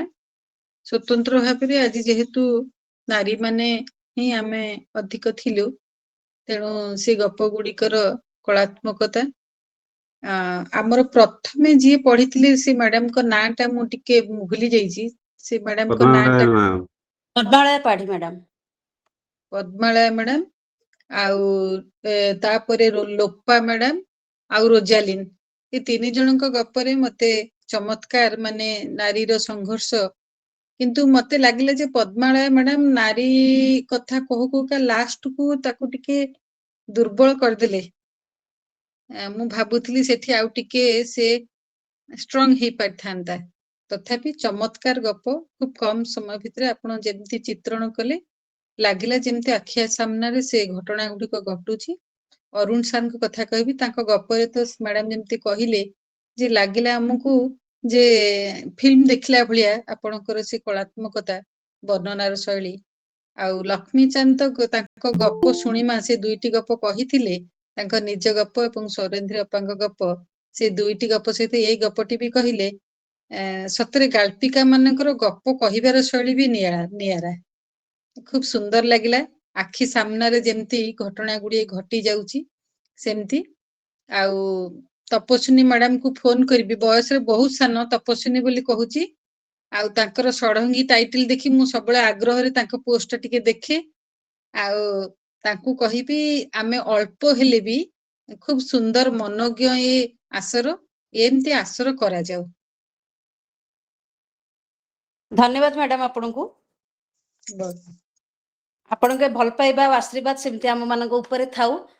ନାଇଁ, ଆମର ଆକ୍ଚୁଆଲି ଆସର ପ୍ରତି ମାସରେ ହଉଛି, ପ୍ରତି ମାସର ଦ୍ୱିତୀୟ ରବିବାର ହଉଛି, କିନ୍ତୁ ଏଥର ଦ୍ୱିତୀୟ ରବିବାର ନ ରଖା ହେଇ ପ୍ରଥମ ରବିବାର ରଖା ହେଲା, କାରଣ ଦ୍ୱିତୀୟ ରବିବାର ଗୁଡ଼ାଏ କାର୍ଯ୍ୟକ୍ରମ ରହୁଛି ସେଥିପାଇଁ କି। ଏବେ ବର୍ତ୍ତମାନ ଆମେ ଶେଷ ପର୍ଯ୍ୟାୟରେ ଆସି ପହଞ୍ଚିଛେ। ଧନ୍ୟବାଦ ର ସମୟ ବର୍ତ୍ତମାନ। ଧନ୍ୟବାଦ ତ କାହାକୁ ଦବା କଥା ନାହିଁ, ସମସ୍ତେ ନିଜର। ଆମେ ସମସ୍ତେ ଏମିତି ଆସିବା, ସବୁ ଆଶାରେ ଯୋଗ ଦେବା, ଶୁଣିବା, ଶୁଣେଇବା, ଏମିତି ଚାଲିଥିବ। ତେଣୁକରି ଧନ୍ୟବାଦ କାହାକୁ ଦବା, ସମସ୍ତେ ତ ଆପଣାର। ତଥାପି ଆନୁଷ୍ଠାନିକ ଭାବରେ ଆମକୁ ତ ଦବାକୁ ପଡିବ। ଲକ୍ଷ୍ମୀନାନୀ ଅଶେଷ ଧନ୍ୟବାଦ। ଆଉ ଶେଷରେ ଯୋଉ ଗପଟା ଆପଣ କହିଲେ, ଚୁମ୍ବକରେ ବହୁତ କିଛି କହିଗଲେ। ମାନେ ଅଳ୍ପରେ ବହୁତ ଥିଲା ସେ ଗପ, ମାନେ ନିହାତି ଭାବରେ ସେ ଗପର ପୃଷ୍ଠଭୂମିଟା ଆପଣ କହିଦେଲେ। ଯେତେବେଳେ ଗଳ୍ପ ଆମେ ପୁରା ଶୁଣିବୁ ବା ପଢିବୁ, ନିହାତି ଭାବରେ ଆଖିରେ ଲୁହ ଦେବ। ଆଉ ସମସ୍ତଙ୍କ ଗପ ବହୁତ ଭଲ ଲାଗିଲା। ଆଉ ରୋଜାଲିନଙ୍କ ଗପରେ ମୁଁ ସତରେ କାନ୍ଦିଛି। ମାନେ ସେ ଏତେ ସଂଘର୍ଷ କଥାକୁ ସେ କହିଛନ୍ତି, ସ୍ପିଚଲେସ୍। ଆଉ ଲୋପାମୁଦ୍ରା ମ୍ୟାଡ଼ାମ ସମସ୍ତଙ୍କ ଗପ ଶୁଣିଛି, ବହୁତ ବହୁତ। ରୋଜାଲିନଙ୍କ ଗପରେ ପ୍ରତ୍ୟେକ ଘରେ ସେଇ ପ୍ରକାର ଘଟଣା ଘଟେ ଏବଂ ବୟସ୍କ ଲୋକ ମାନଙ୍କର ସେ ଯାହା କହିଲେ ଯେ ଏଇଟା ହଉଛି ତାଙ୍କର ଭଲ ପାଇବା, ସବୁ ଦୋଷ ସ୍ତ୍ରୀ କି ଦିଆଯାଉଥିବ, ମା କୁ ଦିଆଯାଉଥିବ। ସେ ଆଜ୍ଞା ଆରମ୍ଭ ବି ଭାରି ସୁନ୍ଦର ଟୋନ ମଡୁଲେସନ ରେ ବି କଲେ, ଲାଗୁଥିଲା ଯେମିତି ସତରେ ବାପା ମା କୁ କହୁଛନ୍ତି। ମା ର କ୍ଷତଟା, ଯୋଉ କଷ୍ଟଟା, ରୋଜାଲିନଙ୍କର ଆଜ୍ଞା ଗପଟା ବି ମତେ ଖୁବ ସୁନ୍ଦର ଲାଗିଲା, ଖୁବ ବଢିଆ ଲାଗିଲା। ତାଙ୍କ ଟୋନ ମଡୁଲେସନ କରିକି ଯୋଉ ପଢୁଥିଲେ, ଯୋଉ ଆଗ୍ରେସନ ଟା, ଯୋଉ ଅଭିମାନ ଟା ଗୋଟେ ନାରୀର, ସେଟା ପୁରା ଯେମିତି ଝରି ପଡୁଥିଲା ଆପଣଙ୍କର ଟୋନ ରେ। ବହୁତ ନାଇଁ, ସୁନ୍ଦର, ସେ ବହୁତ ଗପ ସୁନ୍ଦର। କୁହନ୍ତୁ ବା ଲୋପାମୁଦ୍ରା ମେକଅପ୍ ମ୍ୟାଡାମଙ୍କର ଗପ କୁହନ୍ତୁ, ହଁ ହଁ ଆଉ ପଦ୍ମଳା ପାଢୀ ମ୍ୟାଡାମଙ୍କର ଗପଟା ବହୁତ ବଡ ହେଇଗଲା। ହଁ, ମାନେ ଅଧର ସବୁ ଗପ ବହୁତ ବଢିଆ ଥିଲା। ଅରୁଣ ସାରଙ୍କର ବହୁତ ଗପ ଭଲ, କୁହନ୍ତୁ, ବହୁତ ଭଲ। ଶ୍ରୀକାନ୍ତ ଭାଇଙ୍କ ଗପ କୁହନ୍ତୁ, ସବୁ ଗପରେ ବହୁତ ଭଲ। ସମାଜ ପାଇଁ କି କିଛି ତ ନିହାତି ଭାବରେ ଅଛି। ଆମେ ଆ, କିନ୍ତୁ ଅଛି ଶିବ ବାବୁଙ୍କର କିଛି ଶୁଣିଲେନି। କାହାର? ଏଇ ଯୋଉ ଶିବ ଆମର ବାବୁ ଏତେ ସୁନ୍ଦର ଭାବରେ ଶିବ କୋଅର୍ଡିନେସନ ଶିବ କରିଛନ୍ତି। ଶିବ ହଉଛନ୍ତି ଜୀବ ନଥିବା ଲୋକର ସ୍ରଷ୍ଟା। ସେ ସେ ତାଙ୍କର ଜିଭ ସିନା ନାହିଁ, ସେ କିନ୍ତୁ ବହୁତ ଭଲ ଲେଖନ୍ତି, ବହୁତ କୁହନ୍ତି। ମାନେ ତାଙ୍କ ଗପ ମଧ୍ୟ ଭଲ ଥାଏ, ତାଙ୍କ କବିତା ବି ଭଲ ଥାଏ। ଏବେ ତାଙ୍କର ବହୁତ ମାନେ ଇଏରେ ପୂର୍ବରୁ କିଛି ଦିନ ପୂର୍ବରୁ ତାଙ୍କର ପ୍ରକାଶିତ ହୋଇଥିଲା ଗପ, ଟାଇମ ପାସ୍ ପ୍ରକାଶନୀ ଦ୍ଵାରା, ଜୀବ ନଥିବା ଲୋକ, କବିତା ସଂକଳନ। କିନ୍ତୁ ବର୍ତ୍ତମାନ ଶିବ, ଆପଣଙ୍କର ବି ଆମେ ଶୁଣିଲୁନି, ଆପଣ 2 ଜଣ ରହିଗଲେ। ହଁ ହଁ ହଁ, ନାଇଁ ମୋ ଗପ, ମୋର ସବୁ ଗପ ନାରୀ କେନ୍ଦ୍ରିକ ଗପ। ଲକ୍ଷ୍ମୀନାନୀ ଜାଣିଛନ୍ତି। ତ ଆଜି ମୋର ଶୁଣିଥାନ୍ତେ, ଭଲ ହେଇଥାନ୍ତା। ଆଜ୍ଞା ହଁ ଆଜ୍ଞା, ମୋର କପେଚା ଆଉ ସାକ୍ଷାତ ଈଶ୍ୱର, ମୋର 2ଟି ସଂକଳନ। ହଁ କପେଚା ସମ୍ପୂର୍ଣ୍ଣ ନାରୀ ପର୍ଯ୍ୟବେସିତ, ଆଉ ହୁଁ ସାକ୍ଷାତ ଈଶ୍ୱର ମାନେ ଉଭୟ ପୁରୁଷ ଆଉ ନାରୀ, ହୁଁ ହୁଁ। 2ଟି ମୁଖ୍ୟ ଚରିତ୍ରକୁ ନେଇକି। ପୁଣି ଆଗାମୀ ଦେଖାଯାଉ କେବେ ଆସିବ, ସେଟା ଭଗବାନଙ୍କ ଇଚ୍ଛା। କାହିଁକିନା ଏବେ ଝିଅର ପାଠ ପଢା ସକାଶେ ମୁଁ ଟିକେ ନାକୁ ରହିଛି, ତା ପାଠ ପଢା, ପିଲାଙ୍କର ପାଠ ପଢା ସକାଶେ ମୁଁ ଟିକେ ନାକୁ ଏବେ ଲେଖୁଛି, କିନ୍ତୁ ଟିକେ ବ୍ରେକ୍ ଦେଇଛି। ହଁ, ଆଉ ଗୋଟେ କଥା କହି ରଖୁଛି, ସମସ୍ତଙ୍କୁ ଅଶେଷ ଧନ୍ୟବାଦ। ତା ପୂର୍ବରୁ କହି ରଖୁଛି, ଆସର ସାରିବା ପୂର୍ବରୁ, ଏପ୍ରିଲ 24 ତାରିଖ ରବିବାର ଦିନ ଲେଖନୀଶ୍ୱରର ବନ୍ଧୁ ମିଳନ ହେଉଛି ଭୁବନେଶ୍ୱର ରୋଟାରୀ ଭବନରେ। ଆପଣ ସମସ୍ତଙ୍କୁ ନିମନ୍ତ୍ରଣ ରହିଲା। ମୁଁ ନିହାତି ଭାବରେ ସମସ୍ତଙ୍କୁ ବ୍ୟକ୍ତିଗତ ଭାବରେ ଫୋନ କରିବି, କହିବି। ସମସ୍ତଙ୍କୁ ନିମନ୍ତ୍ରଣ। ଏଇଟା ଆମର କୌଣସି ବାର୍ଷିକ ଉତ୍ସବ ନୁହେଁ, ବା କୌଣସି ଯେମିତି ଆମର ସଭା ସମିତି ସବୁ ଯେମିତି ମଞ୍ଚ, ସେମିତି ନୁହେଁ। ଏଇଟା ଆମେ କିଛି କ୍ରିଏଟିଭ ୱେରେ, କିଛି ଇନୋଭେଟିଭ ଆମେ ୱେରେ ଆମେ କିଛି ଅଲଗା କିଛି କରିବାକୁ ଚେଷ୍ଟା କରୁଛୁ। ନିହାତି ଭାବରେ ଆପଣ ସମସ୍ତଙ୍କୁ ମୁଁ ବ୍ୟକ୍ତିଗତ ଭାବରେ ଜଣେଇବି। ଲକ୍ଷ୍ମୀନାନୀ କୁହନ୍ତୁ ବା ଇପ୍ସିତା ମ୍ୟାଡାମ କୁହନ୍ତୁ, ମୁଁ ଆପଣମାନଙ୍କୁ ସମସ୍ତଙ୍କୁ ଜଣେଇବି। ଆଉ ଏଠାରେ ଉପସ୍ଥିତ ସମସ୍ତେ ଆମ ଲେଖନୀଶ୍ୱର ପରିବାରରେ ଅଛନ୍ତି, ସମସ୍ତଙ୍କୁ ମୁଁ ଆମେ ବହୁତ ଜଲ୍ଦି ଆମେ ସବୁ ଜଣେଇବୁ। କିନ୍ତୁ ଡେଟ୍ଟା ଆପଣ ଏବେ ବି କ୍ୟାଲେଣ୍ଡରରେ ଗାର ଦେଇ ରଖନ୍ତୁ। ଏପ୍ରିଲ 26 ରବିବାର, ରୋଟାରୀ ଭବନ, ସକାଳ 9ଟାରୁ ଆମର କାର୍ଯ୍ୟକ୍ରମ ଆରମ୍ଭ। କାହିଁକିନା ଆମର ତାଙ୍କର ସ୍ଲଟ୍, ତାପରେ ସନ୍ଧ୍ୟା ସ୍ଲଟ୍ ଗୁଡ଼ା ବୁକ୍ ହେଇଯାଇଥିଲା। ବହୁତ କଷ୍ଟରେ ଆମକୁ 26 ତାରିଖଟା ମିଳିଲା। ଚେଷ୍ଟା କରୁଥିଲୁ ହୁଁ ଏପ୍ରିଲ 19 ତାରିଖ କରିବା ପାଇଁ, କିନ୍ତୁ ହେଇପାରିଲା ନାହିଁ। 26 ତାରିଖ ସେ ଗୋଟିଏ ସ୍ଲଟ୍ ହିଁ ତାଙ୍କର ଖାଲି ଥିଲା, ରୋଟାରୀ ଭବନ ଉପର ଫାଷ୍ଟ ଉପର ଫ୍ଲୋରଟା। ହୁଁ ଆଉ ଆମେ ବହୁତ ଜଲ୍ଦି ସବୁ ବିଶେଷ ବିବରଣୀ ଆମେ ଆପଣମାନଙ୍କୁ ପାଖରେ ପହଞ୍ଚେଇବୁ। କିନ୍ତୁ ଏବେଠାରୁ କହି ରଖୁଛୁ, କ୍ୟାଲେଣ୍ଡରରେ ଆପଣ ଗାର ପକେଇ ଦିଅନ୍ତୁ। ଆଉ ସେଦିନ କୁଆଡେ ଯେମିତି ଯିବେନି। ଇପ୍ସିତା ମ୍ୟାଡାମ କୁହନ୍ତୁ, ହୁଁ। ଲକ୍ଷ୍ମୀନାନୀ କୁହନ୍ତୁ, ଆଉ ରୋଜାଲିନୀ ଏମାନଙ୍କୁ କହିବିନି, ରୋଜାଲିନୀକୁ କହିବିନି ମୁଁ। ସବୁ ଖାଲି ତପସ୍ୱିନୀ ଗୋଟେ କଥା କହିଦିଅ ଯେ ଏଠି 90% ମୈତ୍ରେୟୀ ଅଛନ୍ତି। ମୈତ୍ରେୟୀ ତ ଅଛନ୍ତି। ଆକ୍ଚୁଆଲି ଗୋଟେ କଥା କହିବି, ଆଜି ସମସ୍ତେ ମୈତ୍ରେୟୀ। ସମସ୍ତେ ମୈତ୍ରେୟୀ ଅଛନ୍ତି। ନାଇଁ ଆଜି ଆକ୍ଚୁଆଲି ନାଇଁ ଆଜି ନିହାର କନ୍ୟାର ବି ପ୍ରୋଗ୍ରାମ ଅଛି ନା, ପ୍ରାୟ ସମସ୍ତେ ବାଲେଶ୍ୱର ପଳେଇଛନ୍ତି। ନହେଲେ ଆଜି ଆସରରେ, କିନ୍ତୁ ଗୋଟେ କଥା ହଉଛି ଯେତିକି ଶ୍ରୋତା ଅଛନ୍ତି ମାନେ ସେମାନେ ମୂଳରୁ ଅଛନ୍ତି ଏପର୍ଯ୍ୟନ୍ତ ଅଛନ୍ତି। ନହେଲେ ଲେଖନୀ ସ୍ୱରରେ 30, 35, 40, 50 ମଧ୍ୟ ଜଏନ କରନ୍ତି, କିନ୍ତୁ ଆଜି ଅଲଗା କିଛି ପ୍ରୋଗ୍ରାମ ସକାଶେ, କିନ୍ତୁ ଯେତିକି ଜଏନ କରିଛନ୍ତି ସମସ୍ତେ ମୂଳରୁ ହିଁ ଅଛନ୍ତି, ଶୁଣୁଛନ୍ତି। ଆଉ ତେଣୁକରି ଆଉ କିଛି କହିବିନି। ଆମର ତ ଏମିତି ପ୍ରତି ମାସରେ ତ ଚାଲିଥିବ, କିନ୍ତୁ ହଁ ଆଗାମୀ ଆସର ଆମର ହବ ନାହିଁ ଅନଲାଇନ, ଯେହେତୁ ଆମେ ଅଫଲାଇନ ମିଟ୍ କରିବା। ଆଗାମୀ ମାସର ଆସର ହେବ ନାହିଁ। ଆଉ ଆପଣମାନଙ୍କ ସମସ୍ତ ଭଲ ପାଇବା ସହ 4 ବର୍ଷ ହେଲାଣି ଆମେ ଲେଖନୀଶ୍ୱରରେ ଏମିତି ପ୍ରତି ମାସରେ ହିଁ କାର୍ଯ୍ୟକ୍ରମ କରି ଚାଲିଛୁ। ଏସବୁ ଆପଣ ମାନଙ୍କର ଆଶୀର୍ବାଦ ଭଲ ପାଇବା ଛଡା ଆଉ କିଛି ନୁହେଁ। ନିହାତି ଭାବରେ ରହୁଛୁ ବର୍ତ୍ତମାନ ଆଜିର ଆସରକୁ। ହଁ ସ୍ପେଶାଲ ଥ୍ୟାଙ୍କ ୟୁ ଶିବଙ୍କୁ। ମୁଁ ତାଙ୍କୁ ତାଙ୍କୁ କାହିଁକିନା ଯେହେତୁ ଲେଖନୀ ସ୍ୱରର ସେ ଆଡମିନ୍ ଇଏରେ ଅଛନ୍ତି, ତାଙ୍କୁ ମୁଁ କହିବା ପାଇଁ ଭୁଲି ଯାଇଥିଲି। ତଥାପି ସୁନ୍ଦର ସଂଯୋଜନା କଲେ ତାଙ୍କୁ ଆକ୍ଚୁଆଲି ବହୁତ ବହୁତ ଧନ୍ୟବାଦ। ହଁ ଆଉ ତାର ଗୋଟେ କଥା, ସଂଯୋଜନା ଟା ବହୁତ ବଢିଆ ହେଲା। ତାଙ୍କର ୟୁଟ୍ୟୁବ ଗୋଟେ ଚ୍ୟାନେଲ ଅଛି ହୃଦୟର କଥା ଅଫିସିଆଲ, ଆପଣ ୟୁଟ୍ୟୁବ ରେ ଦେଖନ୍ତୁ। ଆପଣ ମାନେ ଶିବଙ୍କୁ ଆହୁରି ପାଖରୁ ଜାଣିପାରିବେ। ସେ ବହୁତ ସୁନ୍ଦର ଉପସ୍ଥାପନା କରନ୍ତି, ବହୁତ ଭଲ ଗପ ଲେଖନ୍ତି। ଆଉ ନିହାତି ଭାବରେ ଜୀବ ନଥିବା ଲୋକଟି, ଆପଣ ନିହାତି କିଣନ୍ତୁ, ପଢନ୍ତୁ। ନିହାତି ଭାବରେ ସେ କବିତାକୁ, ପ୍ରତିଟି କବିତାକୁ ଆପଣ ଉପଭୋଗ କରିବେ। ଏଇଟା ହଉଛି 100 ନାଇଁ 200% ଗ୍ୟାରେଣ୍ଟି ମୁଁ ଦଉଛି ଆପଣଙ୍କୁ। ନିହାତି ଶିବଙ୍କ ନିହାତି। ପାଇଁ, ଶିବଚରଣଙ୍କ ପାଇଁ ସେ ଜୀବ ନଥିବା ଲୋକ ଲେଖିଛନ୍ତି। ମୋର ଗୋଟେ କବିତା ଅଛି, ଜୀବ ନଥିବା ଝିଅ ମାନେ। ଏଇଟା ଶିବଙ୍କ ପାଇଁ ମୁଁ ପଢୁଛି, ମତେ 2 ଆଜ୍ଞା ମିନିଟ ସମୟ ଦିଅନ୍ତୁ। ଆଜ୍ଞା ଆଜ୍ଞା ଆଜ୍ଞା ନିହାତି ନିହାତି। କବିତାଟିର ଶୀର୍ଷକ ଜୀବ ନଥିବା ଝିଅ ମାନେ। ଆଜି ସବୁ ଝିଅ ମାନଙ୍କୁ ଏଇଟା ମୁଁ ଡେଡିକେଟ କରୁଛି। କିଛି ଝିଅ ଜନ୍ମ ହୁଅନ୍ତି ସ୍ତ୍ରୀ ଲୋକ ହୋଇ, କିଛି ଝିଅ ଜନ୍ମ ହୁଅନ୍ତି ସ୍ତ୍ରୀ ଲୋକ ହୋଇ। ହେଜ ପାଉ ନ ପାଉଣୁ କରିବାକୁ ପଡେ ସେମାନଙ୍କୁ ସ୍ତ୍ରୀ ଲୋକର ସବୁ ପାଇଟି। ଛୋଟ ଛୋଟ ଭାଇ ଭଉଣୀଙ୍କର ମା ହୋଇ, କେବେ ନିଜ ଯାବତୀୟ ଦାୟିତ୍ୱ ସମ୍ଭାଳି ମାଟି ମୁହାଁ ହୋଇ ଚାଲିଥାଏ ସେମାନଙ୍କର ଜୀବନ। ଜନ୍ମ ବେଳରୁ ପର ଦରବ, ପର ଘର ଆଦି ଶବ୍ଦ ଶୁଣି ଶୁଣି ବଞ୍ଚୁଥିବା ଘରଟିକୁ ବି ନିଜର ବୋଲି ପରଟିକୁ ନେଇ ପାରନ୍ତି ନା ସେମାନେ। ସ୍ତ୍ରୀ ଲୋକର କା ନେଇ ଜନ୍ମ, ସ୍ତ୍ରୀ ଲୋକର କା ଧରି ଜୀବନ, ସ୍ତ୍ରୀ ଲୋକର କା ନେଇ ପର ଘରକୁ ଚଳନ। କାରୁ କେବେ ବାହାରି ପାରୁନଥିବା ଝିଅ ମାନେ ସେଇ କୋଷା ଭିତରେ ଲଭନ୍ତି ମରଣ। ଏ ଝିଅ ମାନେ ନିଶ୍ୱାସ ପ୍ରଶ୍ୱାସରେ 2 କୂଳର ହିତ, ନିଦ ଭିତରେ 2 ଘରର ଜଞ୍ଜାଳ ଓ ସ୍ୱପ୍ନରେ ସଂସାର ଯାକର ଦାୟିତ୍ୱବୋଧକୁ ସାଉଁଟି ଘାରି ହୁଅନ୍ତି ଜୀବନଯାକ। ଜଳନ୍ତି ଚୁଲି ଭିତରେ ଜାଳ ପରି, ଜଳନ୍ତି ଚୁଲି ଭିତରେ ଜାଳ ପରି, କୃଶବିଦ ହୁଅନ୍ତି ବାରମ୍ବାର ବାରମ୍ବାର। ଦରକାର ପଡିଲେ ଲେଉଟି ଆସି କଣ୍ଟା ପିଟା ରକ୍ତଝରା ପିଠିରେ ଓଢଣା ଘୋଷାରି ଲାଗି ପଡି କରନ୍ତି ପାଇଟିରେ। ଜନ୍ମରୁ ଜୀବ ନଥିବା ଏଇ ଝିଅ ମାନଙ୍କର କିଛି ଶବ୍ଦ କିନ୍ତୁ ଥାଏ, ଅଙ୍ଗାର ପରି ଚହକୁଥିବା ଲାଲ ହୃଦୟ ଭିତରେ। ଅବ୍ୟକ୍ତ ପଙ୍କ୍ତି ଯେମିତି କବିତାରେ। ସେ ପଙ୍କ୍ତି ସବୁ ଜଳାନ୍ତି ଝିଅ ମାନଙ୍କୁ, ସେ ପଙ୍କ୍ତି ସବୁ ଜଳାନ୍ତି ଝିଅ ମାନଙ୍କୁ। ଯଦିଓ ମୃତ୍ୟୁ ଲଭନ୍ତି କିଛି, ସେଇ ହୃଦୟ ଭିତରେ ହିଁ ସେ ଅଙ୍ଗାରକୁ କିନ୍ତୁ ମିଳିପାରେନି ମିଠା ଏକ ଝରର ସାନ୍ତ୍ୱନା। ଧରି ନେଇଛନ୍ତି ସମସ୍ତେ ନିଷିଦ୍ଧ ଯେମିତି ଏମାନଙ୍କ ପାଇଁ ସାରା ସୁଖର ସମୁଦ୍ର। ଏମାନେ କିନ୍ତୁ କେଉଁ ଏକ ଅନାହତ ନାଦର ଭାଗିରଥୀ ଅପେକ୍ଷାରେ ଆଜି ବି।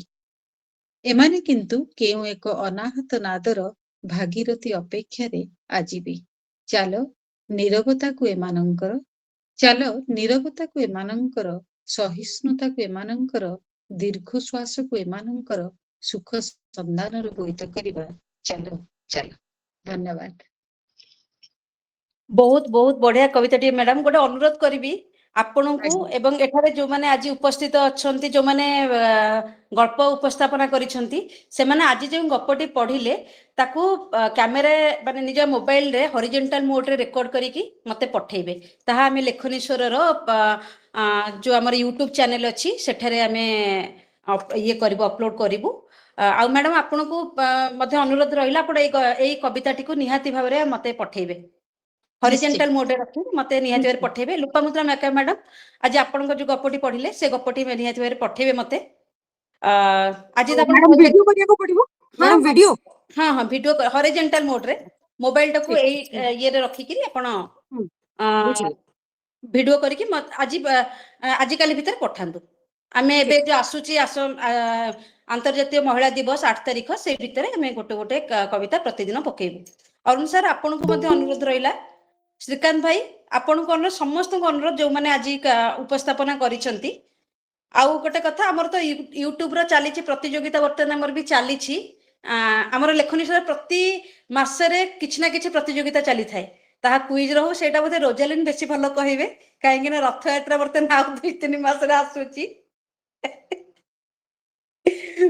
आउ तेणु करी हमर एमिति प्रतियोगिता लागि रही सब मासरे आमे प्रतियोगिता करू एवं जे मानकर प्रतियोगिता रे जो माने फलाफल घोषणा करी 2 जन को विजेता घोषणा करू आ तांको आम तरफ आमे किछि उपहार रे पुरस्कृत मध्ये करू तेणु करी कि आपण मानको अनुरोध हैला आपण मानकर आज जो जोटा उपस्थापन कले आउ सेटा वीडियो करके निहाती भारे मते पठेबे एटा गोटे अनुरोध आपण बोली भाबी पारंती ताहले आज आसर एठी रखिबा आनुष्ठानिक भाबरे एठारे रखिबा नमस्कार पुणी देखा हबा एप्रिल 26 तारिख रविवार रोटारी भवन लेखि रखंतु ऑप्शन गोटे मिनिट गोटे आज्ञा कोन इप्सिता मैडम जदि मु भूल में आपण पारमिता षडंगी मैडम भौणी की आज्ञा